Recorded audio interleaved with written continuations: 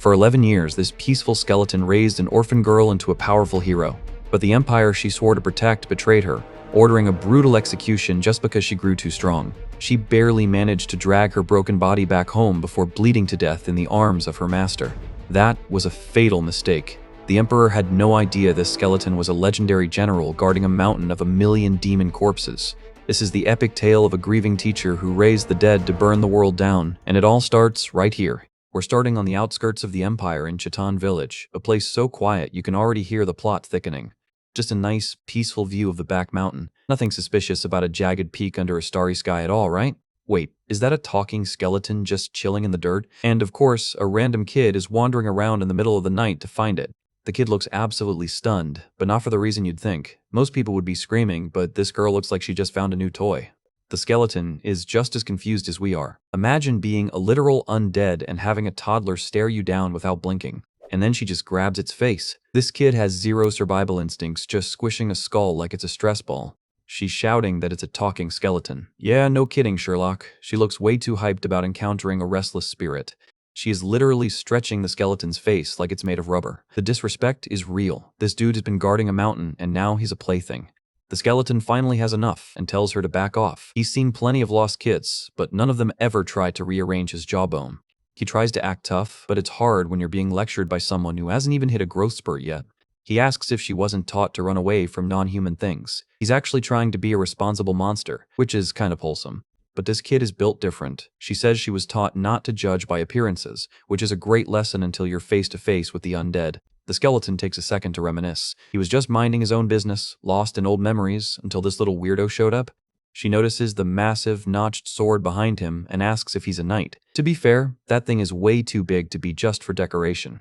He explains he's a messenger for the emperor, currently guarding this mountain and a demonic sword. Also, he insists he's not a mister, which is a big hint. The girl's eyes light up. To her, Emperor's messenger sounds like an endgame boss, so she immediately assumes he's a powerhouse. The skeleton starts flexing, talking about how you can't be just anyone to carry the Emperor's words. He's really leaning into the hype now. He casually mentions he knows high-class magic like necromancy, while summoning a little purple ghost. Okay, maybe he actually is a big deal. The girl is sold. She drops to her knees and begs him to take her as a student so she can become strong. The skeleton is caught completely off guard. He went from being a scary monster to a potential tutor in less than 5 minutes. He starts laughing to himself, thinking about how boring his life has been. Is he actually considering this? Psych. He tells her it's too much trouble and shuts her down. She actually asks if this isn't the part where he takes her as a student. She's definitely seen this anime before. She starts throwing a full-blown tantrum, calling him a cheapskate and an unsympathetic bag of bones. The audacity of this child is completely off the charts. The skeleton just stands there looking done with life. He repeats that he can let the insults slide, but he is definitely not a mister. The sun rises, marking a brand new day and a brand new headache for our skeletal friend. The kid is still there, screaming at the top of her lungs. This is some peak dedication to the craft of being annoying. He wakes up wondering why she's still here. Don't most kids have parents who would be worried by now? She's even found a stick to practice with, insisting she's not leaving until she learns swordsmanship. He tries the "I'm a scary monster" card again, saying people will think he's a child snatcher. He's really running out of excuses. The girl just looks away and tells him not to worry about that. Something tells me a sad backstory is loading up. Yep, there it is. Her house was burned down and her parents died in the fire. Standard protagonist origin story unlocked. Her mom told her she had to become strong to survive on her own. It's hard to say no to an orphan with a tragic past. She stands there with her little stick, full of resolve. She's got that main character look in her eyes. She asks if he gets it now. She's really trying to guilt trip a pile of bones, and honestly, it's working. For a second, the skeleton sees a vision of a powerful warrior in her place. He sees her potential, and it is absolutely massive. He lets out a long sigh. You can tell he's already regretting the decision he's about to make. Fine, he'll teach her the sword. The girl is absolutely thrilled, probably thinking she's about to get a training montage. He clarifies that he's doing this because it's unbecoming of a heroine to refuse a child. Wait, heroine? The kid is shocked to find out he's a she. Bro, we all thought it was a dude this whole time. That reveal caught every single one of us lacking. The girl is over the moon, cheering and thanking her new master. The skeleton is just sitting there, probably wondering how she's going to survive basic training. Training begins immediately, and it is not pretty. The girl is swinging her stick around while her master watches, looking like she's facing a great trial. The skeleton watches her run laps, looking down at the village. She's decided to teach this child how to stand on her own 2 feet. She views this as her atonement for failing to deliver her message. This skeleton has some deep-seated guilt she's working through.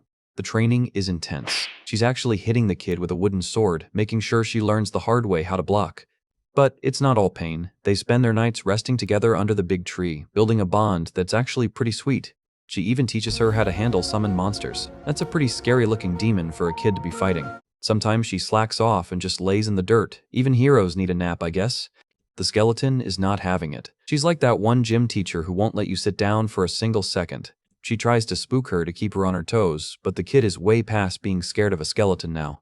They even prank some travelers together. Look at the pure evil on that kid's face. She's a natural. The poor travelers just faint on the spot. I mean, wouldn't you if a skeleton and a feral child jumped out of the bushes?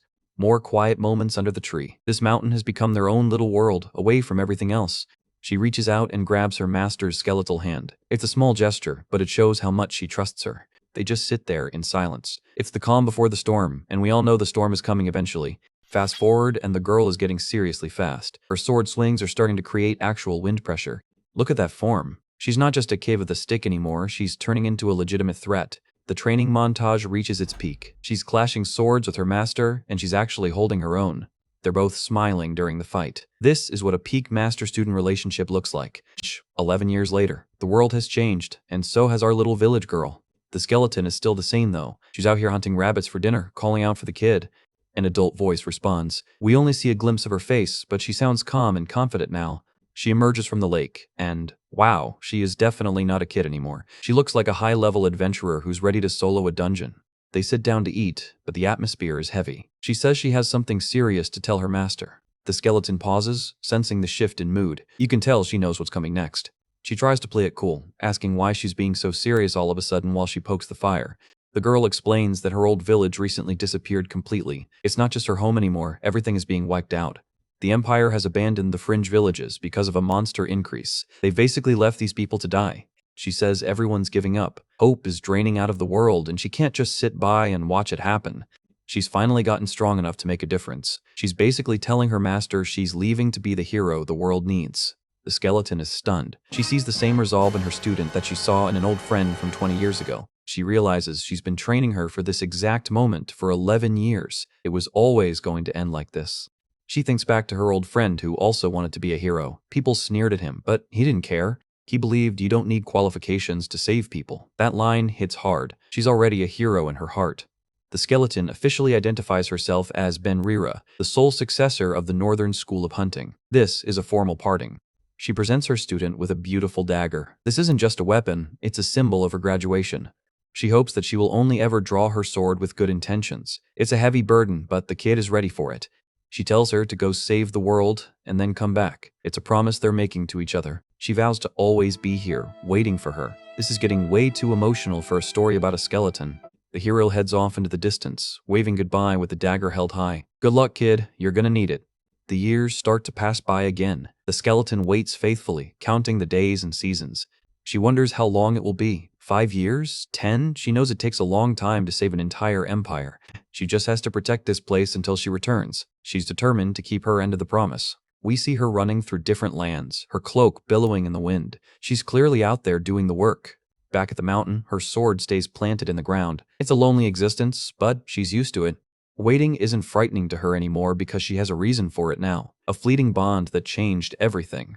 One night, a dark figure approaches. The footsteps are heavy and uneven. Someone is finally back. A voice calls out to the mister. The skeleton immediately corrects her. It's been years, and she's still not a mister. But then she sees her. The hero is covered in blood and leaning against a tree, looking absolutely wrecked. She tries to smile, saying it's been a long time, but she looks like she's on her last legs. Her face is scarred and bruised. Whatever happened out there was way worse than just fighting monsters. The skeleton is in total shock. She didn't expect her beloved student to return in this condition. The hero starts laughing hysterically, saying it was a great adventure. It's the kind of laugh that sounds more like a cry for help. She talks about how vast the empire was and all the things she saw. She's trying to hold on to the good parts. She helped people with the skills her master taught her. She really did become the hero she wanted to be. But then the betrayal happened. The emperor saw her as an eyesore and ordered her to be killed. Absolute classic villain move. She collapses forward, and the skeleton catches her. She's lost so much blood she can barely stay upright. She apologizes for being dizzy, still calling her master a mister. That's how you know she's really hurt. She clings to her, asking if she was lonely while she was gone. My heart can't take this. She wants to hear her master's story now, but her hands are covered in blood as she grips her cloak. The two of them look so small on that massive mountain. It's a tragic reunion for the master and student. The skeleton's eyes start to glow. Something inside her just snapped, and it's not just her bones. A deep purple fire ignites in her sockets. You do not mess with this lady's student and expect to walk away. At the base of the mountain, the Empire's knights are complaining. They're actually annoyed they had to climb up to finish her off. They're laughing about how she should have just died quietly. These guys have no idea what they just walked into. One of the knights spots something. He's confused, wondering if there's actually someone living up here. The skeleton is standing there, radiating pure menace. She asks them if they still see this place as just a mountain.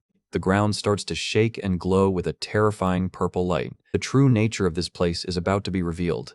The mountain isn't made of rock. It's a pile of millions of demon corpses that she's been guarding for a century. The knight starts screaming as the ground literally comes alive beneath their feet. It's a buffet for the undead. 20 years ago, she discovered the remnants of the Demon King's army here. She didn't just find them, she ended them. She describes in brutal detail how she dismembered them and piled them up. This messenger is a straight-up war criminal when she's angry. The forest grew over the corpses, hiding the horror. She stayed to make sure no one ever exploited this much death. But now, she doesn't care about guarding it anymore. She's going to use every single one of those bodies. She summons a massive army of skeletons and demons. It's not just a few ghosts anymore, it's a legion. The knight captain tries to keep his men together, claiming a single necromancer can only control a few undead. He's shouting about how it doesn't matter how many corpses there are. He's really trying to cope right now. It's almost sad. Then he looks up and sees the endless sea of skulls. Yeah, that limit clearly doesn't apply to this lady. The knight is frozen in terror as the shadows close in. There's no escape from an army that doesn't breathe. The skeleton messenger is leading the charge on an undead horse. She looks like the literal god of death right now. The knight whispers, asking who in the world she is. He's about to find out exactly who he insulted. A massive scythe swing clears the entire area in a burst of pink energy. These knights are being deleted from existence. She asks who she is, her voice probably sounding like grinding stones and nightmares at this point. She stands tall with her giant, glowing sword. This is the true form of the Emperor's messenger. She is the mouth of the Emperor, the voice of the first ruler. She's out here to enforce the original laws. The ground shatters under the weight of her power. The entire mountain is shaking from her rage. She tells the people of the Empire to heed the words of the messenger. She's not just talking to the knights anymore. She's talking to the whole world. Back in the village, people are looking out their windows in fear. They can see the sky turning red and lightning striking the peaks. The storm is massive, swirling around the back mountain like a hurricane of death. If the Empire strays from the will of the first Emperor, there is only one solution. She permits the nobles and loyal subjects to correct the Empire, and by correct, she means burn it all down. Her army of glowing purple demons stands ready. This is the start of a full-scale revolution led by a skeleton. She looks like a queen sitting on a throne of demon skulls. The Empire messed with the wrong student. She demands they pay the price for their tyranny. This is a wrap for the current regime. The messenger has spoken.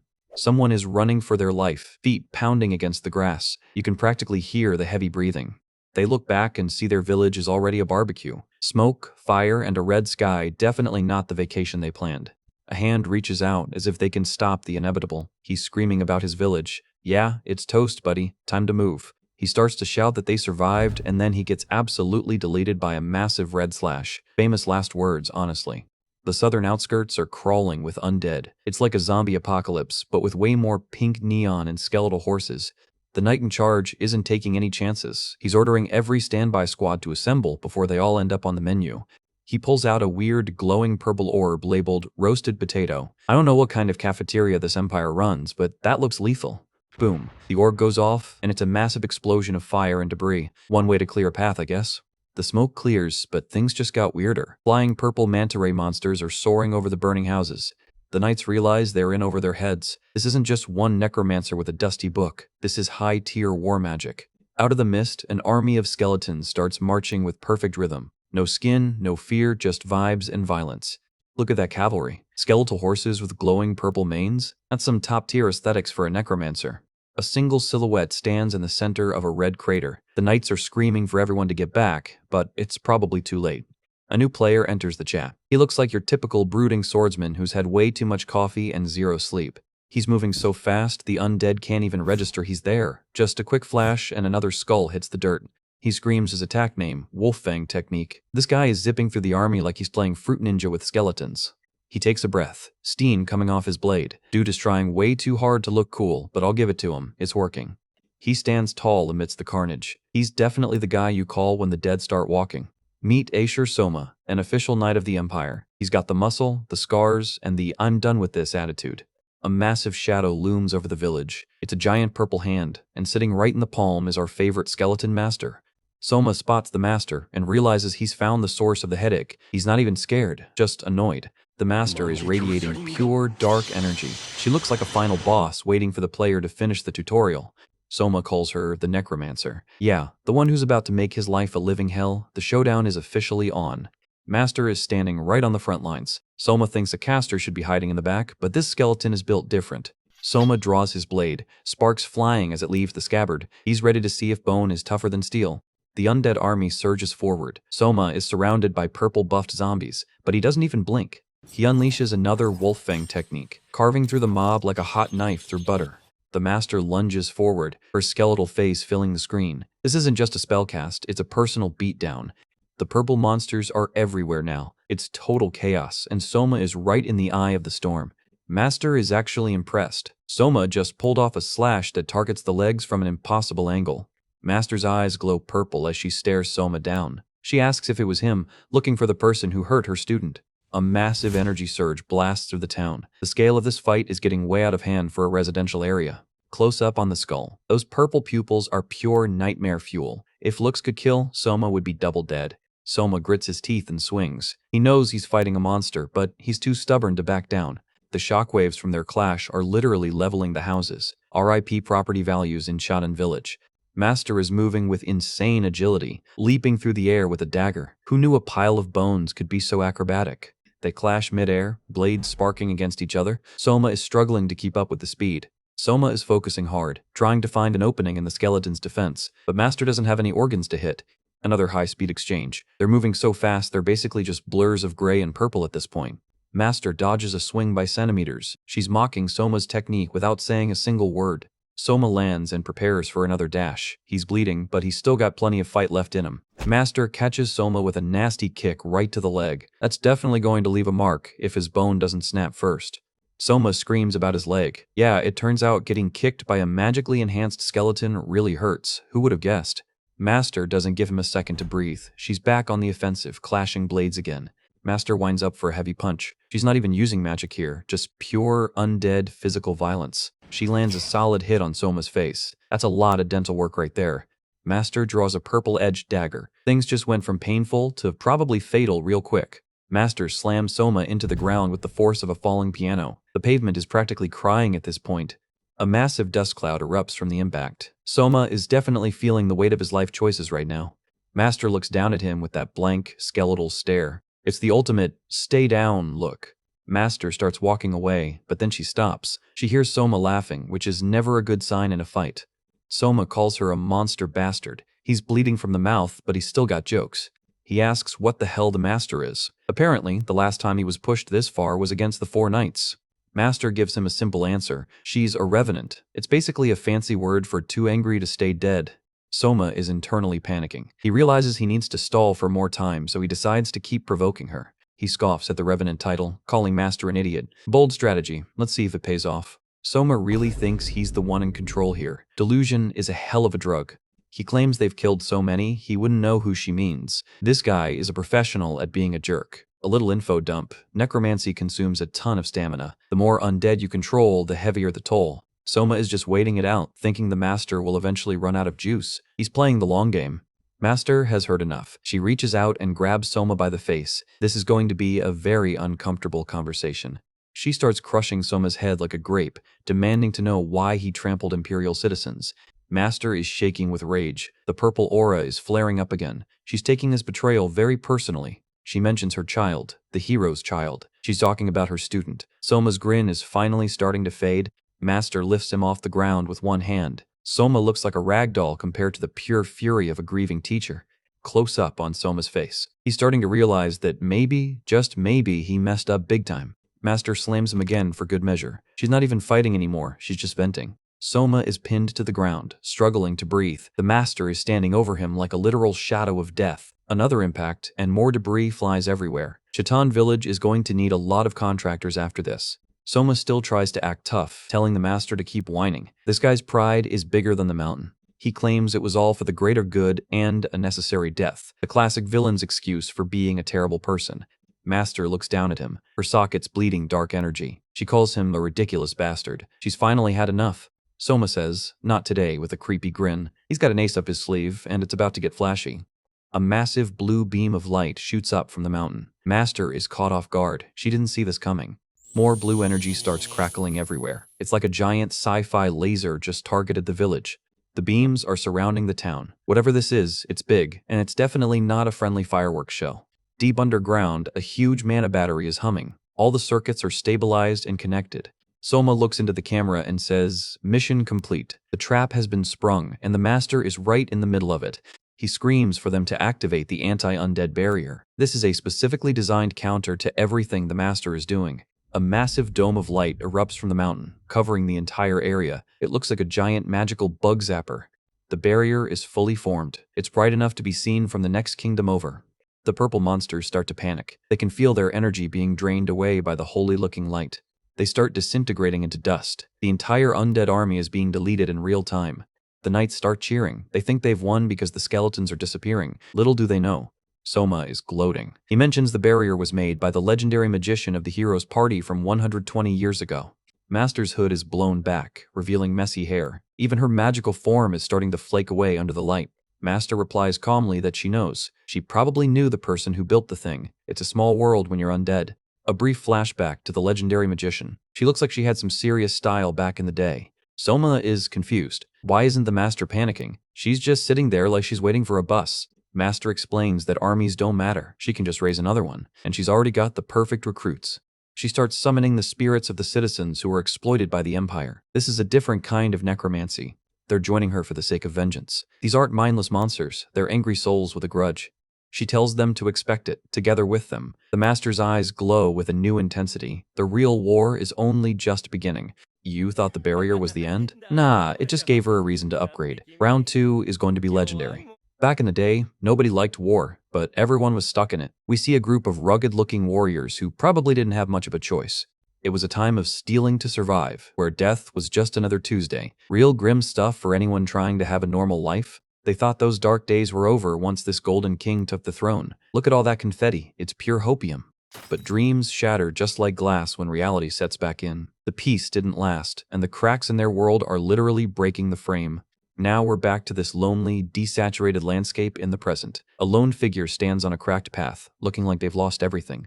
All that power, all that ability, and for what? It feels like it was all for nothing when you're the only one left standing among the ruins. The guy is having a full-on existential crisis. He doesn't know. He's forgotten the heart he used to carry into battle. He's just a tiny speck in a vast, gray world. The scale of his loneliness is pretty depressing, honestly. He asks himself who his past self fought for. He's questioning his entire history while wandering through the heavy mist. He wonders where he's supposed to go now that everyone else is gone. The era he knew is officially dead and buried. He asks where he should go, looking like a thin shadow stretching out forever into a white void. Talk about a mood. A bony hand slams a map down on a table. Our skeleton friend is looking for directions, but she's not exactly being subtle about it. The whole tavern is staring at the hooded figure. It's a classic stranger walks into a bar moment, except the stranger has no skin. The guy at the table isn't impressed. He tells her this is an adventurer's guild, not a neighborhood information center. The skeleton just wants to know the way so she can leave quietly. She's really not in the mood for small talk or tavern brawls. The big guy in the red cloth calls her shameless for just barging in like that. This dude is looking for a fight he's definitely not going to win. He tells the hooded figure they reek of blood. That's a pretty intense thing to say to someone who's literally a walking corpse.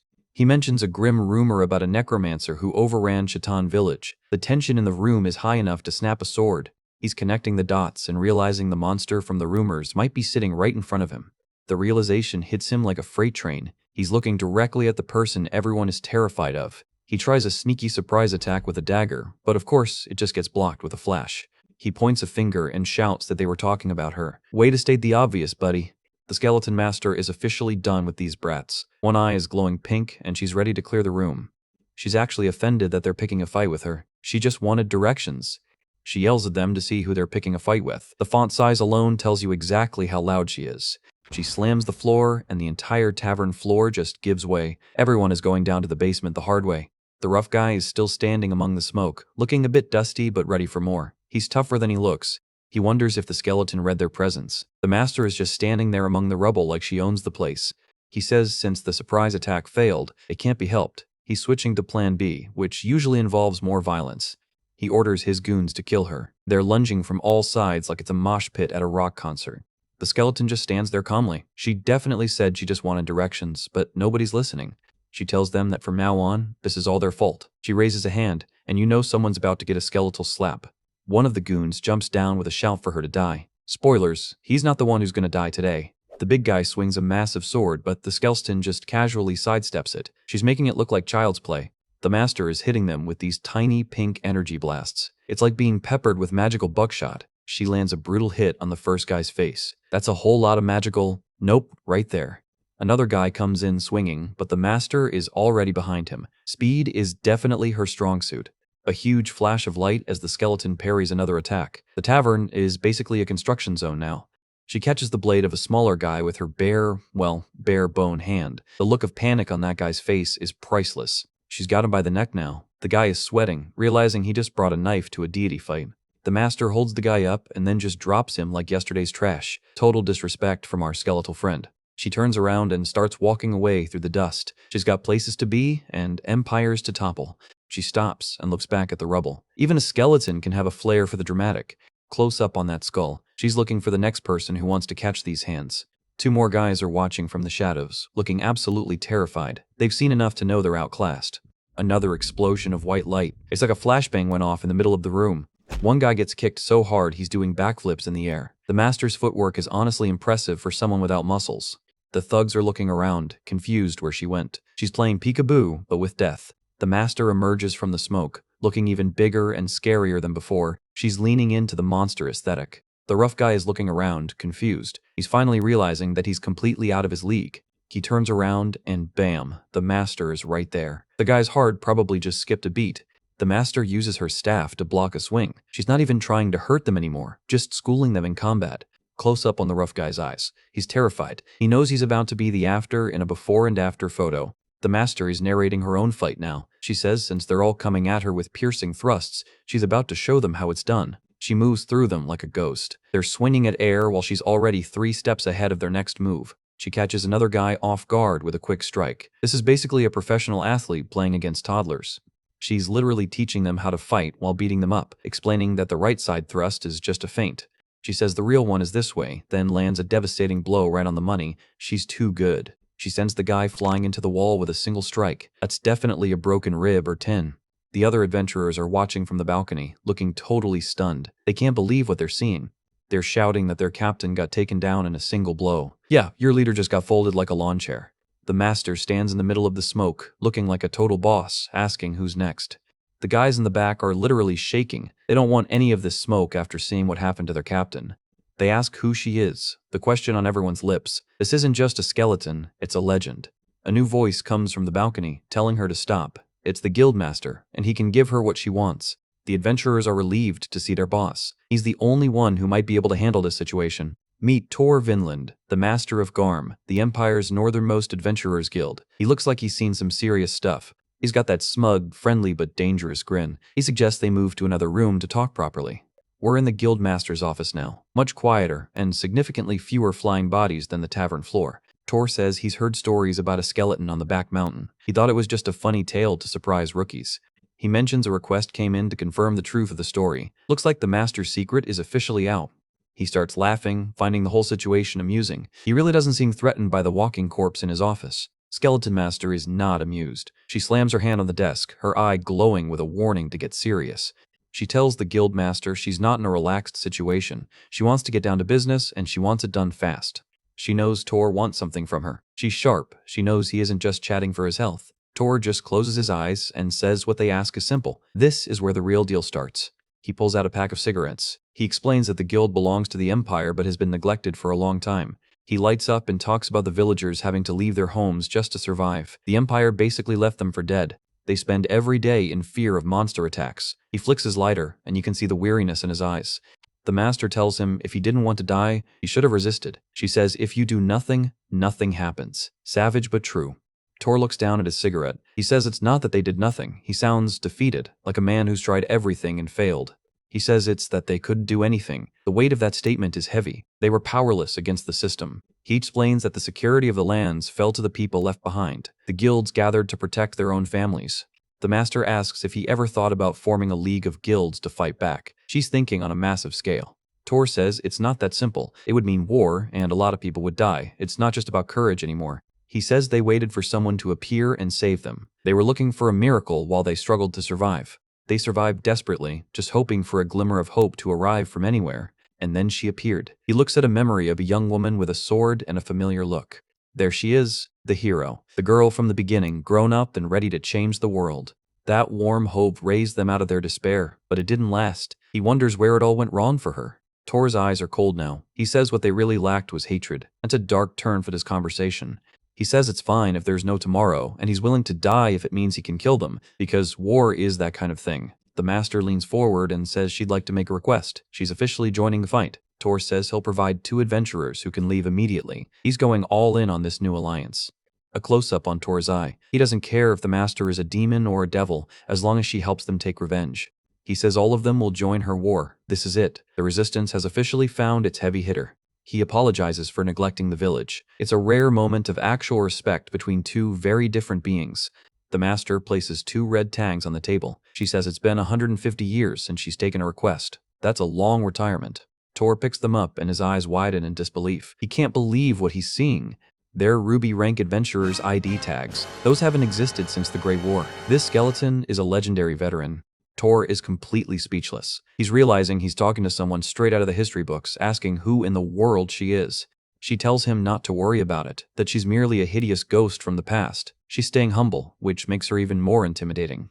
She accepts the request. They're heading to the continent's largest and worst mountain range, where the snow never stops. She shouts for them to go. The master is running through the snow, looking more determined than ever to set things right. We see a map of Benrira's travel route. She's moving from the guild all the way back to Chatten Village. The hunt is officially on. We're 5 days deep into the journey across the continent's most freezing mountain range. The scenery is great if you like hypothermia. Harrier, the red-haired guide, is keeping a sharp eye out through his scope. They've been moving in total secret to avoid any Imperial guests. The squad is making decent time. It's Harrier, the dark-haired Dohaniryu, and our skeletal master walking like it's a casual Sunday stroll. The master seems impressed with their pace. For someone without lungs, she's keeping up remarkably well with the living. Wait, spoke too soon. There's a full-on Imperial camp set up right in the middle of the pass. The master is confused how these guys got ahead of them. These aren't just scouts, they look like they're settling in for a long stay. Dohaniryu explains that these aren't trackers. They're remnants returning from a raid on Chatan and other nearby villages. They're basically state-sponsored looters. A quick look at the map shows they're likely trying to head back to the capital but got stranded by the weather. They definitely weren't prepared for a blizzard. The master spots a lower path and asks what's down there. She's already calculating her next move, and it doesn't look friendly. The master is still struggling with the names of her new companions. Harrier has to remind her who's who, which is kind of hilarious. Dohaniryu points out that the path leads to some small private houses. If the knights follow that route, those people are in serious trouble. Harrier confirms the worst. These knights will definitely raid those homes for food and supplies. Under the new emperor, this kind of plunder has become a daily routine. The current reign is nothing but a hell of plunder for the common folk. Harrier's face says it all. He's seen way too much of this. The master has heard enough. If these guys plan on hurting more innocent people, she's going to make sure they never leave this mountain. Harrier looks absolutely stunned by the master's resolve. He's seeing a side of the skeleton that's way more terrifying than just a monster. The master just casually walks off toward the camp, leaving her 2 guides in the dust. She doesn't need a strategy when she is the strategy. The duo can only watch in silence. They wanted a hero, but they might have just unleashed a force of nature. Suddenly, a massive shockwave rips through the Imperial camp. The master isn't playing around. She's starting this fight with a bang. The knights scramble out of their tents, wondering what just hit them. One shouts about the commotion. Spoiler, it's your retirement plan being cancelled. The master emerges from the smoke, purple energy crackling around her. She looks like a nightmare that crawled out of the permafrost. Harrier is having a mid-fight epiphany while the master charges. He realizes he's watching a literal legend in action. The master slams into the first line of knights like a wrecking ball. She's moving with a speed that shouldn't be possible for someone without muscles. She's sending fully armored men flying like they're made of paper. The sheer physical power of this woman is just absurd. Vibrant pink slashes fill the air as the master carves through the camp. She's a blur of violence and magic, and the knights can't even land a hit. One knight gets his helmet shattered by a direct blow. You can practically hear the oof from here. She screams, slaughtering strike, unleashing a heavy area of effect attack that clears out a whole squad in seconds. The knights on horseback try to regroup, but they're already panicking. One shouts that the enemy is just one person. Yeah, but that person is a very angry skeleton. The master takes out a rider and his horse in one clean sweep. She's showing zero mercy to these human butchers. She stands alone in the middle of the carnage, mocking them for thinking she's just one person. She's barely even warmed up yet. She asks if their eyes are just for decoration since they can't see the legion rising behind her. This is about to get much worse for the Empire. A massive horde of purple ghosts rises from the snow. It's an instant undead army, and they look hungry for vengeance. The undead swarm the remaining knights, dragging them down into the cold. It's a literal nightmare unfolding on the mountainside. Harrier and Dohaniryu are speechless. They realize the master was totally holding back during their first encounter at the guild. The knights' screams fill the air as they're torn apart by the spirits. This isn't a battle, it's an execution. Close up on the master's face. She looks totally disconnected from the violence, like she's just taking out the trash. Armored knights are being tossed around like ragdolls by the purple spirits. The Empire's elite look like rookies right now. The master rides a massive undead beast through the ruins of the camp. She truly is the ghost of Chatten Village. Harrier and Dohamuryu decide it's finally time to head down. They're basically just here for the cleanup at this point. Look at the size of those skeletal paws. That thing could trample a carriage without breaking a sweat. The master surveys the battlefield, saying the tide of the battle has turned and it'll be over soon. Talk about an understatement. The remaining knights are being crushed by the sheer weight of the undead army. There's nowhere left to run. One knight lets out an absolute soul-shattering scream as he's cornered. You can really feel the unlucky vibes here. The master jumps down to face a knight who's still trying to fight with a spear. Brave, but ultimately very dumb. The master is a blur of motion, closing the distance before the knight can even blink. She's moving so fast, she's basically teleporting. This lady's agility stat must be maxed out.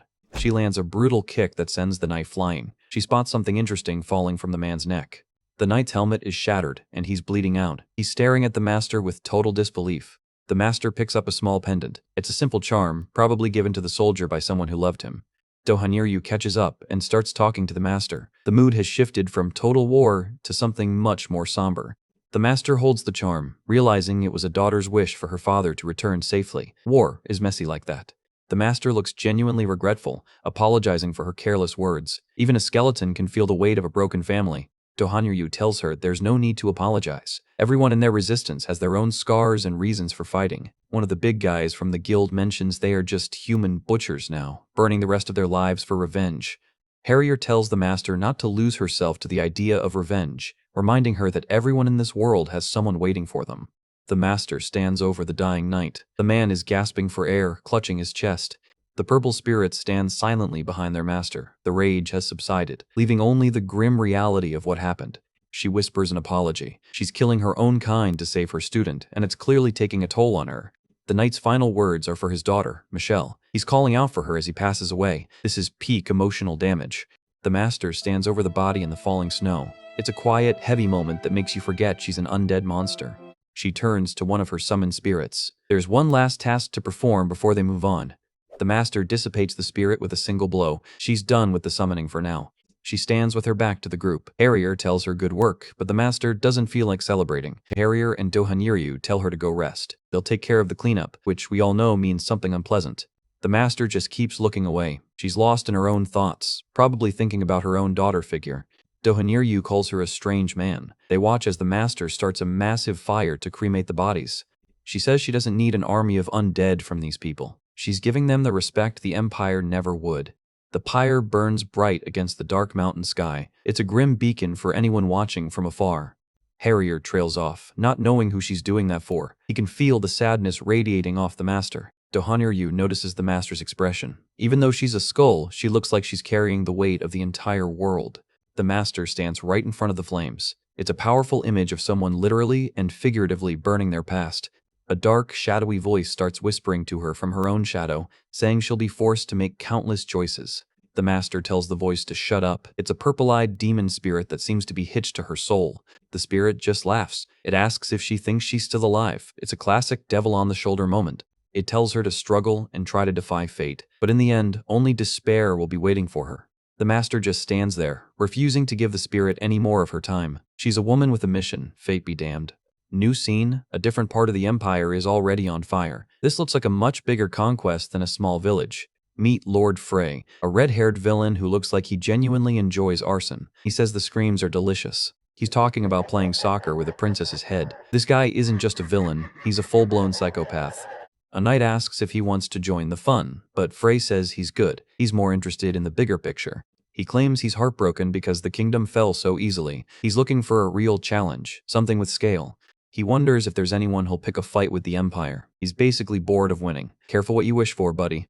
An Imperial herald arrives with a message about a massive undead army at the northern rampart. Finally, some good news for Frey. Frey starts laughing to himself. This is exactly what he wanted, a madman to challenge the Empire. He says a madman showed up right away. He looks like he just found his new favorite toy. He tells them to assemble the troops. He's not going to let this opportunity for a playdate pass him by. He's walking toward his army with a creepy, barefoot swagger, telling them all to go play. His massive legion of knights stands ready in the shadows. This is going to be a collision of two very different armies. Frey screams for them to go to war. His demonic face says it all. He's ready for a bloodbath, and he doesn't care who wins as long as it's fun. We're 2 weeks into this trek across the frozen wasteland. It's a lot of walking, a lot of snow, and absolutely zero cell service. Yu is finally starting to crack under the silence. He mentions the master hasn't said a single word for the last 14 days. Harrier just stares at the master, wondering how in the world a skeletal head just floats in the air like that. Meanwhile, back at the guild, Tor is putting the pieces together. He suspects the master is related to the warrior who recently died in the Spear Tower village. The timeline fits perfectly. The moment she was chased by knights and fled to that village overlaps exactly with the recent undead army incident. Tor recalls the fighting stance the master took earlier. It wasn't just random moves, it was a specific, refined style. It was the exact same stance as the hero. It's becoming clear that the master didn't just teach the student she learned from her, too. Back on the mountain, Harrier and Yu are having the heart-to-heart. They've decided the master isn't a bad person, just someone as desperate as they are. Tor is still writing his reports, playing the political game. He doesn't know why the master is heading north, but he's betting on her being the key to toppling the empire. He knows he needs local guides who can handle the terrain and keep up with the legend. Enter our duo, Harrier and Yu. Tor gives them their official assignments. Harrier is the shield warrior and Yu is the warrior vanguard. Tor is looking real smug about his plan. He's got a good feeling about this group, which usually means things are about to get complicated. Harrier isn't as confident as his boss, though. He's worried the master's actions are too unpredictable to rely on. Tor hands over the scrolls, basically sealing the deal. There's no turning back now. They're officially on the most dangerous road trip in history. He gives them a thumbs up and a smile, telling them he has a good feeling. Yeah, easy for you to say from your warm office, buddy. Harrier realizes they're approaching a specific landmark and asks the Undead Sea about that direction. The master stops and looks out over the horizon. She knows exactly where they are. She says yes, it's the Spear Tower village. Her voice is soft, filled with memories of a time when things were much simpler. Flashback time. We see a younger version of the hero, and she's got a paper bag over the master's head. Classic. She gives her a big thumbs up, proud of her handiwork. The master just stands there, looking like a very confused groceries delivery. They used to run through the streets of the village like this. Two weirdos just enjoying a sunny afternoon before the world went to hell. The hero does a peace sign while the innkeeper watches from the doorway. Life was good, loud, and full of color. They spent their days hanging out at the local tavern. The hero was basically the village's favorite little troublemaker. She even played darts with the locals, showing off that precision she'd eventually use on the battlefield. She hits the bullseye every single time. The crowd goes wild. This kid was a natural-born winner from day one. The tavern was always packed and full of life. It's a stark contrast to the quiet, frozen world the master is walking through now. The master, still in her baghead, was just happy to be part of her world. It was a simple, beautiful life. Present day. The tavern sign is broken and swinging in the wind. The silence is deafening. The targets are still on the wall, but they're dusty and forgotten. Nobody's played a game here in a long time. The inside is a total wreck. Tables are overturned, and the floor is covered in debris. It's the skeleton of a place that used to have a soul. Looking at this place is a total vibe killer. Seeing a spot that used to be so full of life turned into a ruin just hits different. The master walks through the empty room. Every step she takes is a reminder of what she's lost. She sits down at the bar, alone in the dark. She's just waiting, hoping for a ghost of the past to appear. She bangs her fist on the counter. Suddenly, a voice comes from the back, saying their inn closed a long time ago. It's the innkeeper. She's older now, scarred and looking just as tired as the rest of the world. She recognizes the master immediately. She's shocked to see her after all these years, asking how she knew. She never thought the baghead would actually return. The master holds up a glass. The innkeeper mentions she used to hear stories about the little kid who worked there as a teacher, the hero. She takes a massive chug from a bottle. She's clearly been through some things since the last time they spoke. She says the name of the booze is Dione. She's talking like a woman who's drunk more than her fair share of it. It's a cheap drink that means new beginnings, a bit ironic considering they're sitting in the ruins of a village. She reveals that the hero left this specific drink for her master before she headed out on her final journey. It was a message.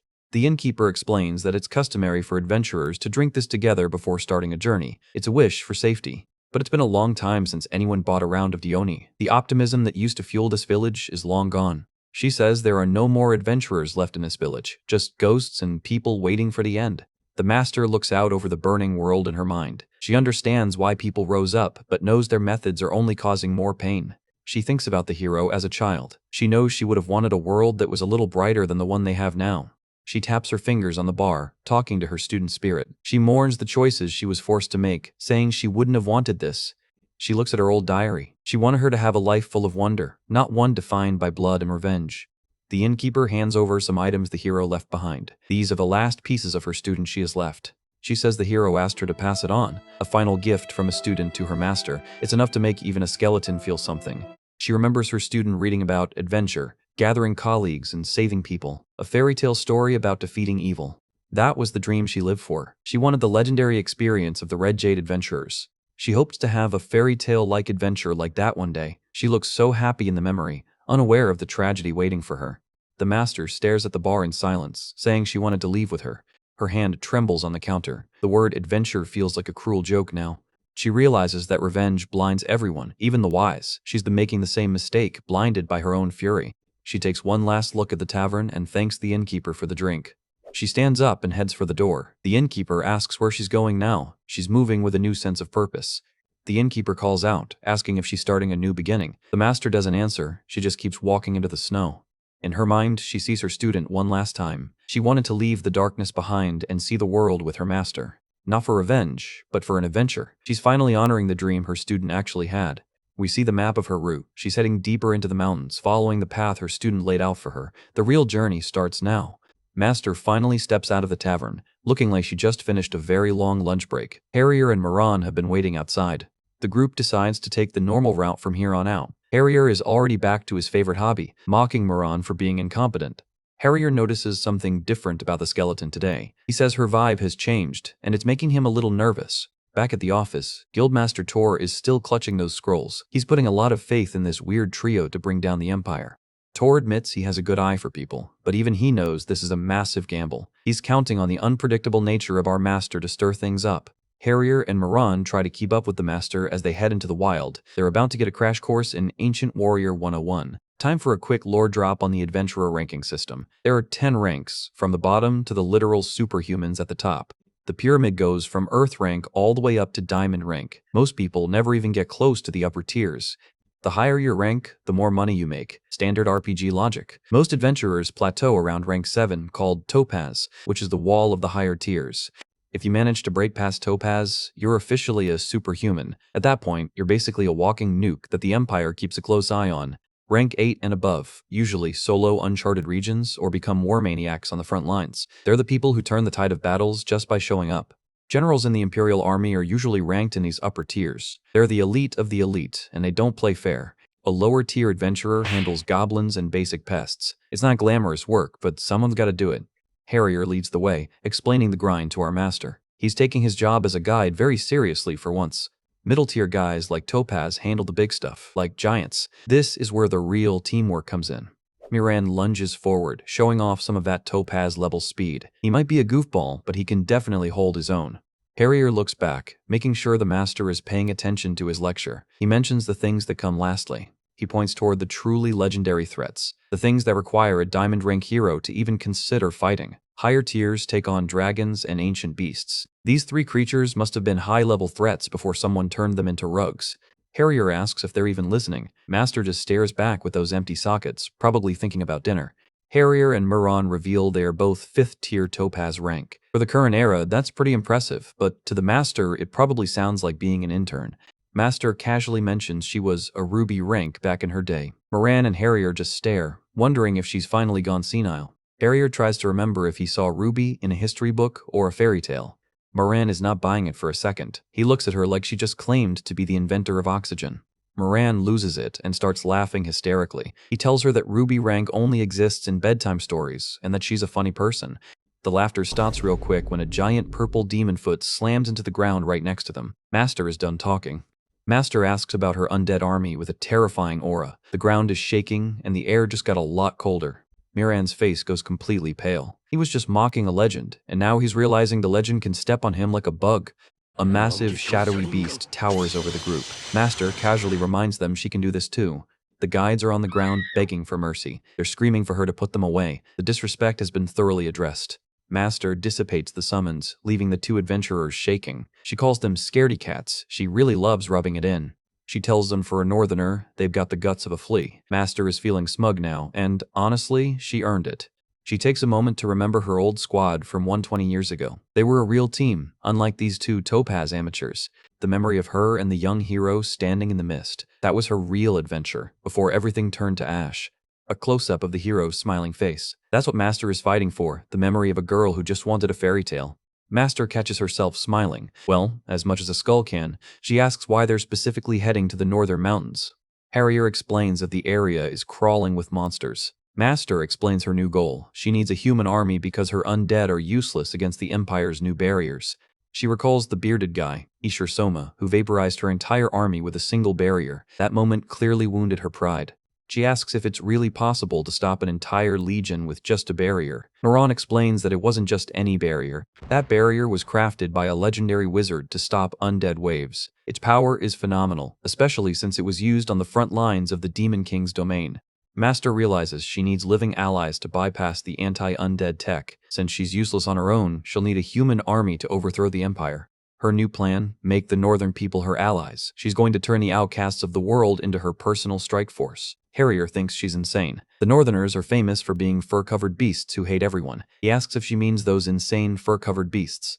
Master admits her original plan was just to take the Emperor's head and be done with it. A simple solution for a complex problem. But her disciple talked her out of it. She realized that just killing people isn't enough. She needs to rebuild the Empire properly. Moran looks at her with a new sense of respect. He's starting to realize the Master isn't just a vengeful ghost, she's a revolutionary. Master decides the topic is getting too heavy. She changes the subject and calls them out for being cowards who ran away from the Great Hunt. Harrier and Moran look like they just got hit with a bucket of ice water. She's calling out their deepest shame, and she's not being subtle about it. She says they have a long way to go, so she'll cut them some slack. Master is ready to start their training, and it looks like it's going to be brutal. Harrier is sweating bullets. He knows that whenever the Master starts acting nice, something terrible is about to happen. Master turns around, a dark purple aura beginning to flare up. She says there's so much to do ahead, so they should just go. She says that from now on, she'll carry out a little game. She summons a massive beast and tells the boys to run, giving them 10 seconds. Moran and Harrier are paralyzed with fear. They scream about not provoking her. Too late, the clock is ticking. Harrier takes off like a shot. He knows the Master isn't joking. Moran is still standing there, questioning his life choices. Master starts the countdown. 10, 9, 8, 7, 1. Wait, did she just skip the middle? That's definitely cheating. Time's up. Master looms over them, looking absolutely terrifying. The game has officially begun, and the prize is survival. The monster lunges. Harrier is screaming for his life as he realizes the training montage just turned into a horror movie. Master watches the chaos with a cold, skeletal gaze. She's not being cruel. She's making sure they're strong enough to survive what's coming. She thinks about the little one, the hero, and everyone she lost. This is her way of honoring their memory, by not losing anyone else. She clutches her chest, saying that though they've vanished, she still keeps their memory there, a weight that bones shouldn't have to carry. She laughs at her clueless disciples as they flee for their lives. She never wanted students again, but here she is. She's personally training them so they don't become diseases among humans. Harsh, but that's Master's love for you. She says this time she won't get lost. She watches them struggle against the monster, her resolve hardening with every second. She vows to protect them until the end, so she can continue to live on as herself. She's finally found a reason to exist in this new era. In the distance, a massive cloud of dust rises from the forest. Something big is moving, and it's heading their way. Master stares at the horizon, saying she won't be lonely, unaware that she's being watched by a very dangerous predator. A hand comes into focus, framing the distant battle in a finger circle. Someone is scouting them out from the peaks. It's Frey. The red-haired psycho villain has finally caught up. He says he's found her. The real trouble just arrived. The massive purple summon is absolutely rampaging through the forest. Harrier is running for his life, realizing his guide skills didn't prepare him for a kaiju fight. A massive shockwave rips through the clearing as the beast slams its fist down. Harrier barely dodges, but the impact sends dirt and debris flying everywhere. Harrier is having a total breakdown, screaming that he's really going to die. His survival instincts are telling him to find a new career path. My man really thought he was just going to be a mountain guide for a nice skeleton lady. Life comes at you fast when you're being hunted by a demon. The monster isn't letting up, stomping through the woods with enough force to cause mini earthquakes. Harrier is just a tiny speck in comparison. A giant foot crashes down right behind Harrier. He's panicking so hard he's probably forgotten how to breathe at this point. Harrier looks up and spots a new figure standing on a cliffside. A red-haired warrior is watching the chaos with a manic grin, and she looks way too happy about the destruction. The red-haired girl is casually standing next to the summon. It's clear she's the one pulling the strings behind this purple powerhouse. The skeleton master jumps onto the beast's back, trying to regain control. It's a high-stakes rodeo, and the master is looking to shut the show down. The master and the red-haired girl clash in a high-speed blur. Sparks fly as their blades meet for the first time in this snowy wasteland. The girl greets her, her face terrifyingly close. She's got those pitch-black eyes and jagged teeth that scream, "I haven't slept in 3 days and I love murder." The master stares right back, unimpressed by the creepy smile. It's a literal battle of the death glares.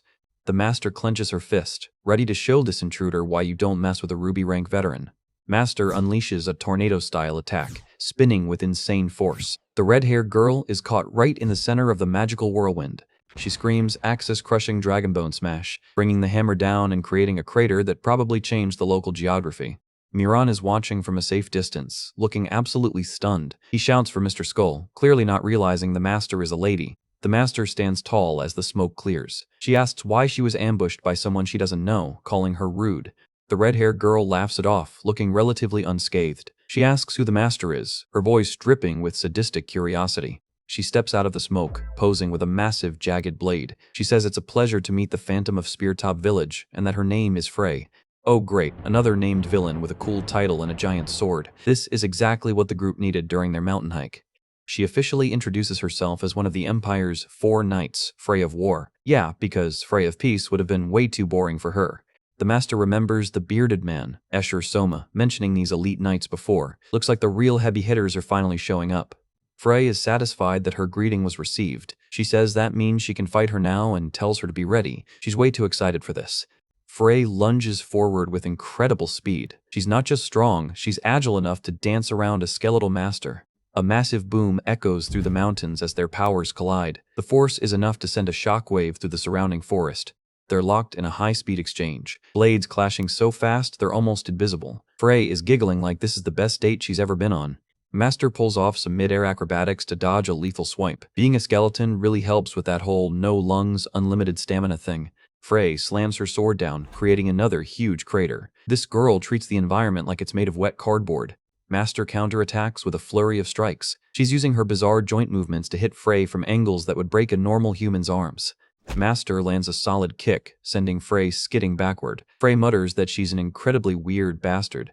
Master clenches her jaw. Even with her skills, this knight is proving to be a serious handful. Frey comments that fighting the master is like fighting something that isn't even human. While Frey, looking at the skull, I'd say you're a regular detective. Master's joints are clicking and popping as she repositions. It's an unsettling sight even for a battle-hardened knight like Frey. Master lands a series of heavy punches, really testing the durability of Frey's armor. She's not holding back anything now. Frey swings her massive sword in a wide arc. The wind pressure alone is enough to uproot some of the smaller trees.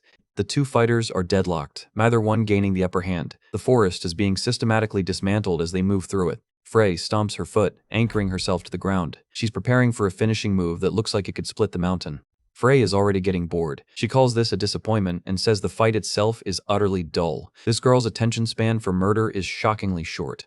She asks if Harrier and Moran are the reason the master is distracted. She offers to bury them right along with her just to clear up the schedule.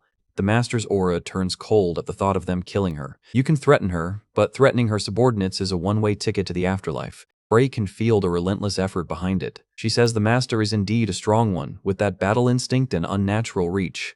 Master creates a blinding flash of white light. It's the ultimate flashbang, and Frey is standing right at ground zero. The Master says her poor eyesight is her fatal flaw, and she's taking full advantage of the distraction. Frey is bleeding from her eyes, blinded by the magical light. She grunts in frustration. She finally looks like she's in real trouble.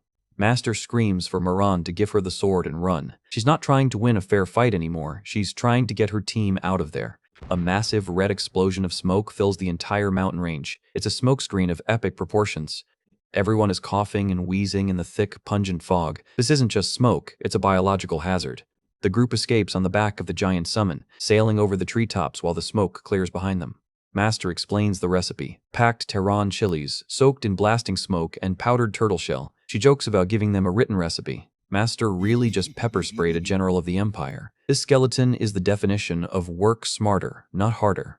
Moran is still worried. He says if that really is one of the 4 knights, not even an army would be enough. He knows they're just delaying the inevitable.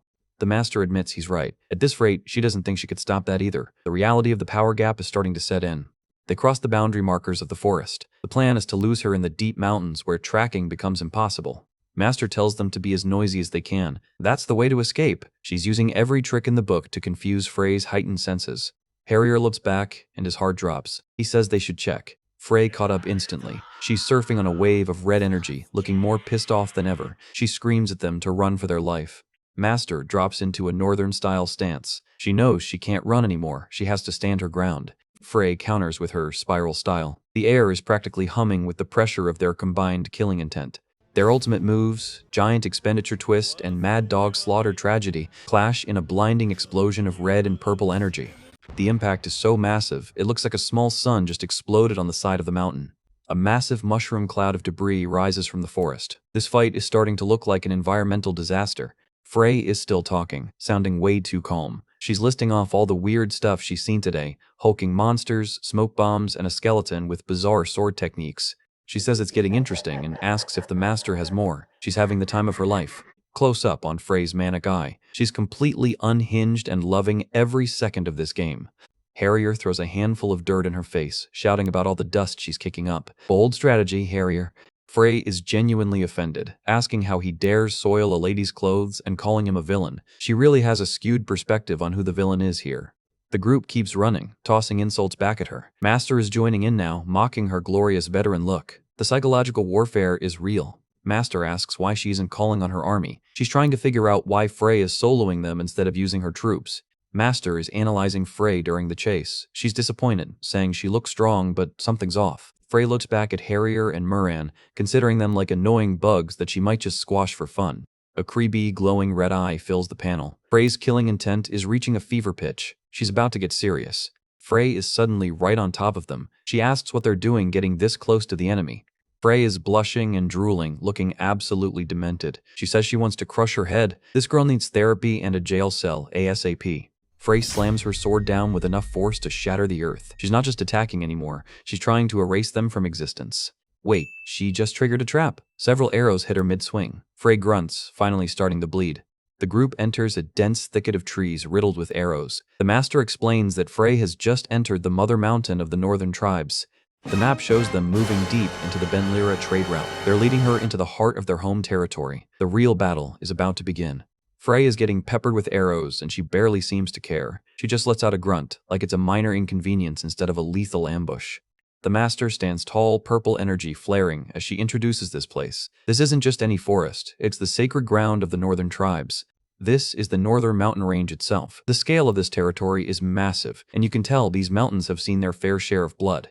Frey gets that twisted, jagged-toothed grin on her face. She's finally realized that she's been baited into a trap, and honestly, she's loving it. She casually pulls an arrow out of her own neck like it's a splinter. This woman is genuinely built different. Normal humans don't just shrug that off. Frey lets out a manic laugh that echoes through the trees. She's ready for the next round, and she doesn't care how many traps the Master has set. She mocks the Master, calling the ambush a ridiculous trick. To a war maniac like Frey, if it isn't a direct sword clash, it doesn't count. The Master just sits down and tells her to go ahead and try to convince the tribes. She's got all the time in the world to watch Frey fail. Close up on that terrifying face. Frey is hyped for what she calls the most fun war of all. This lady is a walking red flag. She says she's counting on the Master, still using the wrong pronouns. The Master is way too tired to correct her again. is this chick actually crazy? She's surrounded by an entire tribe of warriors and she's treating it like a playground. Moran and Dohaniryu rush over to the master, relieved that she's safe. Harrier isn't as touchy-feely. He's looking at the master with serious suspicion, wondering who or what this skeleton actually is. The master looks back at the guides, realizing she almost forgot they were even there. Her social skills are definitely a bit rusty. The northern warriors start shouting down from the trees, thanking the group for the help. The hospitality in the north involves a lot of shouting. Master is about to introduce herself when another arrow thuds into the tree right next to her head. Someone's got a very itchy trigger finger. A hooded archer is lurking in the branches, letting out a creepy laugh. He doesn't seem very impressed by the talking bag of bones. This dude is actually talking about cutting off the master's head to use it as a drinking cup. The northern tribes don't do friendly first impressions. The master sighs, recognizing these guys as the real trouble. She remembers these damn guys. The warriors are closing in from the cliffs. They look like they're ready to turn our trio into a permanent part of the mountain landscape. The master gives the only logical order, RUN. When a dozen angry mountain men want your head for a bowl, you don't stay for tea. A buff woman with glowing red eyes and a spear jumps into the path, shouting that she's found the intruders. She looks way too excited for this hunt. Arrows start raining down like hail. Harrier and the others are weaving through the shots, barely keeping their skins intact. Harrier is panicking, reminding the master that she supposedly had a deal with these people. She says she did, about 100 years ago. Actually, maybe mentioning your old friends' names is a bad idea when those friends are long dead and you're now a walking corpse. The master decides that being fugitives means their names are probably on a most wanted list somewhere, and that would backfire.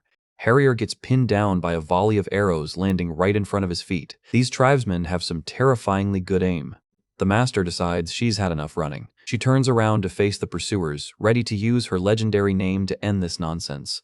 A massive hand reaches out from the shadows, shouting for them not to move. The master shouts out her name, Edward Benrira, requesting an audience with the chief. She's finally pulling the "Do you know who I am?" card. A red-haired guy steps forward, looking completely skeptical. He's the first one to actually stop and listen, even if he thinks it's a trick. What a relief. The master thinks the problem is solved just because she said her name. Oh, you sweet summer skeleton. Clang. Fast forward and the master is staring through the bars of a very sturdy cage. So much for that legendary name. Discount. Harrier and Dohaniryu are locked in with her, looking absolutely miserable. Harrier sarcastically thanks her for the great communication that landed him in jail. Harrier is giving the master the biggest "I told you so" look in history. The master just stands there, probably wishing she could blush. Harrier is literally fuming in the corner. He's starting to think that following a skeleton into the mountains was a lapse in judgment. The master tries to defend herself, saying she was from the village, just a very, very long time ago. Like, before the guy guarding them was even born. Harrier is shouting that this is a damn emergency. He's not built for jail time, and he's making sure everyone knows it. We get a look at the Red Lamb village. It's a rugged, snowy settlement that looks like it was built specifically to keep intruders out. The master is deep in thought. She's hoping that if the chief actually sees her, he might recognize the old successor of the northern school. Harrier is having a full-blown meltdown in the background. The plan was to escort her to the entrance and leave, not become permanent residents of a dungeon. The master bangs her head against the bars in frustration. Even an undead warrior has her limits. The guard just stares at her like she's a particularly noisy exhibit at the zoo. He just calls her an undead. The disrespect is bottomless. We get a wide shot of the village square. It looks like a great place for a public execution or a very intense conversation. The guards lead the three of them out in chains. The master is taking it surprisingly well, but Harrier looks like he's ready to cry. Master is chained to a massive wooden post. She looks around and sighs, realizing that in over a century, nothing in this village has changed.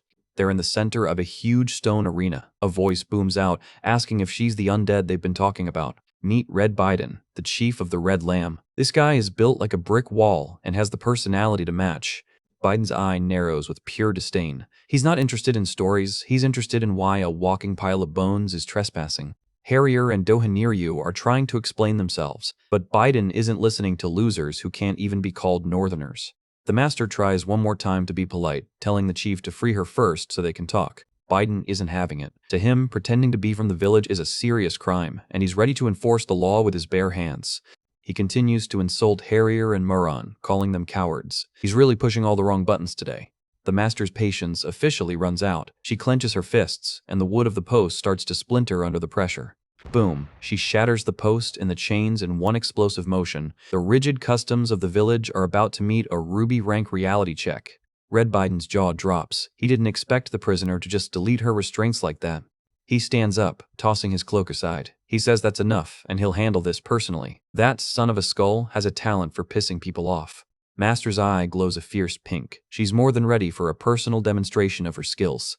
Biden lunges forward with a speed that belies his massive size. This isn't just a chief, he's a high-tier warrior. He slams a massive axe down right where the master was standing a split second ago. The stone floor of the arena just got a new canyon. Biden screams that he'll tear her to pieces. He's in full berserker mode now, swinging for the fences. The axe strike was so powerful, it's still vibrating in the ground. Biden is a physical powerhouse, no doubt about it. The master is a blur of gray and purple, dancing around the heavy swings with ease. She's making the chief look slow. While dodging, she casually snaps her own handcuffs. It's the ultimate flex, breaking your bonds mid-fight like they're made of paper. Dohaniryu warns Harrier that it's getting dangerous. Harrier is just stunned that she broke the cuffs on purpose just to prove a point. Master tells her companions to step back. This isn't their fight anymore. She's about to give the chief a private lesson in combat.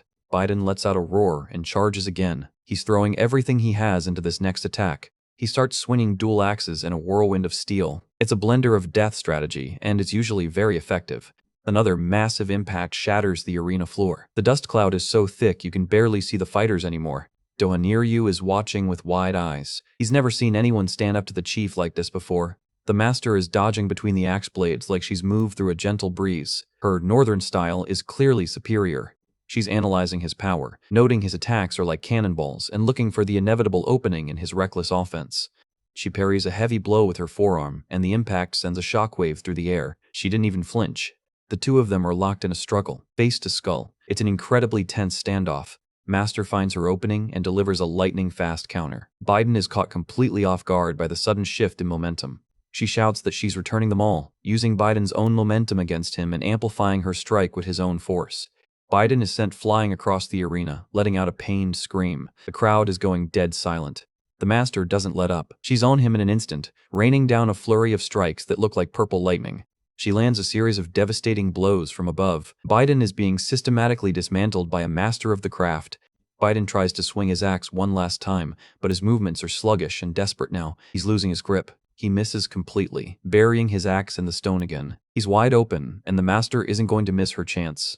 The sound of the master's teeth is the only thing Biden hears as she looms over him, asking if that's all he's got. She delivers a thunderous punch right to Biden's chest. It's the kind of hit that stops a heart, or at least cracks a few ribs. Close up on Biden's eye as the realization of his defeat sets in. Master says no, her voice cold and final. Biden is blown back with incredible force, skipping across the arena floor like a stone on a lake. It's a total wipeout. The master's eye glow intensifies. She's standing in the middle of the rubble, looking every bit like the legend she claimed to be.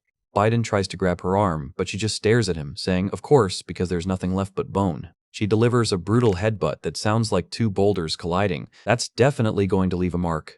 A heavy kick sends Biden reeling. She's lecturing him while she beats him, saying the dead must not try to walk alongside the living. Savage. Biden is on his hands and knees, struggling to find his breath. He's quoting the old laws back at her, saying the dead simply turn into dust. Master looms over him, her shadow covering the defeated chief. She's about to drop some ancient wisdom on this modern warrior. Biden looks up in horror. He can't believe he's been beaten this badly in his own arena, in front of his own people. He realizes his body won't move. Master has precisely targeted his pressure points during the chaos. He wonders when she did it. She's correcting his understanding of the tribe's philosophy. The dead simply turn into dust and crumble, and the living must remember them and move forward. She admits she's heard those words endlessly. But to her, something about Biden's application of them is fundamentally wrong. She asks why he, who is alive, is on his knees, while she, who is dead, walks with certainty. That's some peak philosophical burn right there. She asks why he can't take a single step. While she advances toward him, she's proved that her resolve is stronger than his entire village's traditions. The master stands over him with her glowing sword, looking like the literal incarnation of death. The arena is silent as a grave. Biden finally accepts the truth. He's been overwhelmingly surpassed. Fighting the master felt exactly like training with his own teacher when he was a kid. He admits his total defeat and asks what she wants. He's finally ready to listen, now that he's been thoroughly put in his place. She tells him to gather all the chiefs of the northern village because they'll attack the empire. She isn't here for apologies, she's here to recruit an army. Biden lets out a dry laugh. He calls her dreams big and agrees that the convocation meeting will open soon. A glowing tribal mark appears on Biden's forehead. He says he'll summon her to the great assembly of the northern village. It's official. The master has her invitation. The master stands with her two guides, looking at the chief. The terms have been set, but trust is still a very long way off. The master mentions Harrier's mansion, and both Harrier and Dohaniryu look like they just saw another ghost. Biden is confused too. He asks the master if she knew where she was going when she entered the Red Lamb territory. Harrier just starts laughing to himself. It's a nervous, my secret is out kind of laugh that usually precedes a major reveal. We get a shot of a massive, ornate northern mansion. The contrast with the rest of the village is striking. Biden drops the bombshell. Harrier's real name is actually Swordhawker Harrier. Looks like our guide has been hiding a very prestigious past. Harrier explains that his tribe is a sister tribe to the Red Lamb. He's not just a guide, he's part of the northern nobility. He is the next chief of the White Liontail tribe. This explains why he's so competent. He's been trained for leadership his whole life. He shouts his real name. He's still chained up, which makes the grand reveal a little less dignified than it could have been. The map shows them at the Red Lamb village, right on the edge of the mountains. The road to the Empire just got a lot more interesting. TOB continued. Red Lamb tribal territory is huge, but look at that. Harrier's got a whole mountainside mansion tucked away. Talk about having some serious family money. It's a massive, sturdy wooden build. Master is clearly ready for some indoor plumbing and a roof over her head, telling them to go in. Skeleton Master is acting all fancy, saying it's shocking to see the sweaty adventurer walk so elegantly. Harrier is not in the mood for jokes right now. He dropped his fancy name the day he left and wants nothing to do with the heavy ties of this house. Moran isn't vibing either, saying this place is really uncomfortable. She heads off to her room, leaving Master and Harrier to deal with the awkward homecoming. Moran looks back and notices Harrier has totally changed, saying he's like someone else. Master agrees, the dude is acting way too formal. Say hello to Van's son, the caretaker of the mansion. He looks like a guy who's seen enough winter to last 10 lifetimes, but he's still sharp as a tack. Master introduces herself as Benrira. Van's son ignores the fact he's talking to a skeleton and immediately asks how Moran has been doing. Moran gives a half-hearted wave, saying she's okay, more or less. Small talk is clearly not her specialty. Lore time. Moran was the gardener's daughter. She spent her childhood tending to the mansion's flower beds with her father. She might have acted like Harrier's friend, but given the tribal structure, she was technically still a servant. Class systems are a headache. Master wants the full tea on their history. Van's son confirms that Harrier is indeed the next chief, and he was only staying with the Red Lamb temporarily to study. Flashback to the training days. Harrier is out here fighting actual dragons to be acknowledged as a warrior, no pressure or anything. He wasn't just swinging a sword, he was learning the weight of leadership. Being chief isn't all fancy cloaks. You have to be the pillar of the tribe. The North is a brutal environment. Constant territorial wars with Imperial Knights meant Harrier had to study and fight diligently every single day. But then the shock from the Great Hunt's repeated failures hit. 4 years ago, Harrier went into hiding with Moran, leaving his destiny behind. One by one, the other servants bailed and went back to the White Liontail tribe. Van's son was the only one left to tend the empty halls. Master asks the obvious question, why did he stay behind? The dedication of this old guy is honestly next level. Van's son just gives this knowing, bushy-bearded smile. He's got that veteran loyalty that you just don't see much these days. He never stopped believing Harrier and Moran would return. He kept the house ready for the day his master came home. It turns out the whole tribe has been holding out hope for him this entire time. Harrier's secret identity is common knowledge among the people. Master finds Moran out in the garden and asks what she's doing. It's a nice change of pace from all the talk about war. Old habits die hard. Moran's family were the gardeners here for generations, so she's back to tending the beds. Moran admits she ran away with Harrier because she knew he'd make a fine chief. She was protecting the future, even if it meant becoming a fugitive. She offers to tell a bit of an old story. She gets into the origin of how a gardener's daughter and a chief's son became inseparable. Back when they were kids, Moran's dad, Po-Sam, brought her to the mansion to greet the chief. This is where it all started. Meet the former chief, Hawker Ryman Russ. Dude looks like he could wrestle a polar bear and win without breaking a sweat. He welcomed them to the White Liontail's land, saying it must be the will of their mother mountain that they have come here. He tells them to live there and become part of the family. True northern hospitality, helping those who have nowhere else to go. Pulsame is overwhelmed with gratitude, while little Harrier is in the background looking slightly confused about his new guest. The chief tells Harrier to show Moran around the territory. Harrier looks like he just got assigned extra homework. The village looks cozy and quiet under the snow. It's the perfect backdrop for a childhood friendship to start blooming. Little Harrier is trying to act all mature and formal, introducing himself. Moran is already onto him. She's got that mischievous look in her eyes that we all know and love. Pranked. Moran hands him a stick with something special on it. Harrier screams that it's northern goat dung. Harrier is absolutely traumatized, while Moran just cackles in the background, introducing herself. Harrier tries to play the "I outrank you" card, typical kid logic. If you lose the prank, try to flex your family title. Harrier is all flustered, but Moran isn't intimidated by his status at all. Rank? She couldn't care less about that stuff. She asks if that's more important than having fun together. Moran's got her priorities straight, and Harrier doesn't have a comeback. Harrier is totally speechless. He's never met anyone his age who didn't care about his position as the chief's son. Moran asks if he's a dummy while giving him a little blush. Yep, the childhood crush has officially been unlocked. They start spending every waking moment together. Harrier helping her up the mountain paths like a little gentleman in training. They're out here riding giant boars and living their best lives. This is peak northern childhood before things got serious. Harrier is running through the fields, probably losing yet another race to Moran. The boy never stands a chance. Moran is practicing with a stick, already showing the raw talent that would make her a warrior later in life. The older tribe members tease them, but they don't care. They were a team against everything the world threw at them. Moran drops another peace sign while Harrier just looks shocked by her energy. She always knew how to keep him guessing. Fast forward a bit. They're training together. Harrier realizes that Moran doesn't worship or flatter him like everyone else in the tribe does. To her, he wasn't the future chief. He was just Harrier. And for him, that was the most important thing in the world. He says it was a first. Harrier's actually blushing here. Peak wholesome content right in the middle of a story about death and war. A few years later, the comfy childhood days are starting to fade into the background as reality sets in. They're lying in the grass, and Harrier is starting to feel the crushing weight of his destiny. He's not sure he's ready. He asks Moran if she thinks he can actually become like his legendary parents. The self-doubt is real. He's worried about having to leave for the Red Lamb tribe to study, but Moran is his rock, telling him not to worry. She says the White Lion-tail believes in him. Moran's smile is the only motivation he needs to keep moving forward. Transition back to the present. The mountains look as cold and unforgiving as ever, just like the task ahead of them. Flashback again, Harrier finally meets Red Baidan for training. This is where the real grind begins. Biden looks terrifyingly intense. He says he'll teach him everything so he can do his duty. If a chief loses in battle, he can't speak for the tribe. Biden is teaching him that weakness is a death sentence for his people. Harrier is out here hauling massive stones up mountain cliffs. My back hurts just looking at this panel. Strategy time. Biden slams a chess piece down on the table, shouting for him to use his head. You gotta be smart to lead a tribe of warriors. Strategic maps and endless lectures. Harrier is being groomed to be a master tactician, whether he likes it or not. The library is massive, 2,250 volumes of laws, history, and monster data. Harrier has to master every single one of them.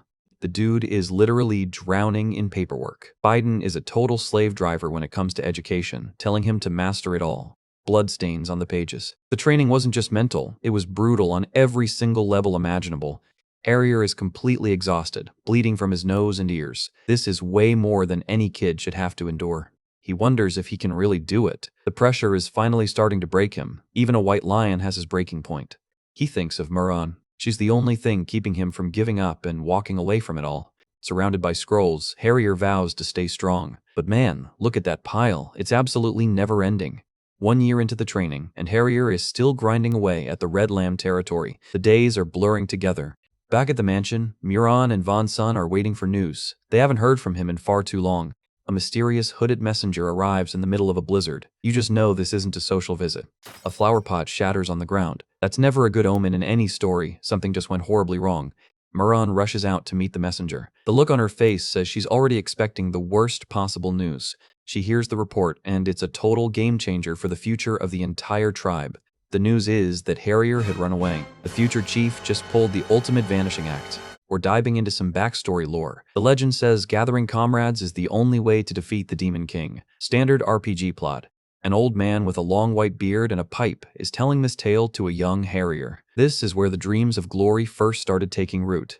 Little Harrier looks so bright-eyed and determined. He's holding that story close to his heart, probably imagining himself as the next legendary hero. Flashback to the former chiefs. Harrier's mother was a powerhouse, standing tall with her shield and sword, protecting the tribe.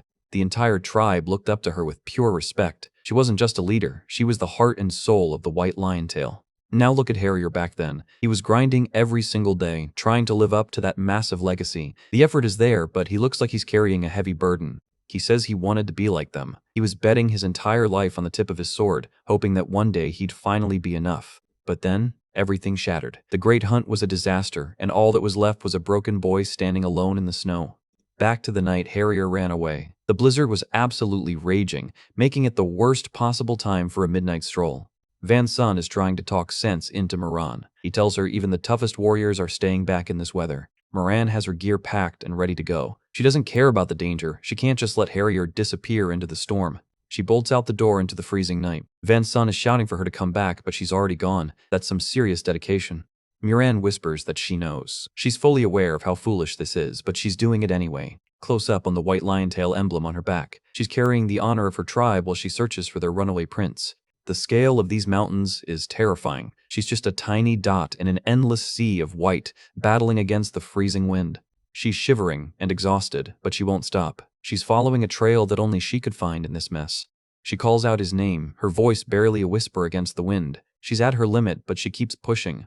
The storm is clearing up, revealing the northern adventurers' village. She finally made it to civilization, but her mission is far from over. She enters a local tavern, looking for any sign of her friend. The place looks a bit rough around the edges, perfect for a fugitive to hide. Wait, is that Harrier? He's sitting at the bar, chugging down a bottle of booze like he's trying to forget he even exists. Moran stands in the doorway, looking absolutely done with his nonsense. Harrier looks back, probably thinking he's seeing a hallucination. Harrier looks rough. Red eyes, messy hair, and a face that says, "I've given up on life." This is a far cry from the boy who wanted to be a hero. Moran tells him she found him, calling him an idiot. She isn't pulling any punches. She traveled through a blizzard for this. The tension in the room is thick. Moran stares him down, demanding to know why he abandoned everything and everyone. Harrier tries to play it cool. He says it just didn't suit him, and that he realized he has no talent and even less qualification. Talk about a major ego crash. He looks down, unable to meet her eyes. He's completely convinced that he's a failure, and nothing Moran says is going to change that. A wide shot at the two of them. The distance between them feels like miles, even though they're only a few feet apart. Harrier takes another massive swig from the bottle. He's trying to drown his sorrows, but it's clearly not working. Moran loses it. She grabs him by the collar and starts screaming, reminding him that he's the one who wanted to be the greatest chieftain of all. Harrier looks back at her with these dead, hollow eyes. He tells her his mentor was the one who said he was unfit. That's a low blow from a teacher. He explains that once is an experience, twice is a mistake. By the fourth time he failed the Great Hunt exam, it was just pure incompetence.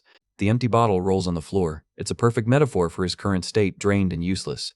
He says he lacks the instincts needed for battle, and isn't gifted in magic either. He's listing all his weaknesses like he's reading a grocery list of failure.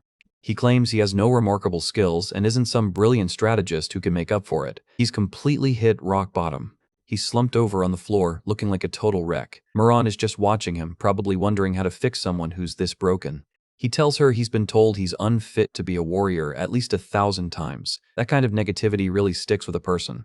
He's being defensive, telling her she wouldn't know because she's never stood in that spot before, claiming she can't understand the pressure. He imagines the spot where everyone looks at you with massive expectations, waiting for you to fail. He feels like he's falling, crushed by his own despair while ghostly hands pull him deeper into the dark. This is some heavy psychological imagery. Moran asks the big question, so that's why he ran away? She's not judging, but she's not letting him off the hook either.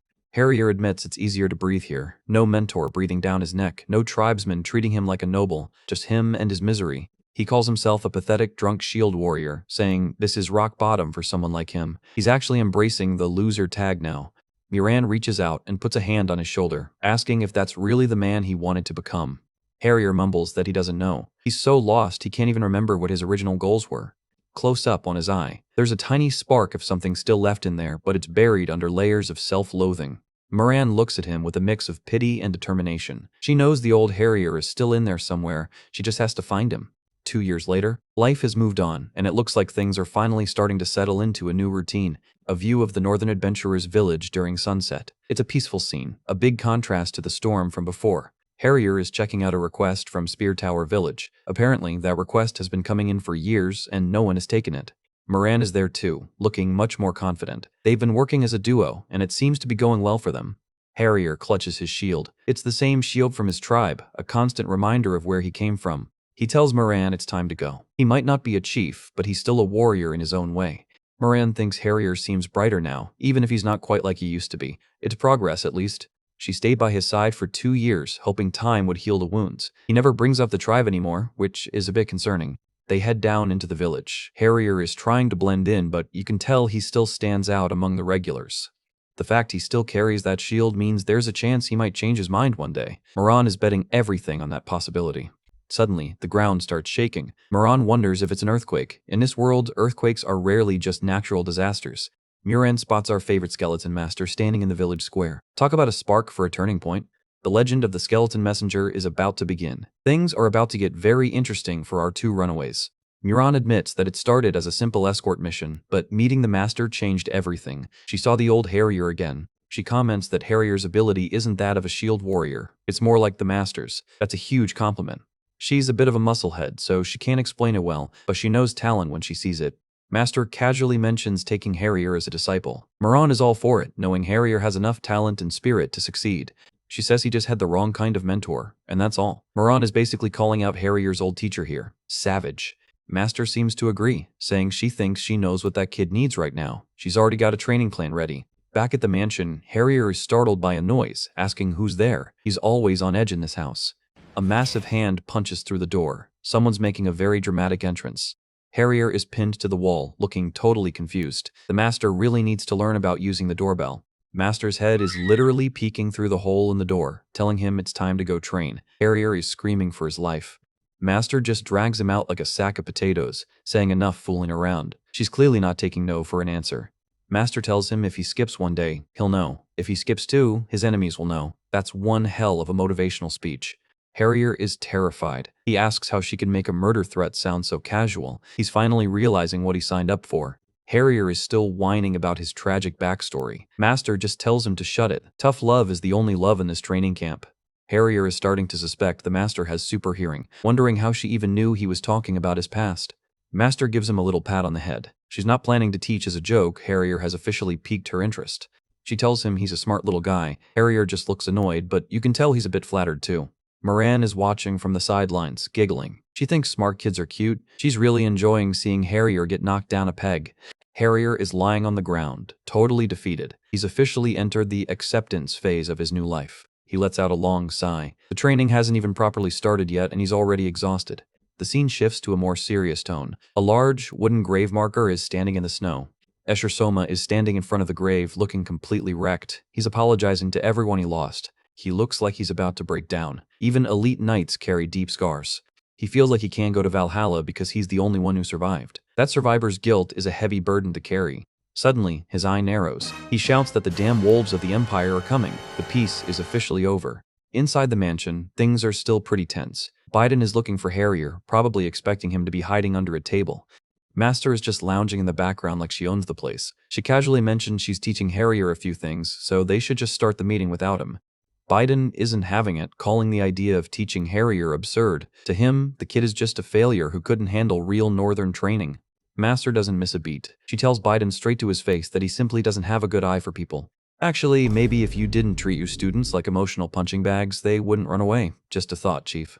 She says he couldn't even recognize his incredible potential. Master's eye glows with a dangerous pink light. She's officially done with Biden's negative energy. Suddenly, the doors burst open with shouts for the chief. Moran and the master look over, sensing the vibe just shifted from awkward to urgent. Biden grunts, agreeing that the tribe is being way too noisy. He's clearly annoyed that his power trip was interrupted. The gatekeeper rushes in with a survivor from the coastal defense. This isn't a drill, the front line has been breached. The survivor collapses to his knees, begging Biden to order an attack. He can't even face his fallen comrades in Valhalla if they don't take revenge now. Biden stays cold, calculating the cost of an all-out war. He knows an immediate counterattack would result in enormous damage. He tells the defender to return to his post and fulfill his duties, saying it's best to avoid meaningless fights. Biden is playing the long game, even if it looks like cowardice. The survivor loses his mind, screaming that they're all going to die at the coast. The Empire's wolves aren't just coming, they're already here. Master watches the interaction silently. She's seeing the same cycle of despair repeating itself in this new era. Flashback to the coast. It was a total massacre. A massive Imperial force ambushed the defenders, and the scale was simply too humongous to counter. Countless veteran defenders were wiped out in the snow. It wasn't a battle, it was a one-sided slaughter that left almost no one alive. The survivor remembers calling out to his commander while being peppered with arrows. The hopelessness of that moment is etched into his face. Blood splatters across his vision as his allies fall around him. The Empire's efficiency is as terrifying as it is brutal. The survivor is haunted by the eyes of the men he left behind. He's stuck in that moment of failure. He's staring into space, completely broken by the trauma. The master recognizes that look all too well.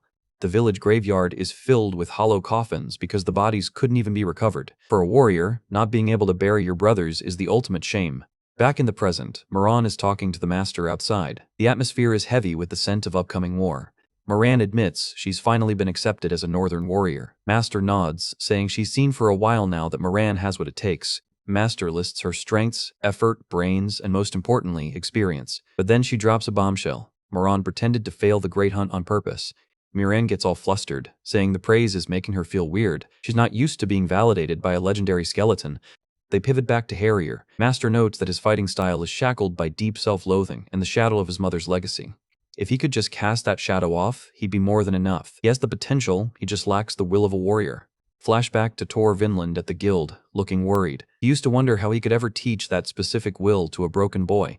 He says it's the cruelest yet most essential lesson for a warrior. You can't be taught the will to fight, you have to experience the despair yourself. Master realizes her role is to pass advice from the past into this age. She's the bridge between the old legends and these new, struggling warriors. Master and Moran watch the village prepare. They know the peace is about to be shattered by a red-haired hurricane. Deep in the woods, a pack of imperial wolves is on the move. The invasion is gaining momentum, and they aren't stopping for anything. 7 days later, at the entrance to the northern mountains, the calm before the literal and metaphorical storm, we find Frey eating snow. Victor is trying to maintain some level of military discipline, but Frey is a lost cause. Imagine being a high-ranking officer and your general is out here snacking on frozen dirt. I'd be checking the help wanted ads too. Frey insists it's delicious and offers him some. She is genuinely the most unhinged person in this entire empire. Escher Soma, the ex-commander, shows up looking miserable. He insults Frey's group, calling them those stupid guys. Victor gets all defensive, claiming each of his men is worth 100. He even tries to make a joke about strawberry bingsu made of blood. These guys are all psychos. Frey asks Soma why he came looking for her. She wonders if he's finally after that 4th night title. Soma grunts that he doesn't have much free time. He's only here to deal with that necromancer bastard. The grudge is still very much alive. He asks why Frey is slacking off and hasn't sent her army into the mountains yet. He's tired of her games. Frey just gives him a creepy, close-up grin, asking why she should tell him. She knows that Soma is going to provide her with plenty of amusement. Soma looks at her with pure disgust. He calls her pathetic. He's a professional soldier, and Frey is just a high-functioning lunatic. Soma turns his back on her and walks away. He tells her not to wait. He's taking matters into his own hands. He orders his platoon to prepare for reconnaissance with minimal armament. They're heading deep into enemy territory. He shouts for them to head onward to the northern mountains. The Imperial horses thunder through the snow. The invasion has officially begun. Soma's face is half hidden by a dark mask. He tells the necromancer to wait, because he will make her pay for the face she ripped from him. He's out for blood. The Imperial camp is set up and looking formidable. They're carving a path through the north, leaving nothing but ash in their wake. Back at the Red Lamb village, Master asks what's wrong. The news is grim. Imperial forces have invaded the mountains in force. Biden notes that this isn't a standard raid or patrol. This is a deliberate, massive-scale invasion. A massive force is pouring in from the coast. They're trying to tear these mountains inside out and erase the tribes forever. Biden sent messengers to the other tribes, but they won't arrive in time. They're on their own for the initial wave. Biden's eye flares with a fierce light. He says, "Like it or not, this is war, you Empire bastards. The peaceful days are officially over." Master clenches her bony hand. She's not going to sit back and watch another village burn. She tells the Red Lamb to clear the way, because she's going in. Harrier and Moran look ready to follow their teacher into hell. Close up on an Imperial helmet. The gears of war are turning, and there's no stopping them now. The battlefield is absolute chaos. Steel clashing against steel, screams echoing through the valley. This is peak Manhwa combat. A northern warrior roars as he charges. These guys might be outnumbered, but they fight with a ferocity the Empire can't match. The melee is brutal. Axes against shields, spears against plate armor. It's a meat grinder in the middle of a blizzard. Master stands on a high peak, surveying the carnage. She calls the stench of blood unbearable. So it's come full circle to another battlefield. She remembers her time as a legendary general. She stood on countless fields of war, but this time it feels different. She says she won't run from her duty anymore. Now that she bears their hopes on her back, she stands here with a solemn heart. Master has finally found her resolve. The injured defender from earlier is trying to limp out of the medic tent. He refuses to just sit back and watch while his brothers die. He screams that if he just sits in the medic tent, he might as well already be dead. That's some true northern spirit right there.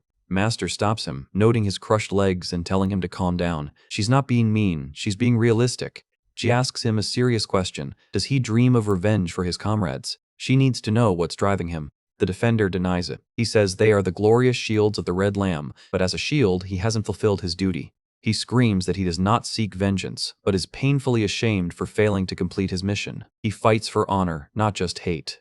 Master asks if it's possible to remain honorable after what happened. Then she asks the unthinkable, what if we were to break their peace and call them back? The defender is shocked, asking what would happen if they woke those who have found rest. He argues that raising the dead isn't honorable, it's sorcery. The northern traditions are very strict about the sanctity of rest. Master clenches her fist. She's trying to convince him that there's a reason to wake those who have passed to finish the mission together. The defender slumps over his sword, exhausted and conflicted. He's caught between his beliefs and his desire to protect his tribe. The master looks up at the sky. She has a plan, but she needs the defender's permission to pull it off. She asks if he will lend her their flag for a moment. Master reaches out a bony hand. She's about to perform some high-level necromancy. The defender looks up with tears in his eyes. He's finally understanding that the master isn't just a monster, she's a chance for a miracle. He hands over the tattered tribal flag, shouting his approval. He's putting his trust in the one thing he was taught to fear. She offers her boundless admiration for his dedication and unleashes a massive wave of pink energy. The ground starts to glow with a holy-looking light. The Imperial Knights are blinded by the sudden radiance, asking what this light is. They've never seen anything like this before. The light is so intense, it's practically erasing the shadows. Even Soma is forced to cover his eyes.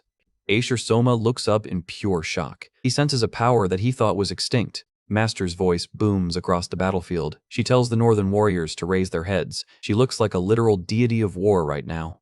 The light coalesces into a figure in ornate armor. She announces that the heroes have now returned from the realm of the dead. The summons has been sent out, and the dead are starting to listen. Master Skeleton isn't just raising mindless zombies, she's calling back the legendary Coastal Defense Force. Their tattered pink flag rises high above the snowy peaks, signaling a reunion that the Empire definitely didn't prepare for. The spirits are answering the call. Look at the sheer scale of this spectral army. Thousands of glowing warriors are lining up in the mist, ready to give the living one hell of a headache. Master Skeleton looks absolutely menacing as she commands the dead. She reminds them that the Mother Mountain they spent their lives protecting is being trampled. The purple aura is flaring up as the ground begins to tremble. This isn't just a summoning, it's an awakening of raw, vengeful power. One of the spectral commanders looks down at his hands as they solidify into bone. Master Skeleton tells them to set their rudeness aside. It's time to borrow their strength. The warriors of the north are rising, and even the Valkyries of Valhalla couldn't stop them from returning for this fight. They're coming back from the afterlife to kick some Imperial teeth in. The spirits are fully formed now, eyes glowing with a ghostly fire. The final mission for the Defense Force has officially been issued. A massive shockwave clears the snow as the spectral army begins its descent. The ground is shaking under the weight of a legion that doesn't breathe. The decree is simple. Before this night passes, complete the mission and find your rest again. It's a temporary contract with a very permanent ending. Master Skeleton stands before the Legion, her purple light illuminating the entire valley. The battlefield scales have been officially tipped. The surviving northern warrior can barely believe his eyes, tears streaming down his face. Seeing his fallen brothers return to fight is the ultimate emotional damage. The flag of the northern tribes is held high once more. They're dedicating their honor to this one final push to save their home. Spectral cavalry charges through the snow, horses and riders alike radiating that terrifying purple energy. The Empire's scouts are probably rethinking their career choices.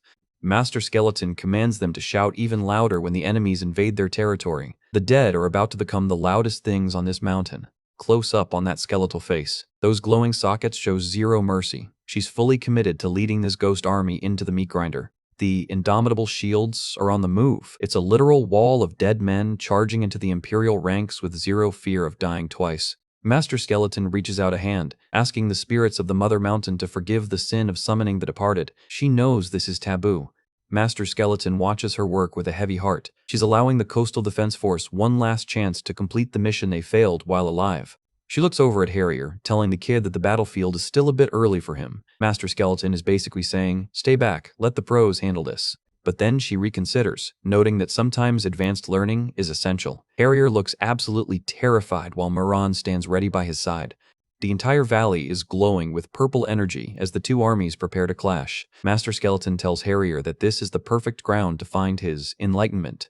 She points a bony finger at the carnage below, challenging Harrier to find the answer he should have given during the Great Hunt. This isn't a test, it's a site of slaughter.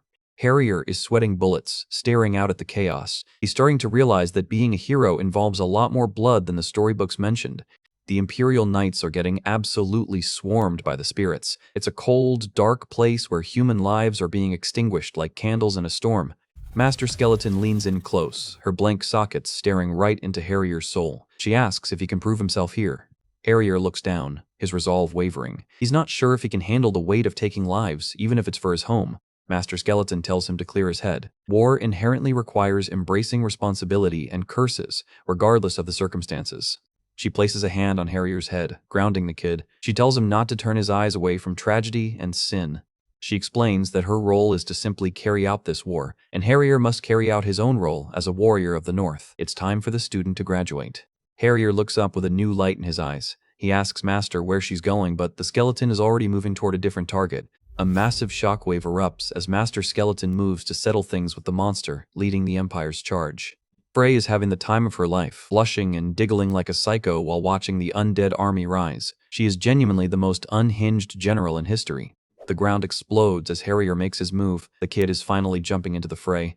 Harrier leaps into the midst of life and death, glowing with a fierce yellow aura. Moran screams for him to go for it.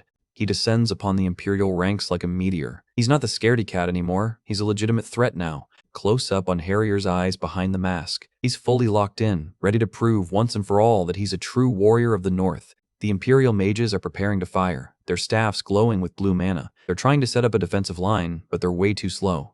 The shield soldiers are lining up to the front, trying to create a phalanx. It looks good on paper, but Harrier is about to break their formation. Harrier lands right in the center of the enemy lines, daggers drawn. The blue magical barrier around the knights doesn't even slow him down.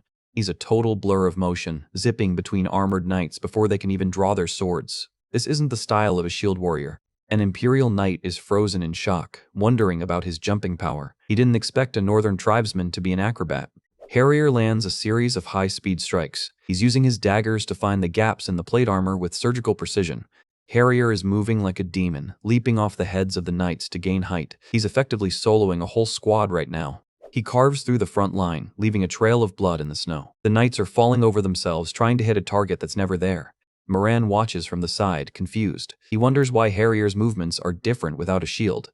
Master Skeleton narrates from the shadows. She points out Harrier's acrobatic-level flexibility and explosive muscle elasticity. The problem was that Harrier spent his whole life idolizing his mother, a legendary shield warrior. He tried to fight like her, which brought out none of his true power. A flashback to Harrier's mother in her prime. She was a powerhouse with a massive shield, but that style just didn't suit Harrier's biological build. Harrier's real ability is assumption and deception. He's built for one versus many combat as a close-quarters brawler. Harrier is absolutely cooking. He's deploying feint movements while throwing concealed daggers into the throats of the Imperial mages. One knight gets a dagger right through the helmet. Harrier isn't just fighting, he's executing a very precise dance of death. He stands over a pile of fallen knights, blood dripping from his blades. The Master Skeleton reveals the truth. Harrier is the same type as her, a rogue warrior dual-class variant. On the battlefield, Harrier realizes there's no room for fear. He's finally embracing the chaos and letting his instincts take over. He's moving through the melee with a calmness that's genuinely unsettling. The Imperial Knights are screaming in terror while he just looks bored. His silhouette stands tall against the snowy mountains. This is what a true northern warrior looks like when they stop trying to be someone else. Master Skeleton is caught off guard as Frey lunges at her. The crazy lady is moving even faster than before. She looks like a literal shadow with glowing eyes, her teeth bared in a demented grin. She's way too hyped for this fight. Master Skeleton manages to block a lethal swipe from her sword, but the impact sends her skidding. Frey mocks her for trying to play teacher. She charges again, screaming that if she keeps trying to protect the kids, she's going to die. She's definitely not a fan of wholesome mentoring. Master Skeleton grunts as she repositions. She's struggling to keep up with her raw, animalistic speed. They clash in a flurry of sparks and steel. The movements are so fast, they're creating visible shockwaves in the air. Frey lands a heavy blow, her massive blade glowing with red energy. She's systematically breaking through Master Skeleton's defense. She manages to grab Master Skeleton by the arm, her grip looking like it could crush bone. She shouts that she'll kill her first. Suddenly, Soma enters the chat. He's standing there looking edgy and dramatic as always, drawing his massive blade to join the fun. A massive impact cloud erupts as someone gets blasted into the snow. The battlefield is becoming a complete mess of high-tier fighters. Harrier looks over, noticing the shift in power and shouting for his master. He realizes his teacher is in serious trouble now that Soma has arrived. Soma's blade glows with a dark energy. He's obsessed with settling things with the necromancer once and for all. He unleashes a move called Wolf Cloud, sending out a wave of destructive mana that clears everything in its path. Harrier is forced to do some crazy mid-air backflips just to avoid being vaporized by the shockwave. The scale of this fight is getting absurd. He lands a heavy kick on an incoming knight to keep his momentum. He needs to get to Master Skeleton before Soma finishes her off. But then he gets intercepted. Someone lands a brutal hit on Harrier, sending him face first into the dirt, telling the bastard not to let his guard down. Moran is right there to catch him. Harrier thanks him. He's looking a bit rough, but he's still in the game. Moran looks worried, but Harrier just gives him a confident look. He mentions that Frey stole his prey, so he's feeling a little displeased. Soma stands in the middle of the carnage, his face half hidden by shadows. He is the ultimate brooding antagonist. Harrier and Moran stand together, facing down the ex-commander. Harrier notes that Soma's moves are actually quite similar to the skeleton's. Soma draws his sword, a creepy grin spreading across his face. He's glad Frey didn't defeat the skeleton because he wants the kill for himself. He calls them an appetizer before the meal. Soma's eyes glow with a murderous intent as he stares down the northern rookies. He challenges Harrier and Moran to come at him. He's treating them like a warm-up exercise. He enters his Dawn-style stance, his blade radiating a sharp red energy. The air around him is practically humming with killing intent. Harrier and Moran launch a coordinated wolf howl attack. They're moving in perfect sync, trying to overwhelm Soma with numbers and speed. Soma is genuinely surprised by their movements, asking what's with those movements and if they've changed as a person. Harrier tells him to get used to it, because they're going to be fighting as a combo from now on. He's finally found a sensation he's never felt before. He feels like his nerves are detailed from head to toe. Fear is fading away and only he can be felt. He's entering the flow state. Harrier is moving freely, dodging between Soma's slashes with centimeters to spare. He's officially leveled up mid-fight. Soma is getting annoyed, calling Harrier a little rat for scurrying around. He's starting to recall some shitty memories from his own past. Close up on Soma's angry face. He's losing his cool because he can't land a clean hit on a kid. The rage is building up in him, his face contorting into a mask of pure hatred. He's about to unleash something nasty. He unleashes a Doan-style flurry, his sword creating a web of red energy. He's trying to trap Harrier in a cage of slashes. Harrier manages to parry the first few strikes, but the pressure is massive. Soma is a legitimate beast on the battlefield. He notes that Soma can only use one technique per breath. He realizes now's his chance, looking for the opening. He shouts for Moran to make his move. They've been waiting for this exact moment to launch their counter-offensive. Moran swings his massive axe with everything he's got. He says okay, he's having fun now that the real battle has started.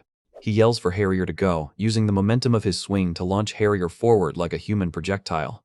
Harrier is a projectile of pure rage, closing the distance to Soma in a split second. This is the ultimate student combo move. But Soma just grins, revealing a set of jagged, animalistic teeth. He was baiting them the entire time. Harrier's eye goes wide as he realizes he messed up. He lets out an, oops, the trap has been sprung and he's right in the middle of it. Soma's breathing isn't finished yet. He's still got plenty of mana to spare for a finishing blow. He unleashes Wolf Hunt Howling, a massive red wolf head of energy that chomps down on Harrier. It's an absolute monster of an attack. Harrier is blasted backward, a massive spray of blood hitting the snow. He looks like he's taken a fatal blow. A quick flashback to childhood Moran. She always loved stories of northern warriors. She wonders why she can't remember them well. Little Harrier and Moran used to play together, singing of the northern warriors. It's a bittersweet memory to have while you're potentially dying. Soma stands over the fallen Harrier, calling him arrogant. He warns Harrier not to go ahead of him. He pins Harrier to a stone pillar with his blade. It looks like game over for our favorite northern rookie. We're back in the freezing peaks, and the air is thick with pink magical residue. The battle between the Skeleton Master and Frey has completely transformed the landscape. Boom! A massive energy discharge rips through the permafrost, sending ice and dirt flying hundreds of feet into the air. This isn't just a duel, it's an environmental hazard. The two fighters are moving so fast, they're basically just beers of gray and red zipping across the slopes. It's like watching a high-stakes game of tag. Frey lunges forward with her massive, jagged slab of a sword. She's swinging that thing with enough force to split a mountain, but Master Skeleton is ready for it. They're locked in a frantic close-quarters exchange, blades sparking and grinding against each other. Frey's got that demented grin on her face. Master Skeleton manages to catch Frey's heavy overhead swing, but the impact is so great that the ground beneath her feet is starting to cave in. Another high-speed clash, and they're back at it. They're moving so fast that the motion lines are taking up half the panel. Frey is giggling as she zips around, her manic eyes tracking every one of the Master's movements. She's a force of nature, and she's just getting started.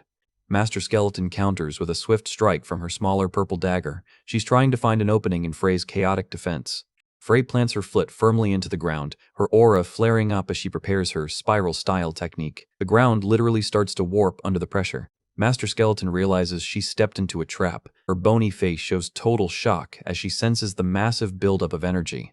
A massive vertical pillar of white light erupts from the earth, called Axis of the Earth, Horizon Breaker. This isn't just an attack, it's a topographical reset button. Master Skeleton is caught right at the edge of the impact zone, and the sheer force is enough to send a grunt out of her ribs. She's sent flying backward, letting out an absolute scream as she tumbles through the air. Even a legendary veteran is feeling the sting of that one. Master Skeleton lands and stands back up, letting out a weary sigh as she dusts herself off. She's smoking a little, but her bones are still intact. Frey is standing casually on top of a fallen armored knight, looking down at Master Skeleton. She mocks her, asking if she actually took that hit on purpose. Master Skeleton holds her dagger across her chest, her gaze cold. Frey calls her out, asking why she didn't just dodge unless her comrades were behind her. Frey finds the whole concept of comrades hilarious, her face twisted in that trademark sadistic grin. She doesn't get why anyone would care about others. Master Skeleton points a bony finger right at her, telling her she spouts such nonsense so naturally. She should worry about her own comrades suffering at her feet. Frey looks genuinely confused for a second. She's so disconnected from reality she forgot she was standing on one of her own men. She looks down at the poor knight beneath her boots, a dismissive look on her face. She puts her full weight down. She says it's already a corpse, so it's not a comrade, just a lump of meat. Absolute psychopath behavior. Master Skeleton stays silent for a moment, then asks a question. She's noticed something about her fighting style that doesn't add up. She points out that even while fighting, she deliberately alternates using only one hand at a time. She even pulls her sword back when she uses her fist. She asks why she has two fists, but only uses them one by one. It's like something is constantly breaking her flow. Master Skeleton raises a finger as she breaks down her background based purely on her habits. Experienced combat skills, a general's perspective on positioning. She notes her peculiar habit of reading the situation from the front, retreating while commanding, and possessing excellent individual martial prowess. She stares her down, her eye glowing purple. She concludes that if she has peculiar habits remaining from past party activities, she must be a rogue. Master Skeleton looks totally deadpan and says, unlike how she looks, she's pretty smart. She just gave her the ultimate backhanded compliment. Frey just laughs it off. She says it's interesting and that the master keeps worrying about them, noticing her eyes shifting to check on her students. She zips forward again, her red energy crackling. She asks if the master is a knight commander, a master those lackeys can't handle. A massive energy slash erupts in the distance as they continue their high-speed dance across the snow. Frey is suddenly right in Master Skeleton's face, her demonic eyes filling the panel. She asks if she wants to keep looking away. They clash again, the impact blowing back the snow. They're both pushing their limits, but Frey's chaotic energy is starting to overwhelm the master's refined techniques. A vertical trail of impacts goes up the mountain, accompanied by Frey's manic laughter echoing through the valley. Frey taunts her from above, asking what move she'll use this time and how she'll slip away. She thinks she's got her cornered. Master Skeleton counters with a nasty kick right to her leg, catching her off guard. Blood sprays from Frey's leg as the kick connects. That's definitely going to leave a mark, even on a war knight like her. Master Skeleton lands and stares her down, her daggers ready. She's not giving her a second to breathe. They're back in the thick of it, moving in a blur of gray and red. The snow is being systematically dismantled by their movements. Frey stands up, wiping the blood from her face. She's surprised at how fast she dodged, calling her a crazy bitch for counterattacking with a cut leg.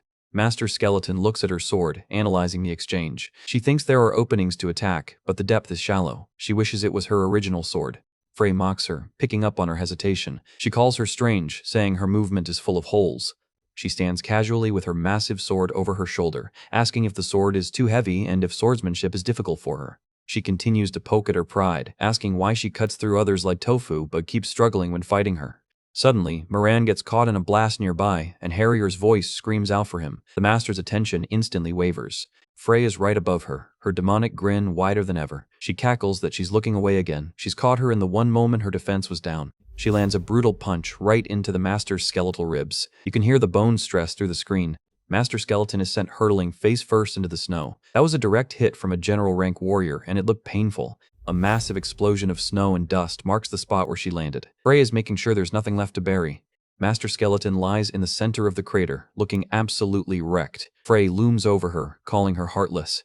She looks out at the battlefield where hundreds are dying. She points out that the master doesn't give them a single glance. She leans in close, her red eyes filled with a terrifying vacancy. She calls her heartless for only looking straight at her own lackey. Close up on Master Skeleton's skull, she's staring back with those blank sockets, listening to her twisted logic. Her internal monologue is getting dark. She thinks that's the most relatable thing that crazy bitch has said.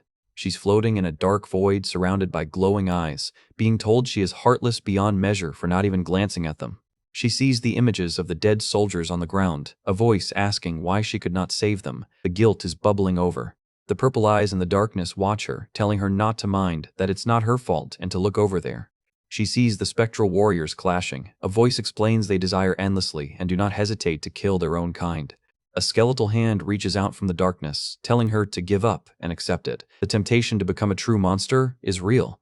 Master Skeleton stands in the snow, shadowed by a massive demonic figure. A voice says she picked up the sword for the world but was discarded and will now swing it against the world. Suddenly, a memory of her former student breaks through the dark. The hero asks what she's saying. We see a shot from the past, Master Skeleton and the hero standing in an empty courtyard. The contrast with the current battlefield is striking. Close up on the master's back, she's listening to her childhood logic. The young hero smiles warmly at her, asking if she knew how to say things like that, and if she's sorry that a war broke out in her hometown because of her. She dismisses her guilt immediately. She says it's obvious why she's laughing. She asks why it's her fault they invaded, they're just the bad guys. She lets out a bright laugh, telling her to forget about it. She reminds her that they are just warriors going to fight to protect, so she shouldn't apologize. Master Skeleton is speechless, stunned by her simple, unwavering faith. The hero asks about her expression, reminding her she's a warrior from the north. She gives her that big, goofy grin. She says it's simple. With the will of the North, they simply have to step onto the battlefield. Close up on her mouth as she says the word that changes everything for her. Back in the present, Master Skeleton's eye flares with a fierce pink light. She remembers the words, "S.O., don't blame yourself anymore." She's finally found her resolve. She charges forward with a massive overhead swing, her demonic sword glowing with an intense energy. She's not dodging anymore. She's taking the fight to Frey. Master Skeleton stands ready with her twin daggers. She declares that she is also a northern warrior. She's officially done letting the past hold her back. The snow blows around her as she stands as a singular, indomitable force. She says that even if her comrades fall, there will be no hesitation in her steps. A wide shot of the sky clearing above the mountains. She's carrying the wishes of those who were crushed into dust and delivering them to the future. She plants her foot firmly on the rock. This is the will of the North. She's not just a messenger anymore. She's the undead embodiment of their home. A vision of the heroes of the past standing behind her. They are not alone. They are only strong when united. They chase the images of those heroes and stand on the battlefield. A final shot of the hero from her memories. A girl from a long, long time ago who started this whole journey. Frey drops from above, her sword held high, shouting that her muttering is disgusting. She's done with the philosophical monologue. She slams her sword down with a massive explosion of force. She's trying to crush her resolve through sheer physical violence. Close up on Master Skeleton's bandaged, bony hands. She's gripping her weapons with a new, terrifying level of focus. They're a blur of motion again, clashing in mid-air as they descend back toward the slopes. Frey's demonic eyes go wide in shock as blood sprays from her shoulder. Master Skeleton just landed a clean hit while she was in mid-swing. Master Skeleton is holding her sword, but something is different. It's split. She's literally divided the weapon to change her combat flow. Frey looks at the split blade, the realization hitting her. The Master asks why the flow keeps breaking. Master Skeleton zips forward in a whirlwind of pink energy, saying, "This is the answer." She's using both blades in a style she's never seen before. A blinding white flash fills the screen as she unleashes her true power. Attack name, Munting. Bore Crushing Slash. Frey is sent flying backward like a rag doll by the sheer force of the impact. She's tumbling through the air, letting out a pained grunt. Master Skeleton just proved she's still the top predator on this mountain. Frey looks absolutely demented as she laughs through the pain. She says just because she held one more sword, she thinks she can. A giant purple energy cross appears on the ground beneath her. Master Skeleton is preparing her ultimate technique. High-speed motion blurs fill the panel as she closes in for the finishing blow. She's moving so fast, she's basically teleporting, hitting her from every angle simultaneously. A vertical trail of pink energy impacts marks the path of her attack. It's a complete and total destruction of her defense. Frey's inner thoughts are panicked as she struggles to track her, still in disbelief. Soma's eye narrows from the shadows, calling her a pitiful human. He's watching the fight with a cold, analytical gaze. A silhouette of Soma stands against the white snow. He calls her a knight of war who doesn't even know the pain of death. Close up on Soma's demonic red eye. He calls her arrogant, yet pitiable. He's clearly not impressed by Frey's performance. Frey jumps through the air with a roar, shouting not to look down on her. She's putting everything she has into one last desperate lunge. Master Skeleton lets out a shocked grunt as she senses a sudden shift in the energy. Frey lunges downward, her aura twisting into a demonic spiral style. Soma notes that the move is dangerous. Master Skeleton unleashes her absolute ultimate, Heaven Axis, Heaven and Earth Splitter. A massive dual-colored energy blast obliterates everything in its path. Master Skeleton's arm glows with a bright purple mana as she tells herself to recall it. She's pulling on every ounce of her legendary strength. Close up on her bony arm, she's forcing her skeletal form to recreate the power of a warrior's body. A memory of the hero flashes before her. She wants to be like the hero of the past. She channels the power of the one that cut down even the Demon King. A dark, terrifying energy flares around her. The aftermath of the blast is a blinding white void of pure energy. The soldiers on the battlefield stop in their tracks, staring up at the massive explosion on the mountain peaks. A wide shot from a distance shows the scale of the blast. A huge portion of the mountain has simply been erased. Master Skeleton stands tall among the rubble as the dust settles. The technique was Evil Annihilation Quake. It's a wrap for this round. The smoke from the Skeleton Master's ultimate attack is still clearing, but the mood on the mountain has shifted from epic to tragic. Harrier is cradling a blood-soaked Moran, his voice trembling as he tries to convince him everything is going to be okay. Close up on Harrier's eye, you can see the light fading as he realizes the gravity of the situation. He's repeating the same lies to himself. Moran is in a bad way, his chest a mess of deep gashes. He can barely let out a weak grunt while Harrier's hands are stained red trying to hold him together. He's coughing up an insane amount of blood, and you can tell his internal organs are shredded. This isn't just a flesh wound. Harrier is having a full-blown meltdown, begging Moran not to speak. He's frantically trying to stop the bleeding, but it's like trying to plug a dam with his fingers. He screams, "Damn it," at the sky, the sheer unfairness of it all finally breaking his spirit. A shadow looms over them as Soma approaches. Harrier is still on his knees, sobbing and pleading for Moran to stay with him. Soma's boot crunches in the snow. He looks down with zero empathy, mocking Harrier for squealing and whining like a brat on a battlefield. Soma looms over the grieving duo like a grim reaper, muttering about how pathetic he is. Soma coldly states that he's going to end this right now. Harrier just lets out a confused sound as he stares up through his tears. Suddenly, the sorrow in Harrier's eyes is replaced by a terrifying, murderous heat. He tells Soma he will absolutely kill him. He's officially entered the nothing left to lose phase. Soma's face contorts with rage. He doesn't like being threatened by someone he considers a bug. Harrier tries to scramble to his feet, but he's so weak he can barely move. Soma is just waiting for the perfect moment to squash him. Wait, Soma senses something. He snaps his head to the side as a familiar presence enters the chat. Close up on Harrier's face, covered in Moran's blood. He looks like a demon possessed by the spirit of vengeance. Soma delivers a brutal kick, calling them barbarians who don't even know true justice. He's really leaning into that imperial superiority complex. Soma swings his massive blade down for the finishing blow. It looks like it's game over for our favorite northern rookie. A massive blur of motion fills the panel as someone intercepts the strike at the last possible second. The impact creates a shockwave that clears the snow for meters around. The ground is literally crying out from the force. The smoke clears, and Soma is staring in disbelief. A familiar voice asks about the barbarians. A skeletal hand is casually holding Soma's giant blade. She asks that if they're barbarians, Master Skeleton is back, she says. Then he must be something like a monkey. Talk about a top-tier entrance line. Harrier looks up, his voice cracking as he calls for his master. The cavalry has finally arrived, and she's not happy. Master Skeleton lets out a burst of purple energy, knocking Soma back. The power gap between a general and a legend is starting to show. Soma is fuming, his red eyes glowing in the shadows. He screams for the skeleton. He's been waiting for this rematch. Master Skeleton doesn't even look at Soma. She tells Harrier to cool his head and stay calm. She's taking over the fight. She says she'll buy him some time. Master Skeleton stands tall, a wall of bone and resolve between her student and death. She points her purple glowing blade at Soma, her stance perfectly balanced, telling him to stay calm. Soma scoffs, noticing the master's distraction. He mocks her, saying her comrade died, yet she's so heartless. Soma's face is a mask of bloody arrogance. He thinks he's found the master's weakness. Master Skeleton just stares back with those blank sockets. Soma asks if she's already forgotten the hero bastard and found a new pet dog. A flashback to the carnage of the earlier battle. Master Skeleton recalls Frey asking if she felt pity for the dying Imperial soldiers. Master Skeleton admits that since they too have homes and families waiting for them, she says she did feel a little bit of guilt, a rare moment of humanity from a literal pile of bones. However, she says that is that and this is this. If she doesn't kill them, her comrades will die. Master Skeleton is a pragmatist to the end. Soma starts walking toward them, mocking the master for only having eyes for her lackey. He's repeating the psychological warfare, trying to break the master's focus. The two masters of war face off. Soma asks if it's quite heartless, with a sneer. Close up on Soma's profile, he's ready to tear this necromancer apart. Master Skeleton looks equally ready. The air between them is practically humming with killing intent. Master Skeleton clenches her fist, the purple fire in her sockets flaring up. She says, "Yeah, war is naturally." They clash in a blinding explosion of pink and white light. She says war is terribly heartless. Soma charges forward with a roar, shouting that he annihilates his enemies and protects his comrades. Master Skeleton parries with ease, her aura turning a deep, menacing purple. She says she won't hesitate anymore. Harrier is still on the ground, his world falling apart as he holds Moran's limp body. Master Skeleton's hand reaches out. She tells Harrier to decide too. She's demanding her student grow up right now.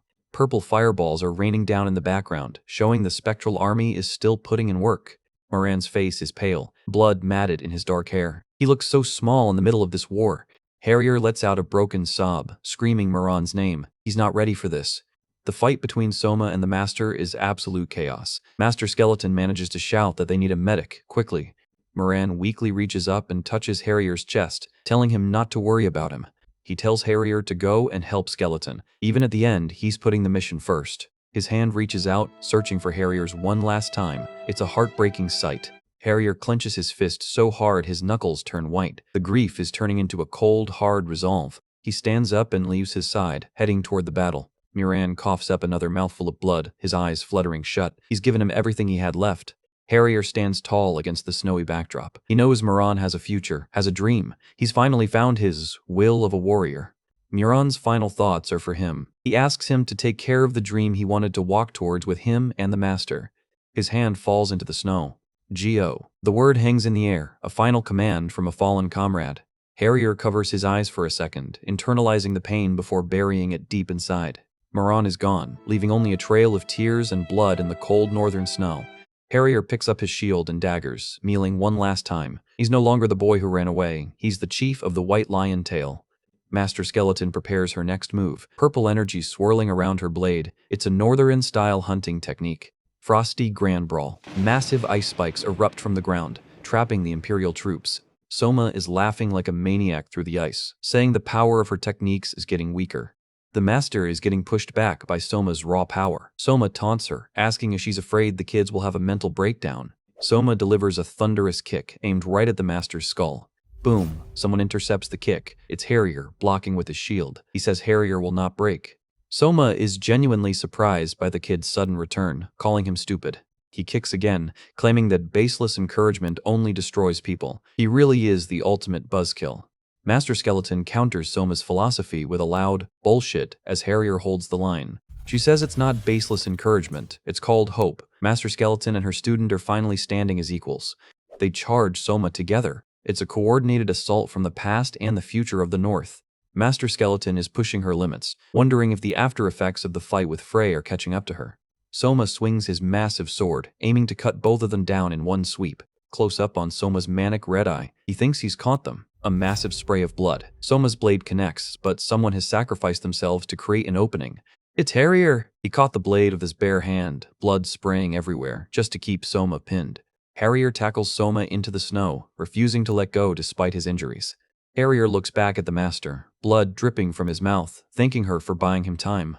Close up on Harrier's intense gaze. He says thanks to that, he's cooled his head sufficiently. He's absolutely locked in. Harrier stabs a dagger directly into Soma's chest. The sound of steel meeting flesh is deafening. Soma's face is a mask of pure shock and pain. He can't believe a brat actually landed a mortal blow. Soma manages to grab Harrier by the face, blood leaking from his own wounds. He calls him a rotten little brat. They're grappling in the snow, a desperate struggle for survival between two dying men.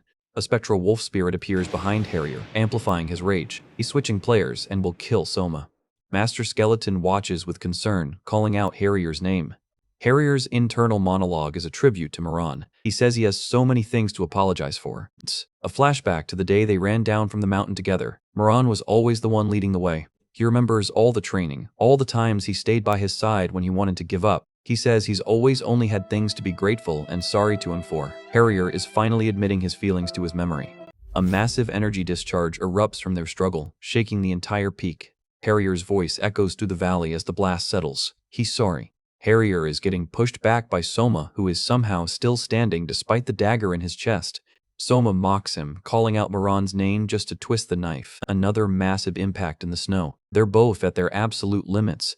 Harrier's golden eye glows with a primal intensity. He charges one last time. Close up on the two combatants, eyes locked in a final, lethal exchange. He has to apologize over and over. Their blades clash for the final time. The force is enough to shatter the very air around them. A blinding white explosion covers the entire mountain range. Blood drops slowly hit the pristine white snow. It's over. They're standing face to face, frozen in time. Soma has a look of total confusion. Harrier has Soma's blade through his shoulder, but he's holding onto Soma's arm with a death grip, close up on their hands. Harrier isn't letting go until Soma is dead. Soma is coughing up blood, realizing he's been trapped. Soma looks down at the kid who outplayed him. He's staring into the face of his own defeat. Soma starts panicking, shouting for Harrier to let go. He's finally realized he's in a death spiral with a madman.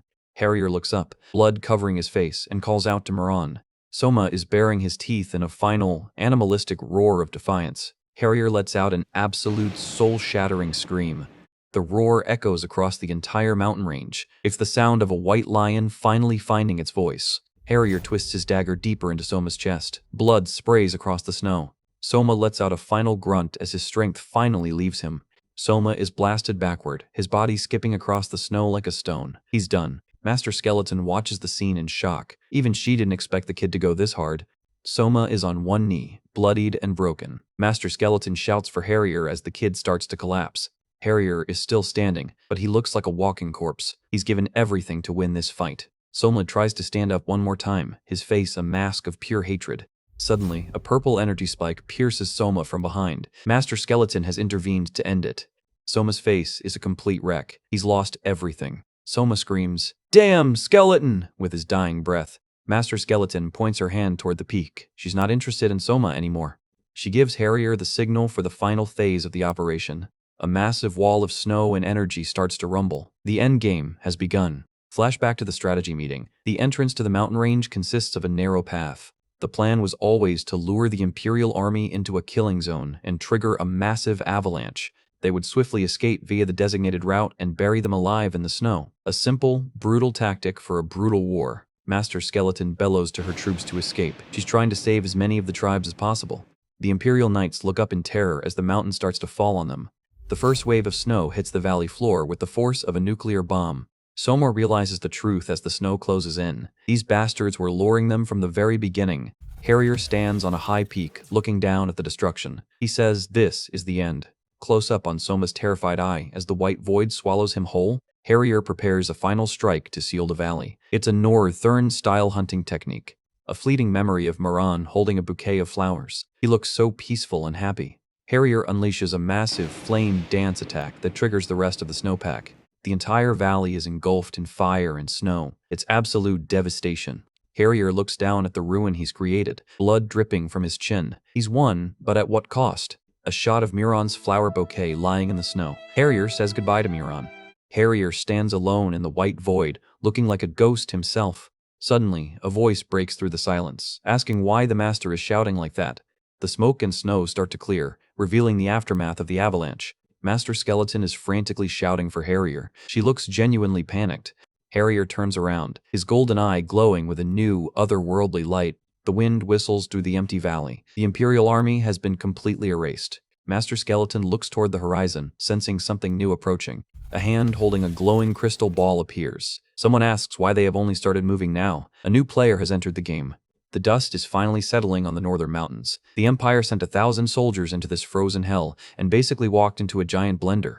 600 vanguard troops led by Soma and Frey got absolutely folded in the opening act. It turns out that elite gear doesn't matter much when you're fighting ghosts.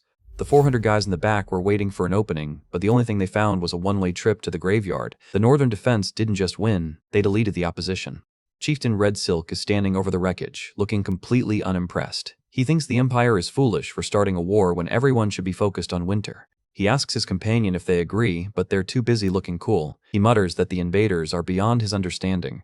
The most embarrassing part for the Empire, those 400 soldiers were wiped out by just 2 northern chieftains. Imagine training your whole life just to be a statistic. The chieftain casually walks away, calling the Imperial elite the rabble. The disrespect is on a whole different level today. A blinding flash marks the final cleanup of the battlefield. The northern tribes aren't just winning, they're making a statement. The tribesmen are celebrating their victory, helping each other out of the blood-stained snow. They've protected their home, but the cost was high. The drums of victory echo across the peaks as they search for any survivors. The message is clear. If you come to the north looking for a fight, you're going to find an early grave. Master Skeleton is trudging through the fresh snow, her purple boots leaving a glowing trail. She's surveying the aftermath with a calm, analytical eye.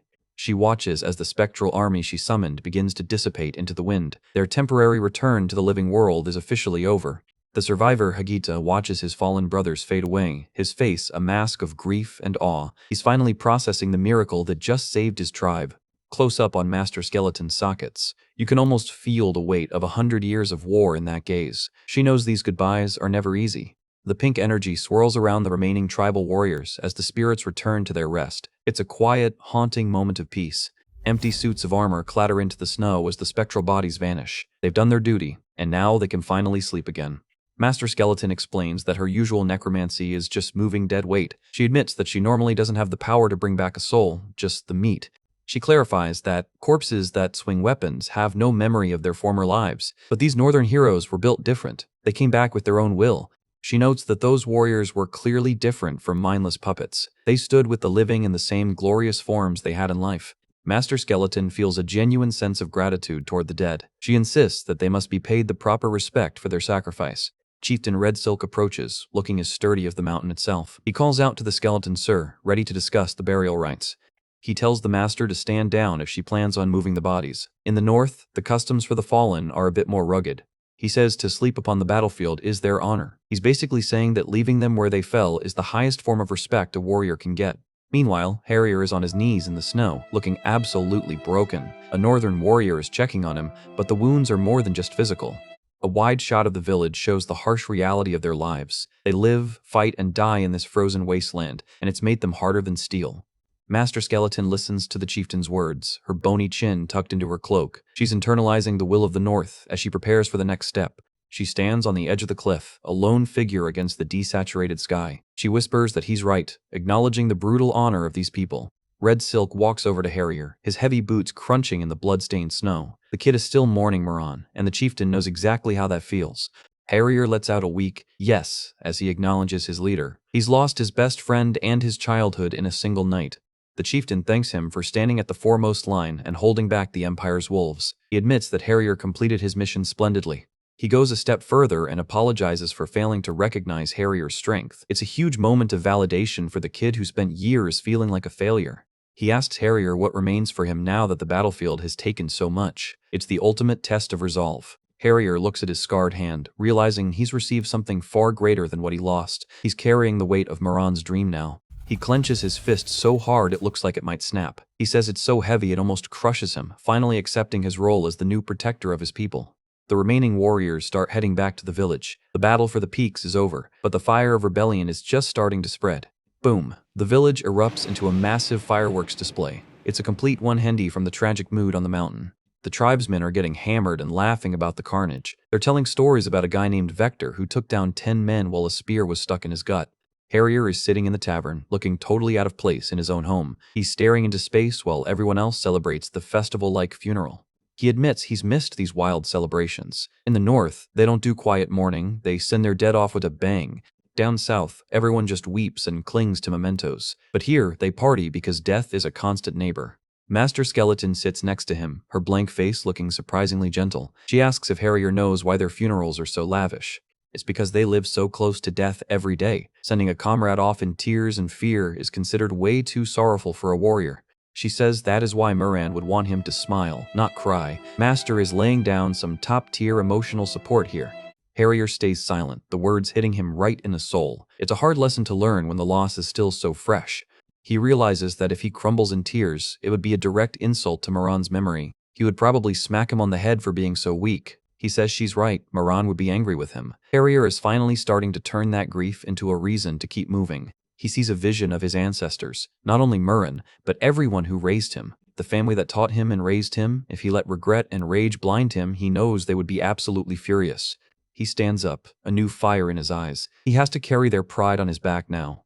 Master Skeleton places a bony hand near Harrier's. She apologizes for not properly watching over Moran's last moments, showing she feels the guilt, too.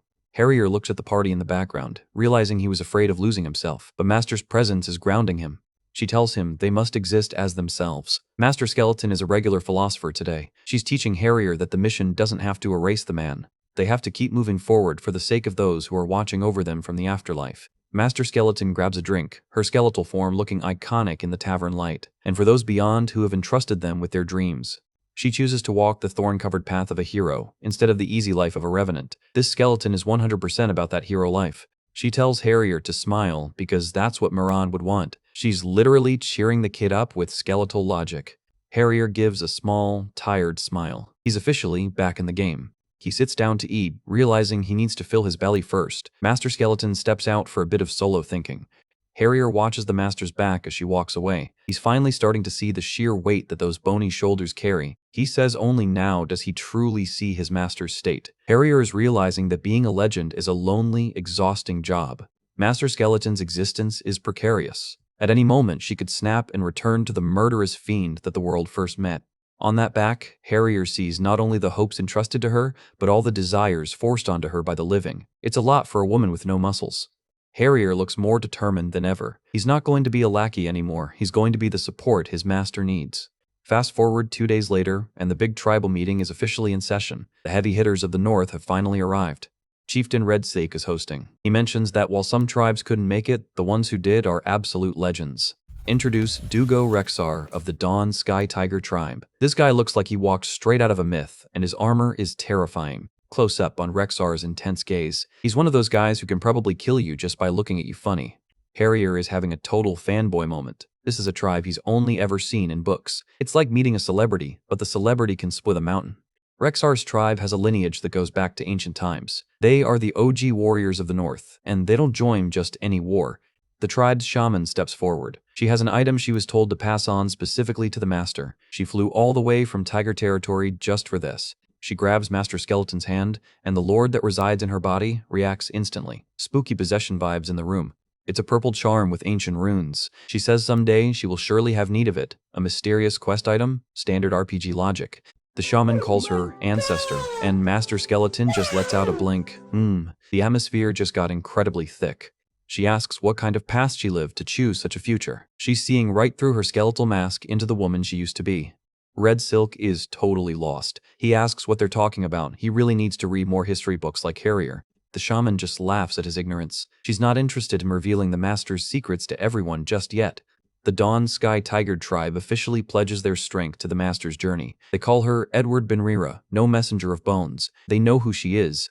Red Silk confirms the big three. Dawn Sky Tiger, Red Sheep, and White Lion Mane are all in. The Northern Alliance is officially formed. The master turns her attention to the back of the room for the final matter. It's time to deal with the captives.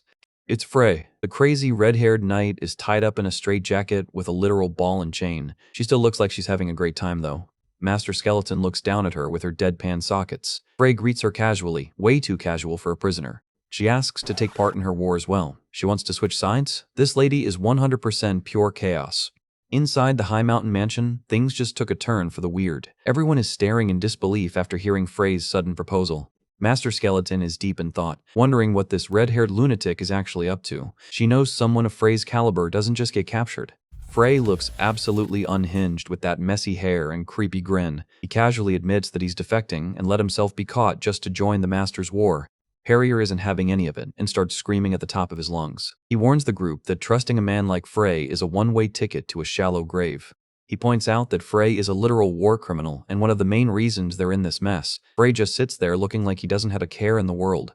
Harrier explains Frey's twisted hobby. He supports colonial kingdoms just to watch them grow, then invades and wipes them out for fun. Dude isn't a knight. He's a professional arsonist. Frey just laughs it off, claiming the kingdoms he destroyed were just too weak anyway. Master Skeleton looks at him and accurately labels him a complete lunatic. Master Skeleton cuts through the noise and asks the only question that matters. Why would a war-hungry monster like him want to side with a ragtag rebellion? Frey leans back in his chains, looking totally relaxed. He gives a simple answer that perfectly matches his insane reputation: war. He mocks the Master's current forces, calling them a handful of undead and a few furballs from the north. He's clearly not impressed by the current roster. He points out that the Empire can just conscript regular citizens to create an army that would dwarf their small alliance. The numbers are definitely not in their favor. The Tiger Chieftain, Rexar, listens intently from the shadows. He's curious why someone who understands the Empire's power would choose the losing side. Frey's face is shrouded in a menacing red light as he gives his real reason. He thinks the Master's side looks far more entertaining than the Empire's. He explains that war stops being interesting once one side has an overwhelming advantage. He's basically looking for a challenge to satisfy his twisted cravings. To Frey, the battlefield is a storm called catharsis, where wills collide. He's talking about slaughter like it's a religious experience. Look at that demented grin. He's describing a bloody war as a symphony echoing through a theater. This guy is beyond saving. Harrier points at Frey, begging the chieftains to see that this man is a total psychopath. He's desperate to keep this monster away from their plans. Master Skeleton stays calm, addressing the prisoner directly. She's already making a decision that's going to make everyone very uncomfortable. Frey does a Yahoo jump while still in his straitjacket, looking way too hyped. Master Skeleton tells him to brace himself because he's about to be used as a mercenary. Red Silk slams his hand down, reminding the Master that Frey is their key prisoner. He's not ready to let the main instigator of the war walk free just yet. Master Skeleton points to her head, saying she knows this type of war-crazed madman well. She claims people like Frey don't actually care about the causes of war. She tells Harrier that while his anger is justified, he needs to keep a cool head. She's not asking for forgiveness, just for a tactical advantage. Master Skeleton clenches her bony fist, her tone turning cold. She tells Harrier that war isn't a heroic fairy tale, it's a dirty, desperate fight for survival. Harrier looks absolutely devastated, his face still stained with blood and dirt. He's realizing that the Master is willing to use monsters to defeat monsters. Master Skeleton asks if it bothers Harrier that they're using butchers as hired blades. She's challenging the kid's entire worldview. Rexar pipes up, agreeing that having one of the four knights as an asset is too good to pass up. In the North, utility often trumps morality. Master Skeleton states her goals clearly: protect her comrades and bring down the Empire. She's willing to pay any price to see it through. She says even if it were the power of a demon, she will wield it without hesitation. Now, that's a main character line if I'd ever heard one. She tells Harrier to remember this lesson if he ever becomes a chieftain. You can't lead people if you're blinded by your own feelings. The Master stands tall, embodying the seat of a commander. She's setting a standard that Harrier is struggling to meet. Harrier finally bows his head, admitting that he was being foolish. He's choosing to trust his Master's judgment over his own rage. Frey laughs at the exchange, noting that the Master sounds like a veteran of many wars. Master Skeleton just gives a cryptic response about her long history. We see a silhouette of the Master's past self as a powerful general. She spent an entire lifetime on the battlefield, and it shows. Red Silk and the others are still worried about Frey betraying them at the first opportunity. They're looking for a way to keep this unruly beast on a leash. The Sheep Chieftain asks for a guarantee. If they let this monster out of a cage, someone needs to be able to put him back in.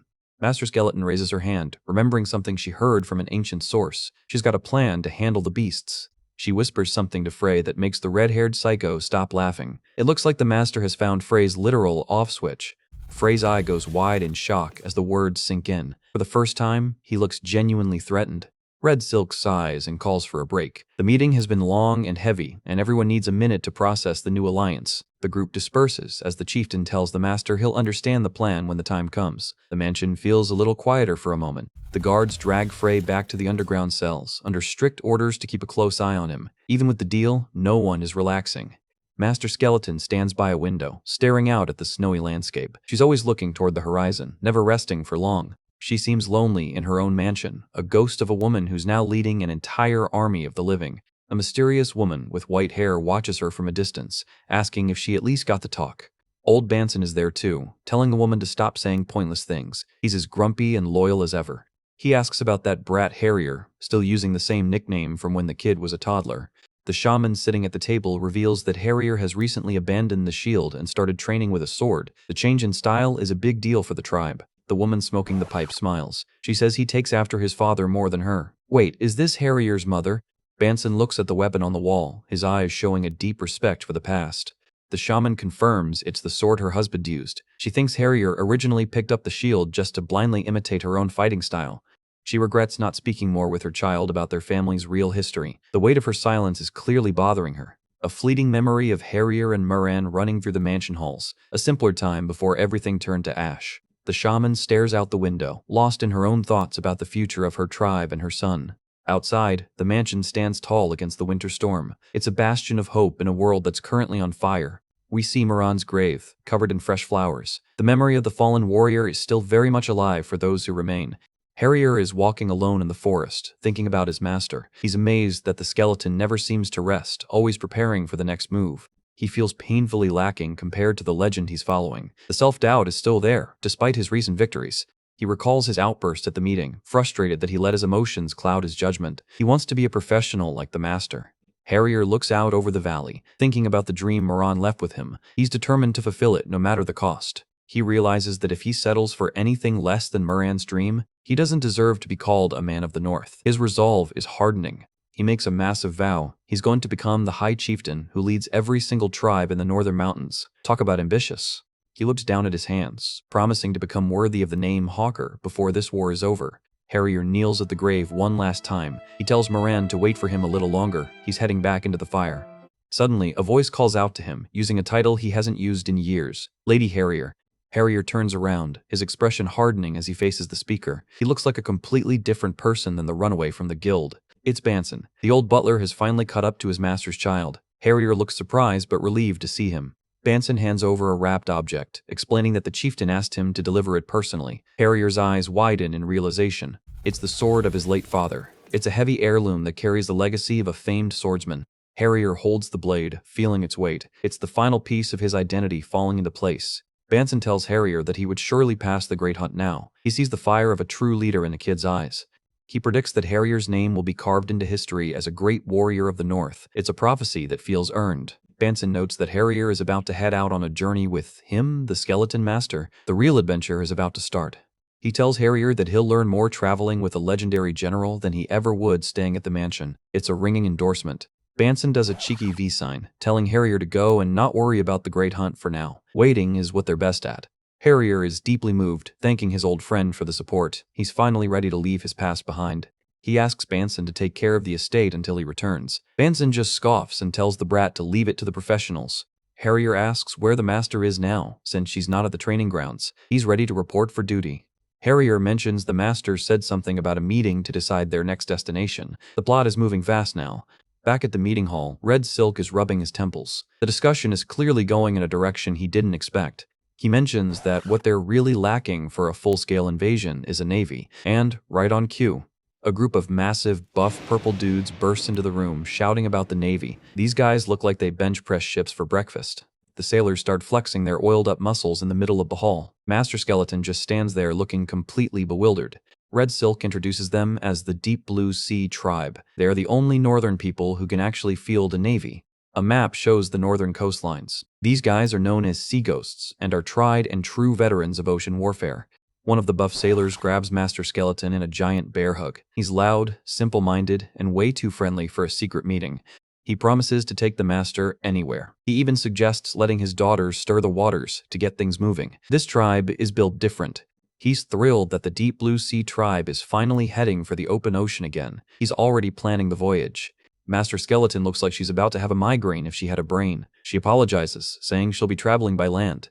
The buff sailor's world collapses instantly. Red Silk is laughing hysterically in the background while the master explains she has a specific stop to make. Rexar notes that since they have a specific destination, the next phase of the war has been decided. The Northern Alliance has a target. Harrier talks to Banson one last time. He explains they're heading for the town where the master's old sword was forged. He mentions that the street had no name in the past, but it's become legendary in the modern era. The final destination, the Street of Artisans. It's time to leave the ice and monsters for a world of fire and steel. To be continued. The dust has settled at the gate of Red Lamb Village. The chieftains are wrapping things up, promising to talk some sense into the other tribes. Chieftain Red Silk and Master Skeleton are sharing a final moment of mutual respect. They wish each other peace, which is ironic since they're planning a war. But before they head out, Red Silk calls out to Harrier. The kid stops in his tracks, looking back with a confused sound. The chieftain admits he's technically Harrier's former teacher, but he's acting more like a concerned dad right now. He wants to give Harrier one last piece of advice. He explains that even though the master is a legendary being from a mythical era, she's still human at heart. Under all those bones, she's someone who needs something to rely on. We get a glimpse into the master's internal chaos raging at the death of her student and turning into a literal demon of vengeance. She's carrying an insane amount of emotional baggage. Red Silk points out that a legend like that probably can't confide their true feelings to anyone. They're too busy being the hero to actually be a person. Harrier looks down, internalizing the weight of his master's loneliness. Red Silk tells him that a hero is someone who endures trials without losing themselves. Master Skeleton stands alone under the vast starry sky, looking like a tiny speck in the universe. The loneliness of being a hero is real. A close-up of a hand gripping a sword hilt. It's a symbol of the heavy burden the master has carried for over a century. Red Silk reminds Harrier that the master's first companions are already dust. It's up to the righteous ones currently by her side to stay there. Harrier lets out a determined, why, yes. He's not just a student anymore. He's officially the master's emotional support human. A beautiful title card shows the trio in a moment of peace before the war. Moran's most important dream. Man, that title still hits hard. And then there's Frey. This red-haired psycho is laughing through his gag, finding the whole hero talk absolutely hilarious. They're on the move through the forest, and Frey is waddling along in a full-body restraint cloak. She says she's sliding, treating a capture like a playground game. Master Skeleton tells her to stop whining. She reminds Frey that she moved just fine for days, so she can endure a little discomfort. Frey is out here singing songs about wanting war soon while wiggling around like a worm. Harrier is just staring at her, wondering how this lunatic is a high-ranking general. Close up on Harrier's eyes. He is definitely not feeling the let's take the psycho with us plan. The journey is some serious Discovery Channel stuff. They pass a giant, long-necked dinosaur just chilling in the forest. The group looks like a tiny adventuring party as they move through the massive, prehistoric-looking landscape. Wait, spoke too soon. A massive, purple, multi-eyed snake monster drops down to say hello. This isn't the hike, it's a suicide mission. They keep moving into the night, climbing through jagged peaks under a beautiful galaxy. At least the views are nice if you ignore the monsters. And of course, a giant red-eyed mountain bull tries to charge them. Master Skeleton is probably just annoyed at this point. Night falls, and they're still trudging through the wilderness. This is some serious endurance training for Harrier. Master Skeleton catches a rabbit for dinner, holding it up like a prize. Or bunny. Campfire time. Frey is still in her cloak, looking like a weird red burrito, while Harrier gets the gear ready. The fire is roaring, and for once, things seem peaceful. But you know a secret reveal is coming whenever it gets this quiet. Frey suddenly gets serious, asking where she heard the secret of our kids. She's referring to the dark past of the imperial noble houses. Master Skeleton stays calm, sitting by the fire. She asks Frey where she heard it, since she said it herself. The Skeleton Master looks away into the trees, asking why she's asking now after being quiet all this time. Harrier is off at the stream filling up water jugs, giving the two grown-ups some privacy for their dark talk. Master Skeleton admits she heard stories from an old friend, but she wasn't sure if they were true. She says she went to ask in person. She's talking about her final confrontation with Soma on the battlefield. A flashback to the snowy battlefield littered with dead soldiers. The atmosphere is heavy with the scent of plot twist. We see a ghostly silhouette, likely Soma before his death, looking absolutely wrecked. The lore drop, to create a pretext for attacking rival families. Soma's mother was killed by his own father's hand, made to look like poisoning. Imperial politics are basically a horror movie. Master Skeleton points her sword at the dying Soma. She says her disciple was like that too, a necessary death in the end. Soma says he accepted it humbly, and she could not. His philosophy is basically, life is suffering, so why care? Close up on Soma's blood-streaked face. He looks totally broken, staring up at the skeleton who defeated him. Master Skeleton stands over him, her cloak billowing in the wind. The silence between them is deafening. Soma lets out a weak grunt as he realizes his time is up. Master Skeleton admits that at first she didn't understand him. She looks at the vision of Soma going mad over the death of his disciple and declaring war. She's finally seeing the parallel between them. A silhouette of Soma stands against a dark, thorny background. He was neither stupid nor ignorant. He was just broken. Soma claims Master Skeleton just needed a justification to live in this world again. He thinks her rage is just a mask for her loneliness. He says that despite no longer being a being of this world, she wanted to be part of it. He's really poking at the Master's existential crisis. Master Skeleton snaps. She shouts for him to shut up, saying the nonsense just doesn't stop. Master turns her back on the dying man, calling it absurd. She tells the Imperial lapdog to listen well. Just because she's quiet doesn't mean she's not angry. The Master is officially done being nice. She tells him that letting him live temporarily doesn't mean she's forgotten what he did. She says he will pay the price for harming 2 of her disciples, even in death. Soma lets out a final grunt, spitting blood into the snow. He's dying, but he's still got that defiant Imperial attitude. He laughs, mocking the idea of 2 disciples. He assumes Rexar the axe-wielder died too. Soma recalls Harrier's skill, the rune tattoos, and that instantaneous judgment. He actually admits the kid was impressive. He mocks the northern tribes for throwing their lives away for their comrades, calling them affectionate monkeys. A flashback to Harrier's golden eye glowing with power. Soma wondered why the kid got so much stronger. He thinks it was the grief of Moran's death. A bony hand reaches out from the shadows.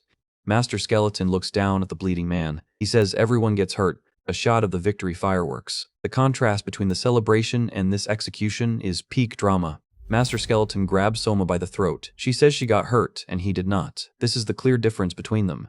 The purple aura flares up as she prepares to end it. She says she let him live as a warning, but that was her mistake. She says this time, she will finish it thoroughly. Back at the camp, Frey is stunned. She asks if he just obediently told her everything. Master Skeleton is casually butchering the rabbit with a kitchen knife. She says he explained quite well. Frey is suspicious, saying he's not the type to answer obediently. Master Skeleton holds up a bloody piece of rabbit, asking if that's so. A brief flash of the Master's terrifying face from the interrogation. She says she asked politely. The knife slices through the meat with a sharp sound. Flashback to the blood-sprayed battlefield. Yeah, I don't think polite means what Master thinks it means. Master Skeleton goes back to cooking like nothing happened. The duality of this woman is terrifying. Frey just stares into the fire and asks what happened then. The pot is bubbling away on the stove. Dinner is served. A silhouette of Master Skeleton cutting something or someone. Frey clears her throat. The mood is awkward as hell. Master Skeleton asks, what's so funny? Frey replies that she's just looking forward to it. Harrier is in the background, hauling a massive water barrel. Frey notes that Harrier probably thinks of the Master as a hero. Frey gets that creepy look again. Kill one, and you're a murderer. Kill 10,000, and you're called a hero. That's some deep villain logic. Frey says she really looks forward to seeing when her disciple will realize this. She's just waiting for Harrier's inevitable fall from grace. Master Skeleton stays quiet. Frey says she'll be watching from the side, right to the end. The Master just says, fine. Harrier looks up at a shooting star, unaware of the dark conversation happening just a few feet away. The sun rises over a lush green valley. They finally made it out of the frozen mountains. Master Skeleton's heavy boots hit the dirt road. She says they've finally arrived. Welcome to the Waystation Village, LIVRT. It's a bustling hub where they can finally get some real food and provisions. Suddenly, Master Skeleton stops the group. Frey is standing there in a full-blown maid outfit. She complains that it's uncomfortable and asks if she can change back. Master Skeleton points out that a 4-Knight of the Empire stands out, and the restrained outfit isn't helping. They need to pass through quietly, so the maid dress stays on. The Master pulls her own hood low. She tells them not to cause a commotion, that they'll make minimal preparations and leave. Harrier is worried. He asks if it's okay and if it wouldn't be better to sneak in secretly. He knows they look suspicious. Master Skeleton gives a big thumbs up, saying there's no way her perfect disguise will be seen through. She stands there looking exactly like a skeleton wearing a slightly larger cloak. She really thinks this is peak stealth. A split second later, they're surrounded by a dozen Imperial spears. So much for the perfect disguise. Just when things were looking quiet, the local monster detection dogs start losing their minds. These puppers are definitely not barking at a squirrel. The village guards aren't taking any chances, instantly surrounding the group with spears. They claim the air reeks of the undead, and they're not wrong. Master Skeleton just stands there with her hands up, looking like she's regretting every choice she's made in the last century. Yeah, buddy, the jig is up. Before things get bloody, a senior guard named Man-Gil steps in to de-escalate the situation. He tells his junior, Pampio, that he'll handle these travelers and let them pass. Man-Gil gives them a knowing look, acting way more casual than a village guard should. He tells them to follow him, leading them away from the hostile crowd. As they walk through Rivulet Village, Man-Gil reveals he knows exactly who he's talking to. He calls Master Skeleton the ghost of the Spear Tower Village. It turns out Man-Gil used to be an adventurer himself back in the day, belonging to the Northern Adventurers Guild. He still keeps an ear to the ground for guild gossip. He explains that he heard an unbelievable story about a skeleton convincing a guild leader to rebel against the Empire. The legendary secret is basically common tavern talk now. Man-Gil explains that most adventurers only come here for the Craftsman Street, so he figures he'll help them out. He's surprisingly helpful. Master Skeleton gives him a respectful nod, thanking him for the assist. It's rare to find a friendly face in a village crawling with Imperial sympathizers. Man-Gil has some business to attend to first, but tells them to meet him at the bar once the sun sets. He points toward the center of town. Harrier and the others follow along, still feeling the heat of the guards' glares. Master Skeleton notes that without Man-Gil, they'd probably be in a dungeon. Man-Gil just waves them off with a suit yourself. He's got that cool, retired veteran energy that says he's seen too much to be bothered. The narrative shifts to a more poetic tone, talking about the gap between youthful dreams of slaying dragons and the bitter reality of middle age. The group ends up at a local amphitheater where a bard is performing. The song is described as hopeful but with a sharp, bitter edge, the anthem of people who've given up. The village guards are all gathered here, sitting in the stone rows and soaking in the music. It's their daily ritual to decompress.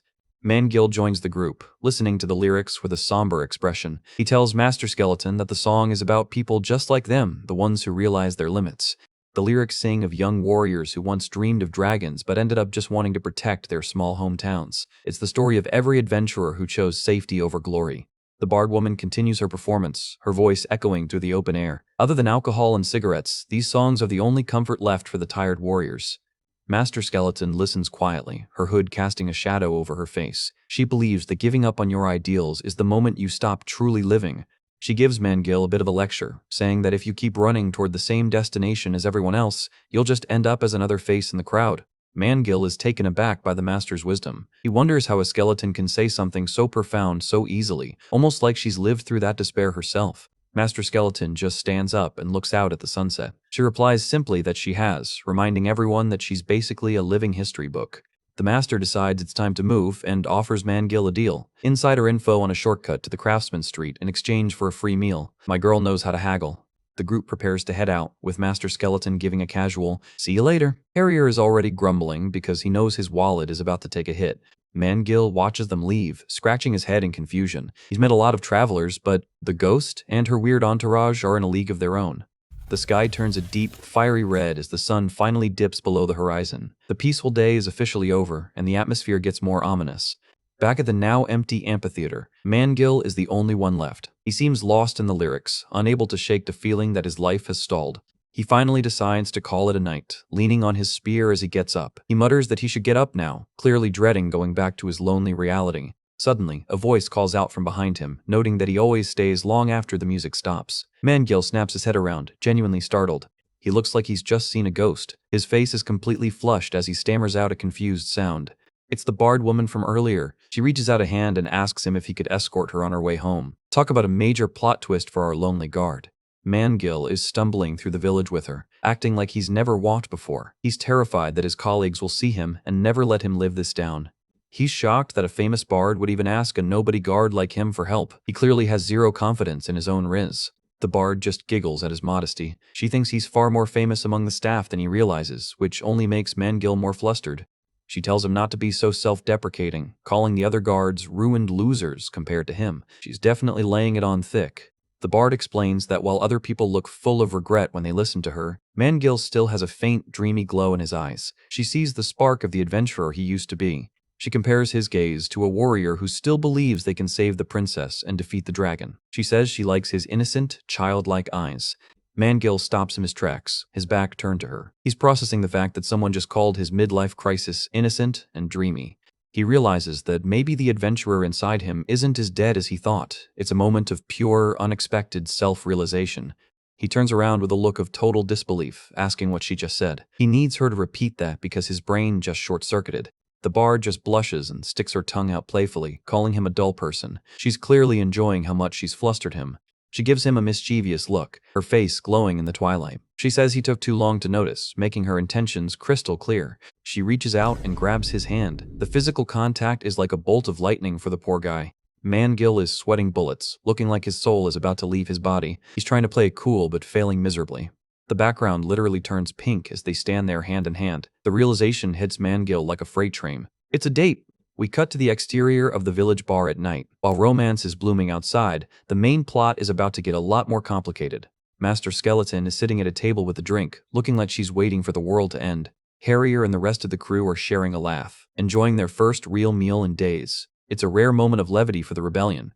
Master Skeleton is focused on the map, already planning the route to the Street of Artisans. She doesn't have time for fun when there's an empire to topple.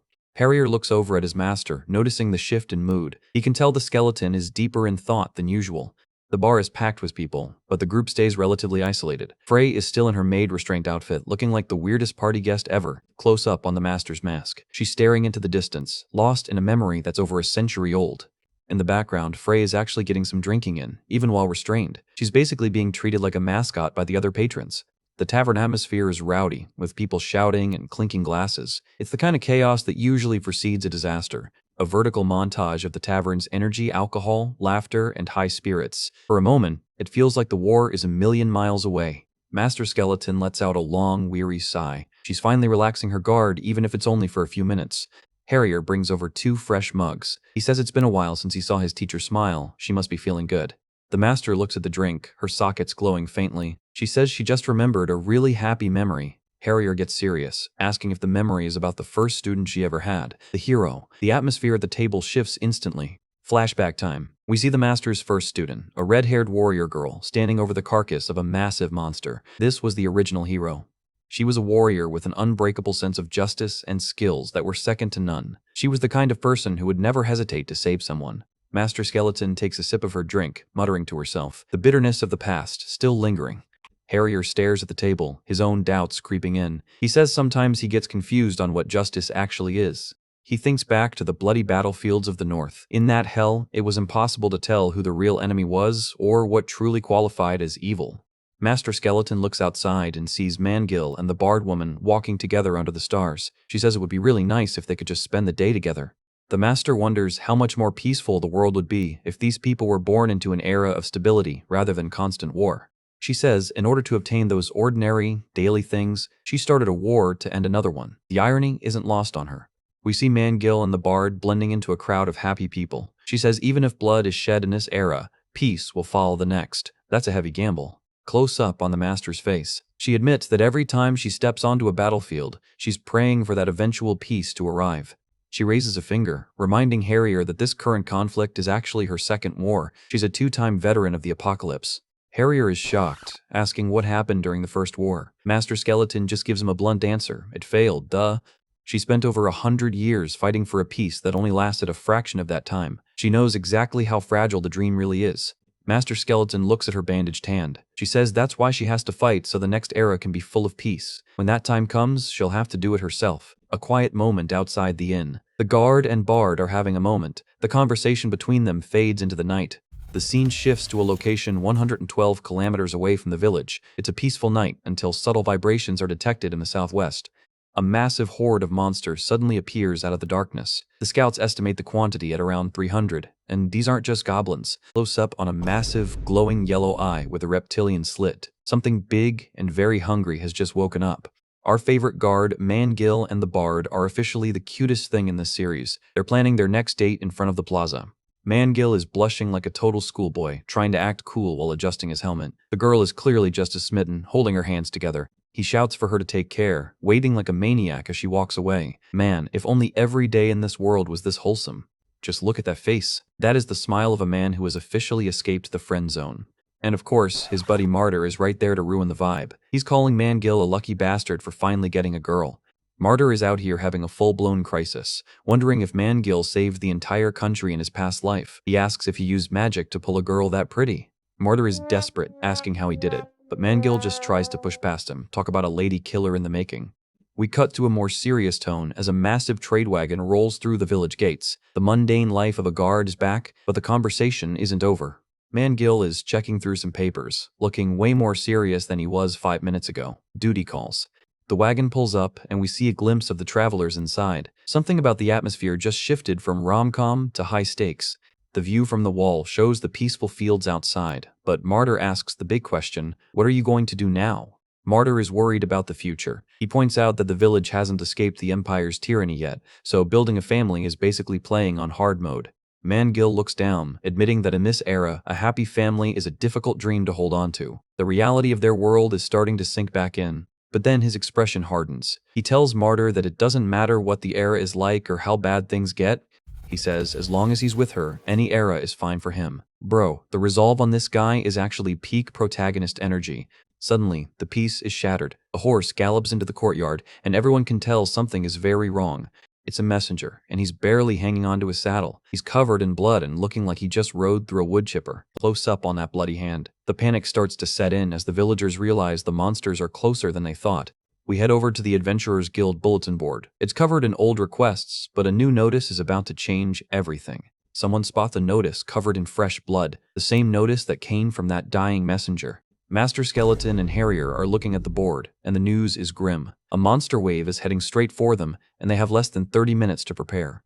Master Skeleton starts explaining the mechanics of a monster wave to the group. She's talking like a seasoned veteran who has seen this 100 times. Frey is listening if the master explains how monsters normally crawl out bit by bit, and adventurers used to hunt them down to keep the numbers low. But Mangil cuts in, saying this is on a totally different scale. Since they failed to control them, what's attacking now is a literal natural disaster. Flashback to the good old days, where the Empire would actually send knights to help during the wave. Everything looked so much more organized back then. But that's a thing of the past. The Empire has built their massive barrier around the capital and left everyone else to rot. The visual of the barrier and the dark trees shows just how abandoned the rural regions are. The Empire is living like rats behind their walls. Master Skeleton looks at the group. The duty of protecting the towns now falls solely on the shoulders of the adventurers left behind. A cool-looking mercenary is just lounging there, realizing that they are all that's left. It's just local sentries and a few ragged adventurers against the storm. Mangil looks off into the distance. The weight of his earlier promise to the bard is being tested sooner than he thought. Suddenly, the alarm sounds. A guard is screaming that a wave has been visually confirmed coming from the western wall. It's absolute chaos in the plaza. Orders are being shouted to arm up and assemble immediately. The time for talking is over. The guards are scrambling, waking up everyone off duty. The priority is to evacuate the villagers first. No dawdling. Master Skeleton and Mangil share a look. They know that if they don't hold the line, no one is making it out of here alive. Master Skeleton points out the tactical plan on the map. They need to drive the wave into a single point to minimize the damage to the village. Mangil nods, fully trusting the Master's experience. He says he's counting on her, heading toward his post. Mangil takes one last look at the bulletin board. He knows exactly what kind of suicide mission this is. The request is state-issued, which means there's no reward money. The system is rotten to the core, and they're fighting for nothing but survival. A guard warns that anyone only looking for money should drop out now. This is going to be a bloodbath with plenty of casualties.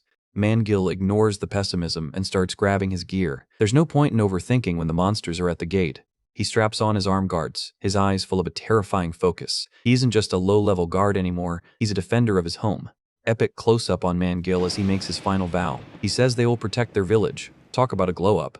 Dust and smoke fill the air at the western wall. The first wave has officially arrived, and it's a big one. A massive, gray troll-like monster lets out an ear-piercing roar. This thing has teeth the size of daggers. Mangil is right in the thick of it, holding the beast back with his spear. He looks like a tiny ant compared to this behemoth. Blood sprays everywhere as Mangil lands a solid hit on the monster's shoulder. He's holding his own, but for how long? The impact of their clash creates a shockwave that clears the dirt. Mangil is pushing his limits, muscles bulging as he fights for his life. Close-up of the monster's gnashing teeth. It's hungry, and Mangil is the only thing standing between it and the villagers. Mangil screams that he's bound it and won't be able to hold on for long, his spear pinned against the monster's neck. His comrade, Gastatori, rushes in. He's a tactical specialist with a gas mask, and he's carrying a glowing red potion. Boom. Gastatori throws the flask right at the monster's face. The explosion is a chaotic mess of chemicals and fire. The monster lets out a soul-shattering shriek as the acid starts melting its skin. That's gotta sting. Mangil finishes it off with a brutal thrust right through the head. One down, but the relief is short-lived. He looks out at the horizon and realizes that every single monster in this wave is a higher class than normal. This isn't just a wave, it's an elite invasion. He mutters, "Damn those Empire bastards." He knows they deliberately scaled down the threat level in the reports. They were sent here to die. A wide shot of the battlefield shows dozens of massive shadows rising in the distance. The natural disaster is just getting started. Suddenly, the ground starts to vibrate. Mangil stops in his tracks, wondering what could possibly be heavy enough to cause an earthquake. A massive, clawed foot stomps down, shattering the rock. This thing makes the trolls look like puppies. A giant, glowing eye opens in the darkness. It's cold, reptilian, and full of ancient malice. It's a wyvern, a high-tier dragonkin that usually takes an entire raid party to bring down. The guards are losing their minds, screaming for everyone to run away. The morale is crumbling instantly. Total chaos as soldiers start retreating. Some scream that it's impossible to defeat, while others try to maintain some semblance of order. Mangil looks around at his fleeing men. He thinks this village is finished. The despair is hitting hard now. He looks back toward the plaza, thinking about the bard. He can't let her die like this. A flashback to her smile. That memory is the only thing keeping him from running away with the others. He drops his helmet in the dirt and grips his spear. If this is where it ends, he's going out like a hero. He says he thought so, staring death right in the face. A silhouette of Mangil stands alone against the towering beast. He says other than this, he doesn't know how to do anything.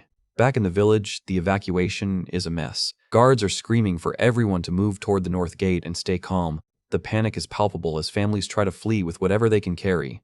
The guards are being harsh, telling them to only take minimal luggage, but they know they don't have time for sentimentality. The bard girl rushes up to a guard, her voice trembling. She asks where Mr. Mangil is.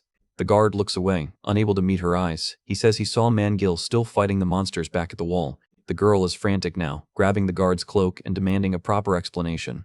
Gostatori lowers his head, saying he said he'd buy them time to escape. He's basically giving her a death notice.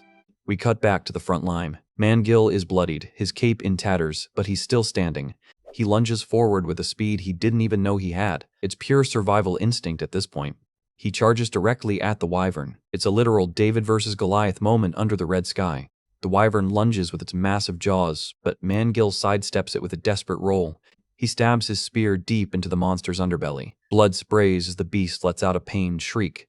Mangil uses the spear to vault onto the monster's back. He's hanging on for dear life as the wyvern tries to shake him off. Close up on his eye, he's pushing through the exhaustion and pain. He's not fighting for glory, he's fighting for her.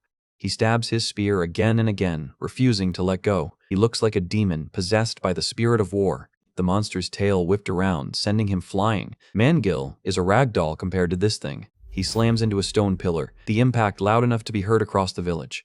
Mangil is on the ground, blood leaking from his mouth. He whispers about all the remaining mana, crawling back toward his spear. Lightning starts crackling around his hands. He's tapping into a power level he was never meant to reach. He charges his spear with pure electrical energy, his eyes glowing with a fierce white light. The title of his ultimate technique appears, Magic Spearmanship. He screams, Thunder Spear, Total Lightning Strike, throwing the spear with everything he has left. A massive bolt of lightning rips through the air, striking the wyvern right in the chest. The monster is engulfed in a pillar of white fire. Its scream is silenced by the roar of the thunder. The wyvern falls, its charred body crashing into the dirt. Mangil stands there, breathing heavily in the silence. He asks if he's too late, looking up at the smoke rising from the village. His voice is full of a terrifying hope, a fleeting memory of the barred girl's face. He says there was someone who supported his pathetic dream. He's on his last legs, but his heart is still beating for her. He collapses back into the dirt, his hand reaching out toward the village. He's done all he could. He forces himself back up, using his shredded spear as a crutch, saying he won't give up now. He stands tall against the gray sky, his face a mask of blood and grit. He looks like a ghost himself, but the fire in his eyes is still burning bright. Suddenly, a foot steps into the frame. A group of smaller monsters is closing in to finish him off. He's completely surrounded. He starts reflecting on the stories of legends he's witnessed. He's realizing that he just lived the exact story of a hero who defeated a dragon and saved a village. A massive gray troll raises its fist to crush him. Mangil doesn't even flinch. Boom. The ground beneath the troll explodes as a purple energy wave rips through the group. Close up on the troll's eye as an arrow stabs directly into it. Mangil's internal monologue finishes the story as the battle around him erupts once more. He's dreaming of saving the princess. Master Skeleton and Harrier drop from the sky like two angels of death. The counterattack has officially begun. Harrier is a blur of motion, carving through the goblins with his daggers. He's protecting Mangil's flank. A goblin stabs at Mangil, but he blocks it with his bare hand, refusing to go down. Mangil swings his broken spear, knocking the goblin aside. He's still got plenty of fight left in him.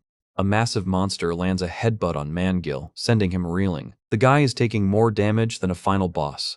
He takes another hit to the chest, stumbling back into the dirt. He shouts that even if he were to die today, his resolve is unbreakable even as his body fails. He's buried in a pile of rubble and monsters. It looks like the end for our favorite guard. Close up on his spear planted in the ground, blood dripping from the tip. He's slumped over, his vision fading. He falls onto his hands and knees, the life draining out of him. Everything goes white as he loses consciousness. Wait, he's still awake. He forces his eyes open, blood matting his hair. He's breathing heavily, looking at the monsters closing in. Suddenly, a massive shockwave clears the area. Northern style, spiral style. Master Skeleton is back in her original general form, her sword glowing with a terrifying purple energy. She unleashes a lion bar slash that deletes a whole row of monsters in one sweep. She screams, Northern-style hunting technique, moving with a speed that defies her skeletal form. She lands a devastating blow, sending trolls flying like bowling pins. A vertical montage of the carnage. Master Skeleton is a one-woman army, clearing the wall in seconds. Harrier is right behind her, finishing off the stragglers. He mocks a monster, telling it to eat protein so its tiny brain will get bigger. Frey steps up to Mangil, looking surprisingly impressed. Mangil looks up, his eyes wide in disbelief. He stammers, recognizing the legendary figures standing before him. Master Skeleton gives him a thumbs up, saying thanks to him holding the monsters here, it was easy to dig in from the flank. Mangil lets out a weak, bloody smile. He's done his part. The master says the villagers have more or less finished evacuating and looks over the ruins. The dust finally starts to settle on the western wall of Livred Village. What used to be a bustling marketplace is now just a pile of expensive-looking rubble.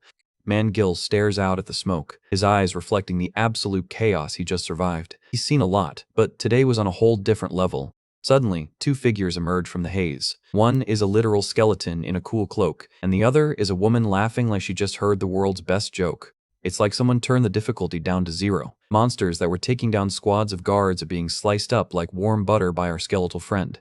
He's witnessing a hero. Yeah, the vibes just shifted from a horror movie to an epic legend.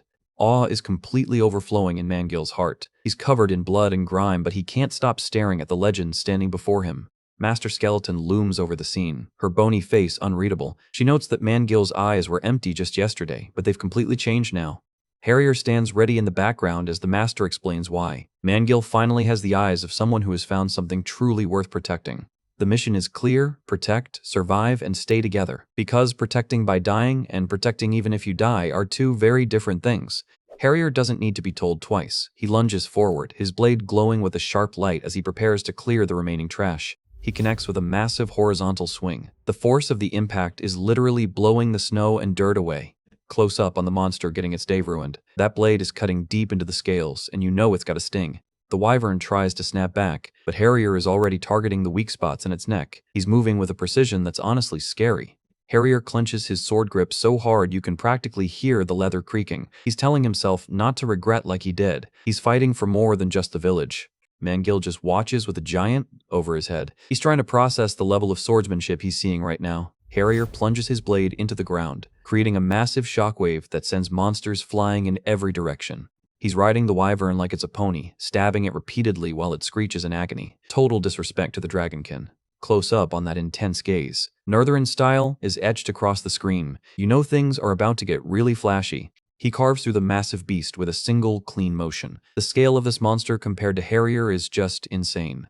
The move connects. Succession flashes on the screen as the energy blast rips through the wyvern's torso. Falling flower technique. The monster is literally being dismantled mid-air by a whirlwind of pink and white energy.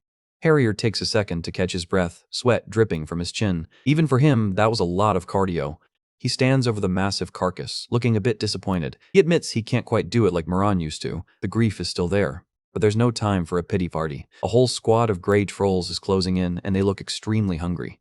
The trolls are lunging from all sides, teeth bared. It's a literal wall of muscle and bad breath coming straight for them. Cue the creepy close-up. Frey is having the time of her life, her jagged tooth grin wider than ever as she watches the carnage. Harrier is forced to backslip away as a massive energy wave clears out the first line of trolls. A monster gets its face absolutely deleted by a heavy impact. Talk about a headache you can't walk off. Frey is zipping through the air like a red-haired firecracker, laughing while she triggers explosions all over the place. Harrier is actually worried about her for once, shouting for her to watch her surroundings while she moves. Frey just scoffs at him, asking who dares lecture whom. She says only weaklings watch out for stuff like that. She's really leaning into that Knight of War title. She jumps right into the literal mouth of a giant red monster. This lady has 0 survival instincts and 100% confidence. The impact is massive. Frey's blade hits like a falling building, and the monster's name, Frey, gets cut off by the blast. She's standing on top of the beast's head now, looking down at the smaller trolls like they're just annoying bugs. She spots a glowing core deep inside the monster's flesh. Most people would run, but Frey just sees a target. She unleashes Axis of the Earth Canyon Cutter, a vertical slash that seems to split the entire mountain in half. The shockwave is so intense that monsters miles away are probably feeling the vibrations. Everything is turning red. A wide shot shows just how much damage she's doing. Frey is a tiny speck of red in a massive valley of smoke and destruction. A boot steps into a literal river of monster blood. The ground is saturated with the aftermath of Frey's fun. Close up on Frey. Her face is a mess of blood and dirt, and those wide, staring eyes are pure nightmare fuel. She stands alone against the remaining horde, looking like the final boss of the entire series. She shouts, "DI!" and swings her sword with enough force to create a vacuum. There's no escaping this blender of steel. Harrier watches from the sidelines, looking genuinely impressed and slightly terrified. He realizes this is what mercenary tactics really look like. He recalls the meeting where he was totally against using someone they couldn't control. Seeing her in action, he finally gets why the master made the deal. Frey casually picks up her own severed limb from the ground, saying she found her leg. Okay, that's officially the weirdest thing I've seen today. She just sticks it back on. The clothes were stretching nicely to make movement easy, and she's annoyed they're a waste now. Seriously? Harrier just stares, speechless. He finally remembers the rumor about her insane regeneration. Frey looks back, her armor half destroyed but her body already knitting itself back together. The narrative explains that she uses the blood she's covered in as fuel to reattach limbs and heal wounds through her skin. That is peak vampire logic. Harrier realizes he's looking at the peak of Imperial military power. This is the Empire's 4 knights. She's Knight of War, Frey. She licks a drop of blood off her lip, looking refreshed and asking if they shall fight again. She offers Harrier some advice, because his movements were pretty good. Harrier just shuts her down immediately. No, I don't need it. Harrier mocks her for being a bastard who gets stomped when he fights. The tension between these two is enough to power the whole village. They charge back into the fray, kicking and slashing everything in sight. The remaining villagers can only ask what on earth they are. Manga looks up as someone calls his name. He looks like he's about to pass out from exhaustion and blood loss. It's the bard. She's rushed back to find him. Manga is shocked, asking why she's here when she should be evacuating. They share a desperate hug in the middle of the carnage. She tells him not to worry because the village is finally fine. A shot of the other adventurers and guards joining forces. Thanks to Master Skeleton clearing the majority, the remaining monsters are manageable. She cries, asking what he was planning to do if he died. She's rightfully furious that he took on a wyvern by himself. Manga just gives her a weak, bloody smile, telling her not to worry. He just scraped himself a bit falling down. Yeah, sure, buddy. He points to the wyvern carcass, bragging that while it's not a real dragon, he still caught one. The price for a lifelong drinking story is incredibly cheap. The bard is not amused. She asks if he's kidding. She looks ready to finish what the wyvern started. Manga gently touches her chin, silencing her for a second. The atmosphere just got way too romantic for a battlefield. They hug again, tighter this time. He says this is 100 times better than her being in danger. Manga is a real one. She buries her face in his shoulder, sobbing. She says she missed him a lot. The emotional damage is hitting harder than Frey's canyon cutter. Manga looks out at the sunset, his face a mask of weary peace. He says now only one remains. The narrative gets poetic as we see the memories of the village's hope. The youth dreams. Stories of heroes defeating fearsome dragons and saving villages are standard, but seeing it happen is something else. And dreaming of saving the princess? Yeah, we're definitely in a fairy tale ending here. She tells him he doesn't necessarily have to save her. He's already done enough just by surviving. Manga reflects on how, because of her, he's finally achieved a dream he thought was forgotten long ago. He says it's undeserved, but he started wanting to dream one more thing. They stand together as the sun sets over the ruins. He thinks about how the village is no longer suitable for a happy life, and that building a family in this era is a difficult dream. But then his eyes sharpen. He says he found it. He found the key to living a peaceful daily life. Transition back to the Master Skeleton. She's glowing with a menacing purple aura, northern-style hunting technique. Deer trample. A massive wall of pink energy erupts, crushing everything in its path. Trolls are screaming as they get literally vaporized by the force of the Master's attack. Close up on a monster getting its mouth blasted open. The Master is not playing around anymore. Master Skeleton stands amidst the purple flames, her cloak billowing in the wind. She looks like a god of death clearing the trash. A monster tries to regenerate its head, but it just crumbles immediately. Master Skeleton notes that it couldn't maintain its functions once split. Master Skeleton looks at her hand, remembering her time in the hero's party. She calls the monster's regeneration cheap trickery. A glowing skeleton head with dot eyes says it's unnecessary. Talk about a mood shift. She bellows out orders. She tells Harrier and Frey to herd the monsters into one spot. Harrier looks totally caught off guard. Frey charges in, yelling at them not to stand there staring blankly and to use the biggest techniques possible. Split panel hype, Frey's S-Pyral ST-Wile on the left, Harrier's Northern style on the right. Both eyes are glowing with killing intent. They unleash a combined attack. Horizon Breaker and Triple Lion's Blade Roar. The screen is just lines and explosions. The ground is literally being shredded. Trolls and goblins are being herded like sheep into the center of the kill zone. Master Skeleton is crouched and ready. Her sockets are burning with a fierce light. A massive black dragon neck rises behind her. She says it's her turn. Okay, this is about to get really, really loud. She declares, Northern-style hunting technique, pulling her sword back and charging it with an insane amount of purple mana. She launches herself into the air. The stomp on the ground was so hard it left a crater the size of a carriage. A shot from below as she ascends. She looks like a tiny speck against the backdrop of the massive dragon. She lands squarely on the beast's back, her sword already glowing with critical hit energy. A blinding flash of light. The build-up is complete, and the release is going to be catastrophic. She screams, Centennial Tree felling slash, carving a giant pink cross through the monster's torso. The dragon screeches in agony as the energy blast rips it wide open from the inside out. Harrier is thrown back by the force. He grunts, calling it a rookie mistake. He looks at his sword, and it's completely shattered. Master Skeleton's eye socket narrows. She's definitely not happy that her student just lost his main weapon. Frey and Harrier are both mid-air, looking shocked. The flow of the fight just got seriously interrupted. Frey gets that demented grin again. She says he has to finish it properly. She's not going to let a broken sword stop the show. Frey catches Harrier, or deflects a monster's swipe, keeping him safe while the Master finishes the job. The Master unleashes a centennial tree felling/chain, a follow-up that's 10 times bigger than the first one. A silhouette of a character stands in the center of a massive explosion. It's a total wipeout for the monster wave. The narrative notes that this wave was caused by a failure in population control, typical Empire bureaucracy. Unlike previous waves, this was a high-risk disaster joined by a super-large monster, but casualties reached a record low. Livret Village, which had faced disasters like landslides and storms, still stood strong. A purple flag with a white circle mark waves proudly over the village wall. They maintained their place against the odds. Mangil looks out at the red sunset, telling the Master's group it's a shame they're leaving right away. Master Skeleton, now wearing a simple mask, says they have no time to delay. She'll make good use of the map Mangil gave her. Mangil tells her to stay safe and to call him anytime. He's officially a loyal ally now. A shot of the flag again. They've decided to use this victory as a foundation for a better tomorrow. Mangil stands with his new wife and his squad. They want to build a country where everyone can live in peace with their own hands. He holds out a golden emblem, telling them that soon, armies bearing that mark will appear. When that happens, they should carve that mark on their flag.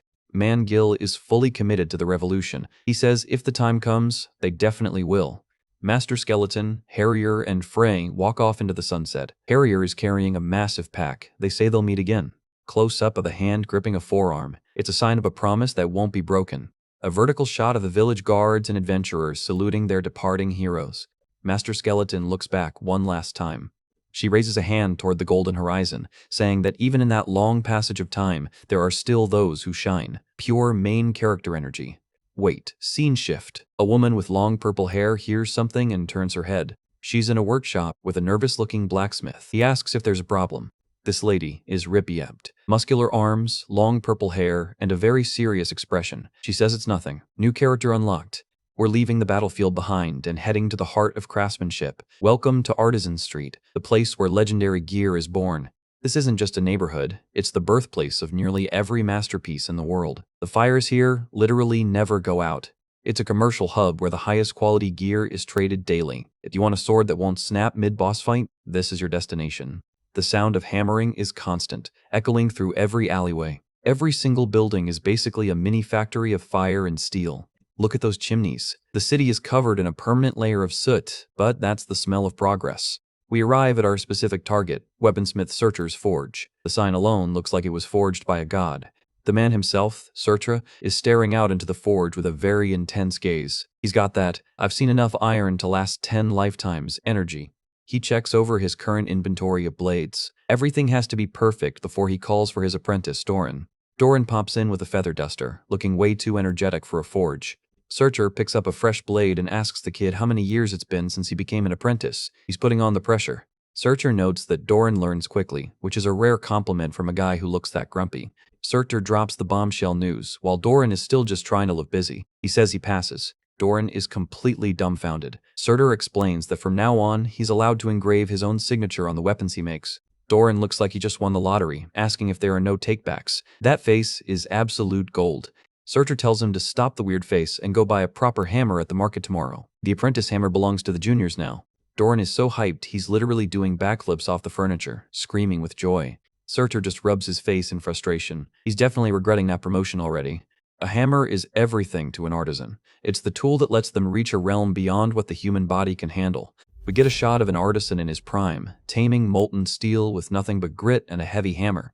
The hammer you buy when you graduate becomes your lifelong companion. It's the start of a whole new beginning. Doran waves goodbye, heading off to the market with a huge grin. He's finally a full-fledged artisan. He's running through the streets like a kid on Christmas. Surtur can only watch from the doorway, hoping he doesn't buy something stupid. Surtur rubs his temples, already dreading whatever trash Doran brings back. Apprentices always get excited and buy the flashiest, most useless tools. He senses a familiar, spooky presence outside and wonders if he wants to die again by the hands of a senile skeleton. Master Skeleton and the gang arrive. Benrira is insisting this is the right place, even if she hasn't been here in over a century. Surtur peeks out from the shadows. He says it's perfect timing. He's definitely been expecting some troublesome visitors. Frey and Harrier are following close behind the skeleton, wondering if this is Surtur's forge. It looks a bit more modest than they expected. Surtur opens the door wide, his muscular arms on display, welcoming them in. The forge interior is packed with masterpieces. Swords, maces, and armor, every piece looks like it could solo a dungeon. Harrier is impressed by the quiet atmosphere. Surtur explains the apprentices are out, so it's the only time it isn't deafening. Surtur crosses his arms, getting straight to business and asking what the customer needs from his forge. Master Skeleton steps forward, her hand glowing with a mysterious purple mana. She says she'll be direct. She holds out a fragment of a sword, pulsating with dark energy. This thing looks seriously dangerous.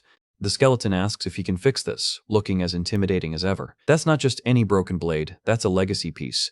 We cut back to the market, which is absolutely packed with people. Artisan Street never sleeps when there's money to be made. Doran is wading through the crowd, looking overwhelmed. He hears a stall owner calling out, claiming to have famed pieces for sale. Doran stops to take a look. The merchant spots a rookie and tries to hawk a hammer for half price. Typical tourist trap for new graduates. Doran just gives him a blank stare. He might be young, but he's been trained by Surtur himself. He remembers his master's advice when choosing a hammer. Rule 1, no engravings, they cause rust. Rule 2, wooden handles only for repairs. Rule 3, balance is everything. Surtur's words of wisdom are literally haunting Doran right now. The world isn't kind enough to spare the wallets of fools.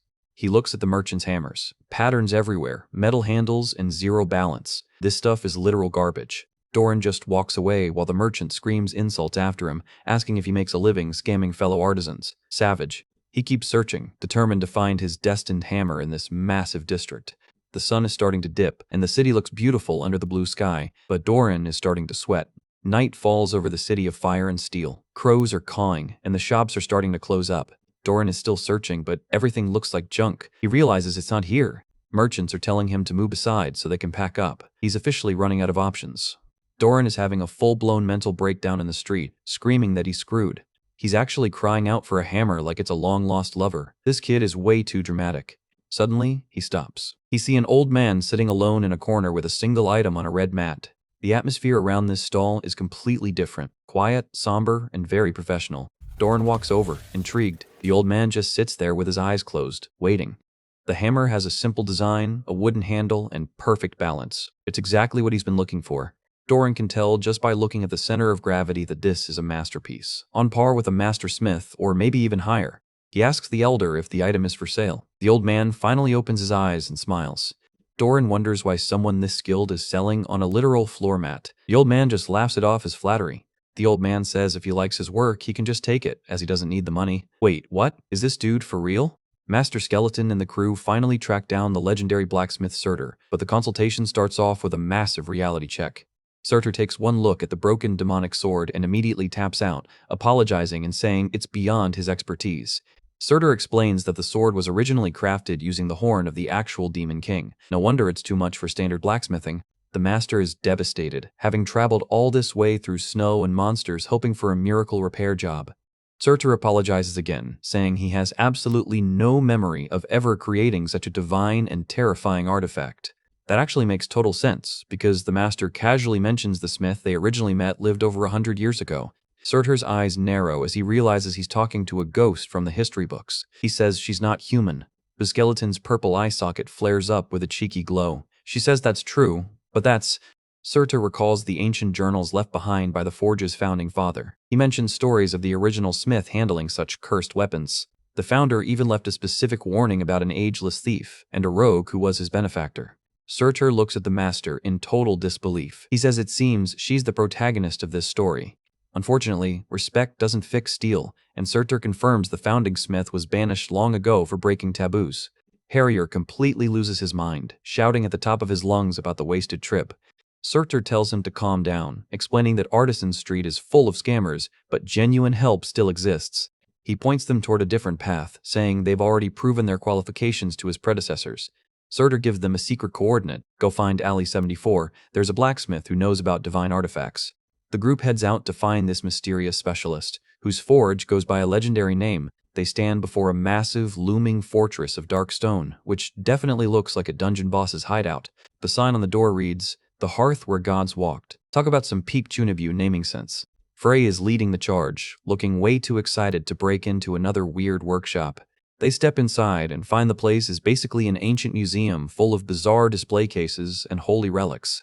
There are massive halberds and spears mounted on the wall, glowing with holy symbols. Frey bursts out laughing, finding the massive collection of holy artifacts absolutely hilarious. But the master is in actual agony, complaining that the room smells like 20 sweet potatoes just went through a digestive disaster.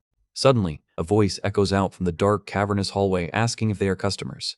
A mysterious hand covered in complex tattoos lights a match, revealing a dark figure in the shadows. He apologizes, saying he was just offering a prayer. The voice tells them to leave their luggage and weapons outside and proceed down the tunnel. Red flags are flying everywhere. They trudge down the pitch-black hallway, their footsteps echoing ominously. Frey and Harrier are walking in total silence, wondering if they just walked straight into a trap.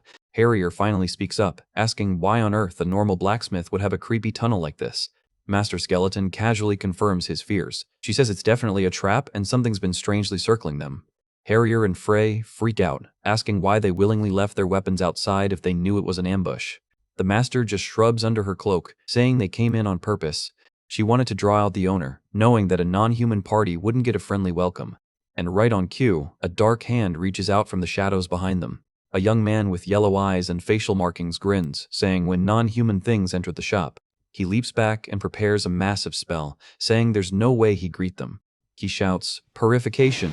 A blinding yellow light erupts from his hands, engulfing the entire party. Master Skeleton is caught right in the middle of the holy blast, screaming in dramatic fashion. The priest Smith shouts, "Wandering undead, I will return you to the cycle of reincarnation." Harrier screams out in panic as the explosion rocks the cavern. But the master casually raises a bony hand, glowing with green magic. She declares, "Divine authority." Chainbinder. Green magical chains shoot out of the floor, targeting the party. Harrier gets instantly wrapped up like a mummy, unable to move a muscle. The tattooed priest pulls the chain tight, thinking he's got them completely subdued. Harrier is struggling against the bonds in total confusion. Frey just stands there looking completely bored, barely even paying attention. She casually catches the green chain with one hand and snaps it, commenting on his interesting little tricks. Harrier is still screaming for everyone to calm down while the room continues to explode. Meanwhile, Master Skeleton is just chilling in the middle of the holy purification fire, saying the warmth feels nice. The priest's jaw drops. He can't believe advanced purification doesn't work. He tries to jump back in terror, realizing he's dealing with a monster. He's told to stop right there. The skeleton is already behind him, gently patting his shoulder. The master formally introduces herself. She says she's undead, but not an evil undead. Her name is Edward Vanrilla. She tilts her skull head, saying if he wants to fight, she'll gladly be his opponent, but it would be much better to talk. The silhouetted priest starts chuckling to himself as the tension drains from the room. He bursts into roaring laughter. "Not an evil undead. With that skull face, you're an interesting customer." The priest steps into the light, revealing a ridiculously buff, shirtless, tattooed torso. He says he hasn't laughed this hard in a while. He smiles and introduces himself, Priest Gregory Gilman Theo, Master Smith of the Hearth where gods walked. Gregory looks at the broken demonic sword on the table, asking if she wants him to repair this divine artifact. Gregory examines the glowing pink blade, asking where on earth she got such an item. The master explains it's a demonic sword split in half, and without the other half, she can't use its proper necromancy. She shows how any undead she summons with it just crumbles back into dust instantly. Gregory notes that an undead wielding a sword made from a god's body is completely outside the cycle of reincarnation. The master tells him her nature doesn't matter, she just wants to know if Gregory can fix it, promising a massive reward. Gregory's expression turns serious. He says his forge has one iron rule. Before starting, he must hear the story of the one who owns that equipment. He grins. If he likes the story, only then does he pick up his hammer and begin work. Harrier and Frey sit down by the hearth as Gregory offers them drinks and asks for tales of valor or hardship. Gregory's philosophy is deep. He wants to know what enemies the swords and spears he forges cut down and whom the armor protects. He snaps his fingers, sparks flying. Without knowing the owner, a divine artifact is just a lump of metal. The fire flares up bright in the hearth, illuminating the dark room. Gregory sits cross-legged by the flames, looking like a tribal storyteller. He tells her to begin her story. The fire crackles as Master Skeleton begins to narrate her long, bloody past. We see a beautiful montage of all the comrades, the battles, the training, and the tragedy they've survived. The memories of Moran, the village fires, and her beloved student flash before us. It's a heavy, tragic tale of a ghost struggling to protect the future. Gregory is completely captivated, staring into the flames. He says it's magnificent, like he's entered a fairy tale. Frey is surprised too, admitting she's hearing most of these details for the first time. The skeleton clasps her hands, saying there was no real reason to tell her. Gregory stands up, flame-like energy crackling around his shoulders. He says there are suspicious parts. His golden eyes glow with divine insight as he stares down the master. He points out a vision of the golden-haired hero from the past. Gregory looks at the glowing pink fragment of the Demon King's horn. He asks Mr. Vanrilla if she thinks that demonic sword has the power to use necromancy. Master Skeleton nods quietly, saying yes because it was a demonic sword made from the Demon King's horn. Gregory stares into the flying embers, a mysterious smile on his face. He says that is merely her wish. Wait, what? Gregory drops a truth bomb. That great and evil power comes from the sword, not from yourself. You only believe that because of the sword. Harrier looks completely confused in the background. Gregory lights a small flame in his palm, explaining that since they aren't mages, they don't understand the true nature of magic. He smirks, the flame floating above his head. He's about to school the legendary warrior. He explains that magic fundamentally originates from a person's thoughts. Magic is born from desperate desire, like a freezing person obsessing over the warmth of fire. While mages believe in their own possibilities, priests manifest miracles by believing they borrow from the gods. He tells Mr. Vanrilla that she's trapped in the idea that the sword is the master of necromancy. The skeleton stares at her bony hand as the realization hits her. She wonders if it's because she's believed that way, because she wanted to be that way.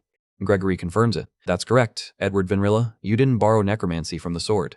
Gregory grins, the purple energy flaring up behind him. The dark art of awakening the dead, that power is your power. He points his finger directly at the master. You are the Demon King. Meanwhile, back in the dark halls of the Empire, the nobles are having a complete meltdown, shouting about being annihilated. A silhouetted noble grits his teeth, asking if this matter has been reported to the Emperor. He's told not yet, as there seems to be no need. A creepy, wide-toothed grin appears in the shadows. He says they can quietly resolve this matter themselves. The noble shouts in fury, asking if he's joking. 1,000 Imperial soldiers, including the Knight of War, are missing. This cannot be resolved quietly. They're absolutely panicking, realizing their entire Northern Defense Regiment was just deleted from existence. Another silhouetted figure sighs. Sending that madman Frey was the fatal mistake. An uncontrollable hunting dog is worse than none. They want blood, screaming about capturing the rebels, flaying them alive, and tossing them to the pigs. They shout that they must show them the terror of their empire and what punishment awaits those who defy them. A delicate, pale, bony hand with sharp claws gently rests on a red flower. A voice says they must show them absolute terror. The hand plucks the flower, letting the petals drift away. The voice continues, to the Empire's enemies.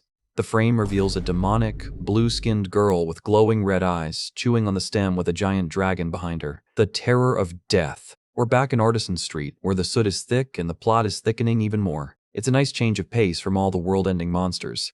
We're at the forge where Master Skeleton just got some massive news. Apparently, her old sword is more of a problem than anyone expected. Master Skeleton admits she was pretty taken aback by the first impression, but she's glad the request was accepted. You can practically hear the relief. The master smith, Theo, is quite the eccentric old man, but his skills are the real deal. He's been handling divine artifacts since before these kids were born. Theo is easily in the top 5 most skilled artisans on the entire continent. You don't get arms that buff just from eating sweet potatoes. Rookies like Doran over here just crank out mass-produced stuff without even thinking. But masters like Theo put their whole soul into the steel. Clang. A single strike from a master artisan sounds like a thunderclap. Every hit is perfectly calculated to forge perfection. Theo and the rookie artisan are discussing the peculiar nature of most craftsmen. They're usually oddballs who ignore requests if it doesn't suit their taste. Theo is especially notorious for having a nasty temperament. The last request he actually accepted was already over 2 years ago. Frey tells Harrier to consider it an honor that a blacksmith like that is working for them. Harrier, on the other hand, is just worried about the bill. Theo notes that sometimes adventurers treat artisans like they're beneath them. Big mistake. You don't want to piss off the guy who makes your primary defense. If you stay on the battlefield long enough, you realize that smiths and adventurers are partners who can't be separated. It's a mutual bond forged in survival. If a weapon doesn't break and can endure their strength, they can fight at full force without worry. That's the artisan's promise to the warrior. We see a glimpse of the hero from the past looking determined. Behind every great hero, there were always blacksmiths working for the night. Master Skeleton looks at her bandaged hand while reflecting on those words. That's why she's so particular about finding the right forge for this demonic blade. The smith admits they appreciate the trust, but in the end, he says the one you truly need to trust is yourself. When you cut down an enemy with their weapon, it's a sword, and when you pierce them, it becomes a spear. It's all about how you use it. Theo looks at the silhouette of the master. He doesn't know where or how the work will be used, but he's certain they aren't villains. Frey and Harrier are taking a break, processing the heavy talk from the smiths. The atmosphere is quiet, which usually means a training montage is imminent. The master stands in the shadows, her presence alone enough to make anyone nervous. Harrier looks like he's just realized something important about his own strength. The rookie smith thanks them for the recognition. He's probably going to need a lot more coffee to finish this job for a legend. Slam. Harrier puts his hand down with serious resolve. He's officially done with the downtime and the overthinking. He calls out to his master, his eyes full of a new fire. The master just tilts her head in confusion at the sudden outburst. It's been a while, and Harrier is finally stepping up to test his growth. He formally requests a spar with the legend herself. They head out to the Bing Cannon Mine, located right behind Artisan Street. It's a perfect, secluded spot for a massive beatdown, a spar. Harrier thanks the master for agreeing to such a sudden request. He's looking way more focused than he was 10 minutes ago. Master Skeleton says it's fine, not really a problem. She pulls out 2 wooden sticks like it's just another casual afternoon. She says it isn't about explaining with words, but making him understand with his heart. Classic shonen logic right here. Frey is just lounging in the background, enjoying the show. She tells Harrier to cross blades and think it through properly. Master Skeleton admits it's been ages since she last spared like this. Just thinking about her time in the northern mountains makes her old bones ache. She warns Frey that it would be better if she didn't think about interfering midway. She's taking this seriously, even with wooden sticks. Frey says, yeah, that won't happen, so don't worry. She's basically the chaotic referee for this madness. She adds that fighting Master Skeleton in her current state wouldn't be any fun anyway. Way to rub it in, Frey. Frey starts the countdown, and you can practically feel the air get heavier. Master Skeleton is ready to school her student. She shouts, B-E-G-I! Harrier lunges forward like a shot from a cannon. No hesitation, just pure aggression right from the jump. Frey is impressed by what she sees. She notes that his burst speed is much faster than it was back in Leave Red Village. Close up on Harrier's determined face as he closes the gap. He's grown a lot in a very short time, and it's finally starting to show. The clash begins. The wooden swords are moving so fast they're creating blurs and shockwaves in the air. Master Skeleton is just casually dodging, her movements minimal and precise. She's reading every single move Harrier makes before he even makes it. Boom. A heavy hit connects with the ground as Harrier tries to pin the master down. The dust is already starting to rise from the impact. Harrier is relentless, pushing the master back toward the canyon wall with a flurry of strikes. He's not giving her a single second to breathe. Harrier tries to use his environment, kicking off a rock to gain more momentum. He's actually thinking ahead for once during a fight. Close up on that golden eye looking for a weakness. Harrier is 100% locked in, searching for that one tiny opening in the master's defense. A flurry of strikes fills the air as they trade blows. It's like a wall of wood and white sparks. Master Skeleton is finally starting to shift her stance. Harrier manages to land a heavy blow that sends a shockwave through the mine. Frey is actually surprised now. Master Skeleton repositions, looking slightly more alert. She's finally recognizing Harrier as a legitimate threat rather than just a trainee. Close up on the bony hand as the master tightens her grip. The wood is literally creaking under the pressure of her non-existent muscles. Harrier charges again, but this time the master meets him head-on with a crushing parry. The impact is loud enough to echo through the entire canyon. Master Skeleton lashes out with a lightning-fast strike of her own. Harrier barely manages to parry, but the force sends him skidding. The master is moving with a speed that shouldn't be possible for someone without lungs. She's a total blur of purple and gray. Harrier's face is a mask of focus and sweat as he struggles to keep up. He's realizing just how big the gap between him and the legend really is. Crack. The master lands a brutal hit on Harrier's side through his guard. That's definitely going to leave a mark in the morning. Master Skeleton's face is just a blank skull, which makes this beatdown even scarier. She's completely emotionless while handing out this lesson. A distant shot shows the scale of the spar. The canyon floor is being torn apart by their insane movements. Master Skeleton pauses for a second, her hood casting a shadow over her face. She's assessing Harrier's progress through combat alone. Harrier is breathing heavily and bleeding from the mouth, but he refuses to back down. His eyes are still burning with that same yellow fire. The master attacks from an impossible angle, her sword curving around Harrier's guard like a snake. Snap. Harrier's wooden sword finally gives up under the pressure and shatters. He's left holding a useless piece of lumber. The master stops her blade just millimeters from Harrier's throat, a perfect display of control from the veteran general. A montage of the rapid strikes Harrier just endured shows the speed gap. He was completely outclassed in that final exchange. Wait, Harrier isn't done. He launches a desperate kick while his sword is breaking. Talk about never say die attitude. The kick connects with the master's cloak, sending her back a step. That's a point for the student in a losing fight. Harrier grabs the master's arm, trying to turn the spar into a messy grappling match. He's getting creative now that he's weaponless. He charges forward with everything he has left, screaming as he pushes his body to the limit. Close up on the master skeleton's face. Is that genuine surprise? Harrier might have actually caught the legend off guard. Distant shot of the final clash. The dust explosion is massive, covering the entire center of the mine area. Harrier is moving like a shadow, his movements almost invisible in the thick dust. He's going for a high-risk counterstrike. THWACK. He lands a solid blow right on the master's head, or maybe it was just the heavy hood. Either way, it's a hit. Harrier is sent flying backward by the recoil of his own desperate attack. He looks like a ragdoll spinning in the air. A massive impact cloud erupts as Harrier hits the ground hard. The canyon wall is probably feeling that one too. Frey watches from the side with a thoughtful look. She notes that Harrier turned an attack aimed at his landing timing into a counter instead. Not bad. Master Skeleton emerges from the smoke, looking remarkably unfazed. She asks if Harrier is okay, sounding genuinely concerned. Harrier is slumped against a rock, blood dripping from his chin. He mutters that it's as he expected, clearly frustrated by the result. He tells the master she's weakened quite a lot, just as he thought. He's taking the loss and the power gap pretty hard. Master Skeleton just stays quiet, listening to her students venting. She points out that even in this spar, Harrier only moved defensively. Harrier is annoyed that the master didn't fall for any feints or use blind spots. He feels like he was being babied by a legend. Harrier is really poking at the master's pride now, asking if she's holding back because he looks weak to her. The master just starts laughing at the ridiculousness. She says he's taking quite a stretch. Frey pipes up from her spot on the ground. She tells the master she was obviously going easy on that guy just now. She adds that she knows because she's fought her before. She wonders if her heart has weakened since they visited the forge yesterday. Master Skeleton tries to brush it off as nonsense, even asking if she should deal with her first, but Harrier just repeats that she's right. Harrier points out that ever since they visited that Theo fellow yesterday, the master has seemed lost in thought. He's sharper than he looks. Master Skeleton's eye flares with a deep purple light. Harrier hits the nail right on the head. Harrier clenches his fist in frustration. He yells that they're warriors. He says a fight like this speaks far better than a table with cookies. Harrier is making a lot of sense today. He tells the master she's in a very dangerous state right now. He's worried she might return to how she was when they first met. He says sometimes you can stray from the path and wander, but you can return to the original road, just like he did. Harrier is being surprisingly supportive. He says she can come back again because she's not alone anymore. That line hits hard. Harrier is really growing into his role as a companion. He says whether people call her the Demon King or not, she is still her. Harrier is officially the emotional support human for a legendary skeleton.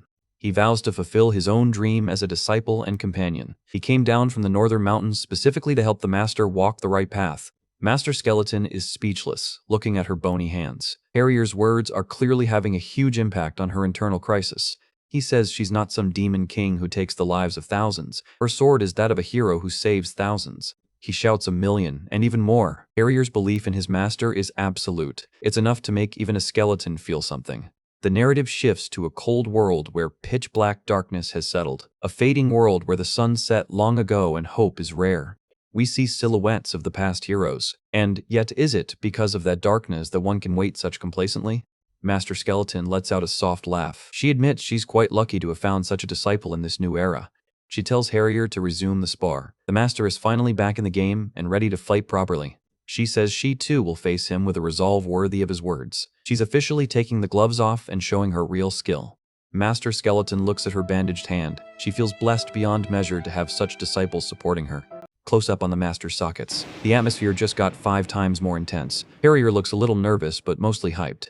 Harrier shouts in agreement, his eyes wide. He's ready to see what the legend can actually do when she's not holding back. Frey is watching with a smirk while lounging on a rock. She says she didn't say she'd go all out. She knows things are about to get very loud. Master Skeleton takes a few slow, heavy steps forward. The weight of her presence is literally making the ground vibrate. Harrier is on high alert, his posture perfectly balanced for whatever is coming. He's waiting for that first move with bated breath. The master stops and raises her fist. The silence in the canyon is deafening right now as everyone waits for the explosion. A single pebble falls from the cliffside, breaking the silence. The tension is high enough to snap a spear in half. Flash. They both disappear in a blur of insane movement. The spar has officially reached a whole new level of power. A massive explosion of dust on the canyon floor. They're already mid-exchange, and it looks like they're leveling the entire mine area. Harrier tries to land a punch, but the master is already behind him. Speed and reaction time are definitely not on the student's side today.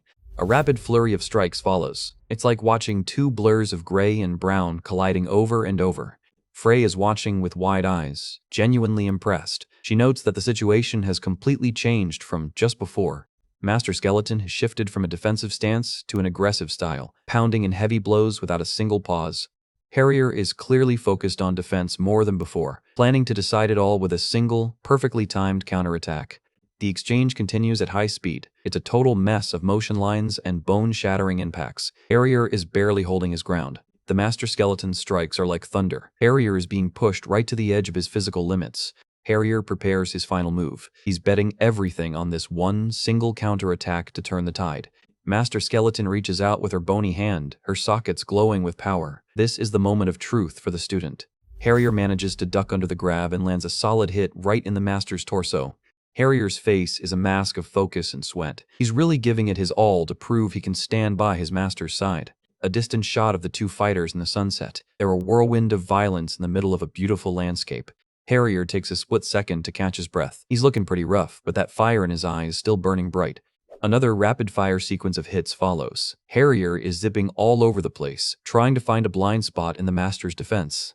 Master Skeleton's bony hand is everywhere at once. It's like she's got 8 arms defending and attacking. Harrier is getting schooled in combat. Crack. The Master lands a heavy hit right on Harrier's head. That's gotta hurt even during a friendly spar. Harrier's focused eye is twitching from the pain and exertion. He's reaching his limit, and both of them know it. Bam. Master Skeleton slams Harrier right into the canyon wall. The impact creates a massive web of cracks in the rock behind him. Harrier's feet are sliding in the dirt as he tries to regain his balance. He's not going down without one final desperate attempt. Harrier launches himself back into the air with everything he has. He's going for one final all-or-nothing move. Master Skeleton stands calmly in the shadows, waiting for her student's final gamble. She's already seen through the entire plan. Harrier lets out an absolute soul-shattering scream as he closes the distance. He slams into the rock next to the Master, trying to use the entire environment to create an opening. Master Skeleton just moves her head slightly to the side to dodge a rock. She shouts, his voice echoing through the canyon. Boom. The canyon wall finally gives way, sending a massive shower of rocks and dust down on both of them. The entire cliffside is cracking and falling apart from the force of their spar. Harrier's clever strategy might have just backfired. Master Skeleton looks up at the falling debris with total calm. She realizes he wasn't cornered by the cliff but was aiming to strike there. She realizes Harrier's plan was to hold her in place where the rocks would fall. Not a bad strategy for a rookie warrior. The dust explosion is massive, covering the entire scene. It looks like a whole building just collapsed in the middle of the mine.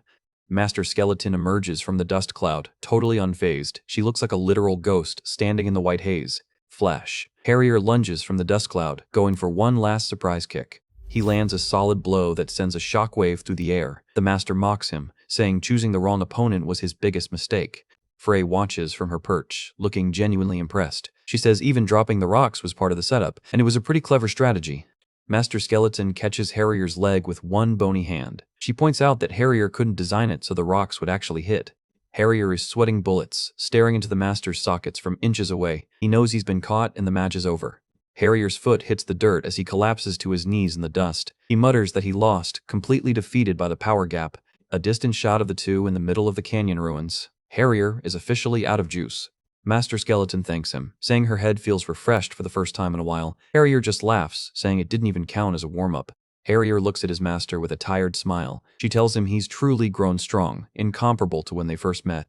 Harrier is genuinely shocked by the high praise. He's finally getting the recognition he deserves. Frey pipes up, stretching and saying it's her turn to move now. She's looking way too energetic after watching that brutal beatdown.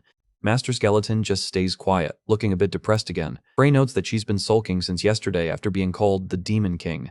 Frey gets that demented grin on her face, saying she's ugly either way, and the way she acts doesn't change. She's such a bully. Master Skeleton is just a dark silhouette, looking completely done with her nonsense.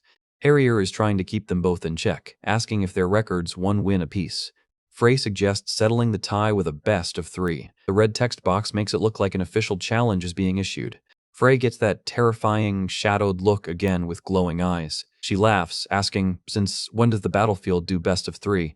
She says on the battlefield, all that matters is who's still standing at the end. Frey jumps into action, looking absolutely insane as she charges the Master.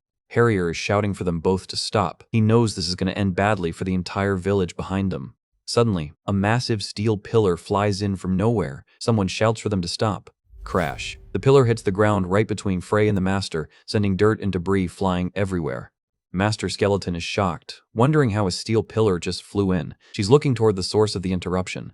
A voice asks what the hell these lunatics are doing, saying she heard a commotion behind the village. It's the muscle mommy blacksmith from before, and she looks absolutely furious. She screams at them to answer her. She's about to give them all a lesson in manners. Harrier is really feeling the effects of that high-tier sparring session. He's plugging a nosebleed with some cotton and just trying to stay conscious. Master Skeleton checking in on her student while they lounge around the workshop. Harrier says he's good, but we all know that's a lie. Doran is looking at them like they're total maniacs. He knows training is hard, but this looked like a deathmatch. Theo tells them they need to control their strength, or Harrier won't live to see retirement. Talk about a brutal reality check. But the master points out that the real damage came from that blue-haired girl. Magania literally treated Frey like a target at a demolition derby. Master Skeleton explains the situation while Doran just stands there processing the carnage. A simple, "ah," is the only logical response.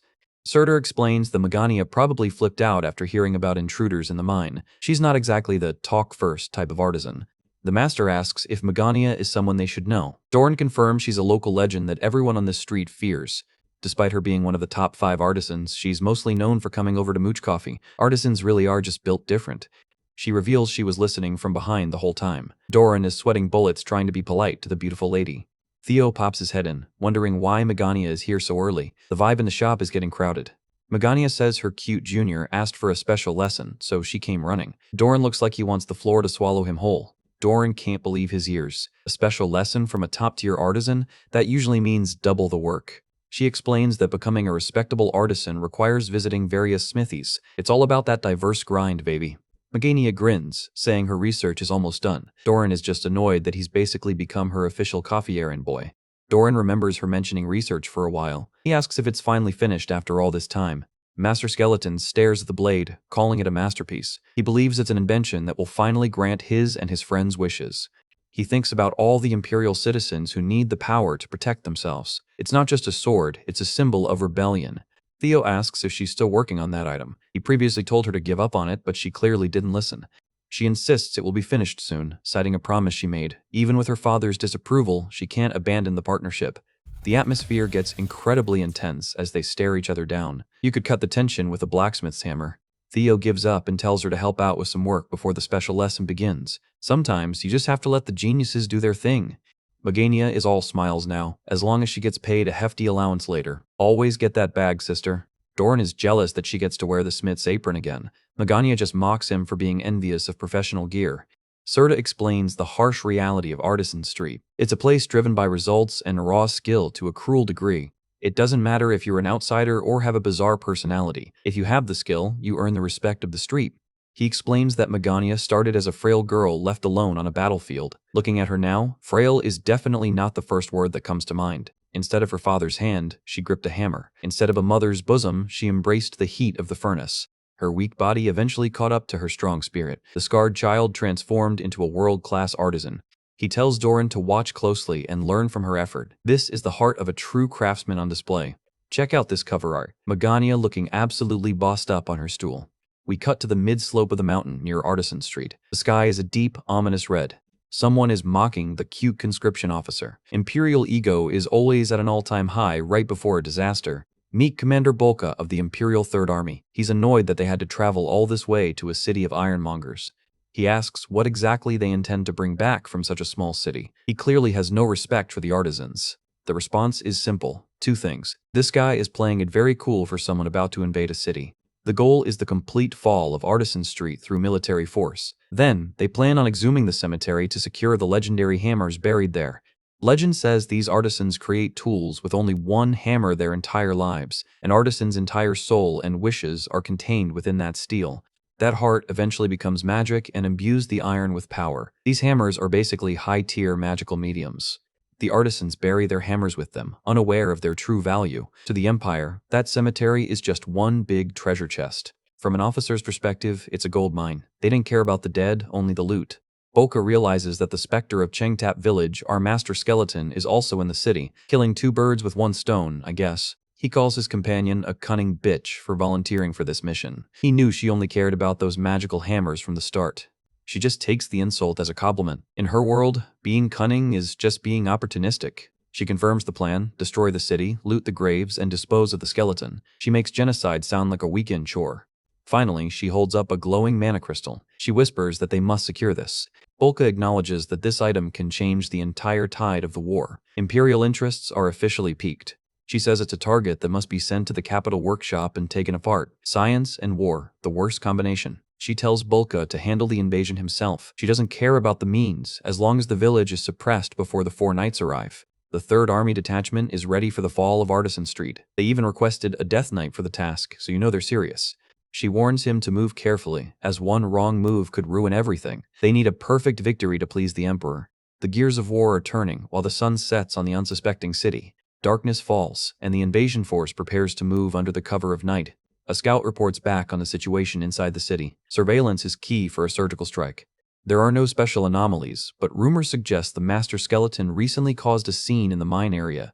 They also note that the old blacksmith who used to belong to the Empire has returned. Things are getting complicated for the reconnaissance team. The leader is annoyed that the old man returned. She hopes he hasn't leaked any Imperial info for no reason. She's already getting a migraine dealing with the Empire's old raccoon. She decides that since the Death Knight is coming anyway, they need to act fast. Staying long won't do them any favors. She bites her nail, realizing that if they take too long, everything might turn to ash. Speed is their only advantage right now. Click. They've successfully picked the lock and entered their target building. They start searching every nook and cranny. Whatever that item is, they're determined to find it. Suddenly, a voice speaks from the dark, saying the shop closed a long time ago. Magania catches them red-handed. She asks what they're looking for in the dead of night. She tells them that every item here is part of a valuable collection. And, spoiler alert, they definitely can't afford the price. The infiltrator girl claims it's just a misunderstanding. She calls herself a diligent civil servant, living off taxes. She happily explains that the enchanted weapons and that item are being recovered by the Imperial Treasury. How joyous indeed. Magania just bursts out laughing at the audacity, calling her story bullshit. They're both laughing now, but only one of them is going to walk away from this conversation. The command is issued: kill them. The shadows come alive as the Imperial ambush is sprung. Boom. A huge shockwave rips through the floor as Magania makes her move. She's zipping through the air like a purple-haired tornado. These spies really underestimated a top-tier artisan. She reaches out for a weapon on the rack. A master artisan is never truly unarmed in her own shop. An armored Imperial soldier lunges forward, but he's already too slow. Shink. Several glowing blue energy daggers stab into the soldier's chest plate. The spy girl is shocked. She didn't expect the weapons on display to actually be lethal. The daggers pierce through the heavy plate like it's made of wet cardboard. That's some high-level enchantment work right there. The soldier collapses to the floor, defeated in seconds. Magania is just standing there looking disappointed. The spy girl admits she's impressed. Magania is indeed one of the top enchant artisans on Artisan Street. Magania says it's disappointing if they're amazed by just this much. She's barely even warmed up her mana. More daggers begin to hover in the air around her, crackling with lightning. The shop is filled with the sound of static and impending doom for the Imperial squad. The daggers from before had certain strike embedded in them. Literally, flying daggers. Pretty cool, right? Sure, it's insanely expensive and the daggers are disposable, but it's worth it. It means a lowly blacksmith can take down an official knight easily. A whole wall of glowing blue blades rises behind her. She asks if she can finally get an answer to her previous question. The infiltrator is completely surrounded by floating, lethal steel. Her plan just hit a massive, muscular wall. Magania says they don't have to worry about the money anymore. She's just decided on a different form of payment. The price for showing them something this interesting is going to be high. She's not feeling charitable tonight. The shop glows with an ethereal blue light as the final threat is issued. She says she'll take it with their heads. Magania is going full savage mode to protect her forge. Artisan Street is usually the quietest place on the map at night, but the Imperial scouts just turned it into a war zone. Bacola is not feeling Magania's vibe right now. Magania is literally glowing with blue mana, her floating daggers ready to delete anyone in a 5-mile radius. Bacola warns her not to get cocky just because she landed a lucky punch. Magania just gives her this cold, dead-eyed stare, telling her to try keeping her eyes open first. Burn. Bacola is officially triggered. She's staring daggers right back, calling Magania a little bitch. She lunges forward with a speed that shouldn't be humanly possible, screaming that she'll kill her. Magania doesn't even blink. She charges up her enchanted daggers, and the whole shop is crackling with static. The daggers shoot out like homing missiles, leaving blue light trails in the dark. The Imperial Knight Meat Shield jumps in, shouting for Lady Bacola to get behind him. Standard RPG tank moves. He manages to parry a few of the daggers, but the force is nearly knocking him off his feet. Pecola is just chilling in the back, letting the hired help take all the damage. Classic noble move. Magania starts laughing at the poor performance. She says it's disappointing he got hit by two. Pecola peeks out, unimpressed. She's heard Magania has some interesting tricks, but she's not convinced yet. She says if you get ahead of yourself, you die. Pecola starts charging up some serious fire magic. A massive pillar of fire erupts, taking the shape of a giant demonic limb. Magania is caught right in the blast radius. This is definitely not the mooching coffee vibe from earlier. The blue daggers try to pierce through the flames, but Pecola's magic is looking pretty overwhelming right now. But then Magania just casually walks out of the smoke, calling the fire lukewarm. Savage. She asks if Pecola really thinks a little bit of heat can catch a master blacksmith. She spends all day at a furnace, honey. Magania is actually laughing at the temperature. She's treating a lethal fire spell like a slightly too warm shower.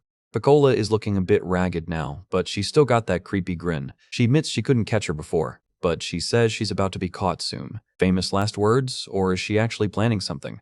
Another knight tries to sneak up from the side with a heavy horizontal swing. Pecola is right there too, her eyes glowing with a malicious blue light. She thinks she's got her. Magania gets trapped in a glowing red barrier. She realizes one of these weapons must be a high-tier defensive type. Look at that smirk. Magania is literally inside a cage and she's still looking like she's won the fight. She launches a massive volley of blue daggers from inside the barrier. Magania is zipping around the shop like she's in an anime intro, her coat billowing everywhere. Wait, she's throwing a regular-looking dagger by hand now? Pecola looks totally confused. The knight blocks it, realizing it's not a magic tool. He thinks he's safe because it doesn't have an enchantment. Close-up of Magania's mouth as she whispers, "Dipper." Oh boy, here we go. The knife is spinning through the air with a terrifying amount of kinetic energy behind it. Crack. It hits the knight's helmet with the force of a wrecking ball. A massive explosion of smoke and blood. That regular knife just did more damage than the magic ones. The knight and Pecola are sent flying back into the street. Talk about a reality check. Magania is back in her barrier, calling out, "Funnel!" It's like she's playing a different game than everyone else. Pecola grins, claiming she's already seen that move. She thinks she's figured out the pattern. Magania unleashes a blinding pink energy blast from the barrier. The whole street is lighting up. Pecola is banking everything on her defense, shouting that it won't work twice against a knight. The knight tanks the blast, sparks flying everywhere as his armor starts to glow red hot. Pecola is a total blur now, zipping through the air under her dark cloak. She lands a high-speed dash, her feet skidding across the cobblestones. Blue energy pillars shoot down all around Magania. She admits that using multiple flying swords might be a bit like cheating. A massive stream of daggers arcs through the air. Magania explains they have to fly in a straight line to generate that explosive force. Pecola just laughs it off. She claims Magania can only control a few precisely, and anything more is just spray and pray. Pecola dodges a direct blast and closes the distance in a split second, calling her attack too soft. She lands a brutal strike right in Magania's midsection. Magania is sent hurtling back into her own shop, crashing through a pile of iron bars. Pecola slowly walks through the dust, looking like the final boss of a horror movie. Magania is on the ground, struggling to catch her breath. The muscle mommy is finally looking vulnerable. Pecola stands over her, mocking her for acting big with just a little talent. Talk about being a sore winner. She delivers another heavy hit while Magania is down, saying it doesn't work on knights. Pecola leans in close, her face inches away, and calls her a cocky little bitch. Her face is completely shadowed, making her look absolutely demented. She says Magania is nothing but someone who hits iron. She puts a knife to Magania's throat, vowing to make sure she never crawls back up. Magania is looking pretty rough, covered in bruises and blood, but she still grunts out a defiant, "Damn it." Wide shot of the city. The narration admits the quality of Imperial Knights has dropped. It's embarrassing. Back at the gate, Pecola is gloating. She says she doesn't care about the fallen knights as long as the mission is a success. She holds up the blue mana crystal, smiling like a kid with a new toy. Kaboom. A massive bolt of blue lightning strikes a building right in front of them. Pecola's eyes go wide in shock. She can't believe that damn bitch is still fighting. Dozens of blue energy beams are shooting into the sky from all over Artisan Street. Magania is fighting back until the bitter end. A blood-stained hand clenches into a tight fist. Someone is chuckling in the shadows. It's the old blacksmith who was looted earlier. He stands in the ruins of his shop. He tells the bastards not to look down on Artisan Street. The whole town is waking up now. Villagers recognize that sword. It's a product from Magania's shop. Pecola realizes the secret operation is officially a failure. She really wanted to avoid a full-blown clash with the blacksmiths. The Death Knight tells Pecola to look ahead. Something big is coming their way. A blue energy trail is streaking through the dark alleys of the city. Master Surtur looks up, recognizing the voice. It's the old man who used to be the Imperial Workshop Master. The old smith is screaming for everyone to hear that it's a forced requisition. Bacola is covering her ears, annoyed by how loud that guy is. He's ruining their quiet escape. She decides there's no point in leaving him alive anymore, even with his history with the Empire. The Death Knight draws his blade with a cold, "Why yes," he's ready to finish the job. Close up on that masked face, you can practically feel the killing intent radiating off him. Clang. He clashes blades with the old blacksmith in a flurry of sparks. The Death Knight mocks him, asking if an old geezer like him can even handle a knight. The old man is struggling, his arms shaking from the pressure. He knows he can't win, but he refuses to stand by. Bacola laughs, asking if he's feeling nostalgic. She claims they made him successful, and now he's turning on them. The old man takes a heavy hit, but keeps talking. He admits he was successful, but he lost himself in the process. He says even draped in silk, he was a blacksmith to the bone. He stares her down with pure fury, asking if she thinks he'd let the place where he belongs be toyed with by her filthy hands. He takes another brutal strike, blood spraying from his shoulder. He's on his last legs. He stands in front of his shop, defiant. He says this is the home of the proud masterpieces where the continent's best artisans gather. He warns her to get lost, that there is absolutely nothing here she is allowed to take. The commotion is drawing a crowd. Villagers are wondering if the Imperial army snuck in under the cover of night. Master Surtur watches from the shadows, looking pained. He knows the old man just signed his own death warrant by intervening. Surtur is sweating, realizing he needs to move fast if he wants to survive the fallout. The Death Knight is done playing games. He decides to kill the old man for old time's sake. He delivers a devastating, point-blank vertical slash, close up on the old man's face as the blade connects. His eyes are wide, but his resolve is still there. Blood splatters across his mustache. It's a wrap for the former master smith. The knight's blade carves right through him in a spray of red. The old man is sent tumbling into a pile of wooden crates, his sword clattering on the ground. There's a massive, fatal wound in his chest. This is a one-way trip to the afterlife. The knight stands over him as he gasps for air. The old man uses his final breath to yell for the village gates to be closed. The plaza is packed now, and everyone is staring in horror at the dying legend. The Death Knight is just annoyed, saying he's suffered this much because of a single old man. He coughs and wheezes, saying he's entrusted his wish to a certain young man. He has no more regrets. One final insult for the road: "You low-class trash." Total savage until the very end. Surtur steps out into the crowd, yelling for every artisan on the street to listen up. He warns them that the Imperial conscription officer is here to take their home by force. He calls for them to take up arms and become the walls that protect Artisan Street. Close up of the blood-stained blade, he calls to the artisans. Surtur's eyes are glowing with a fierce new intensity. He screams for them to protect the street. A single hand reaches up toward the stars, covered in blood and grit.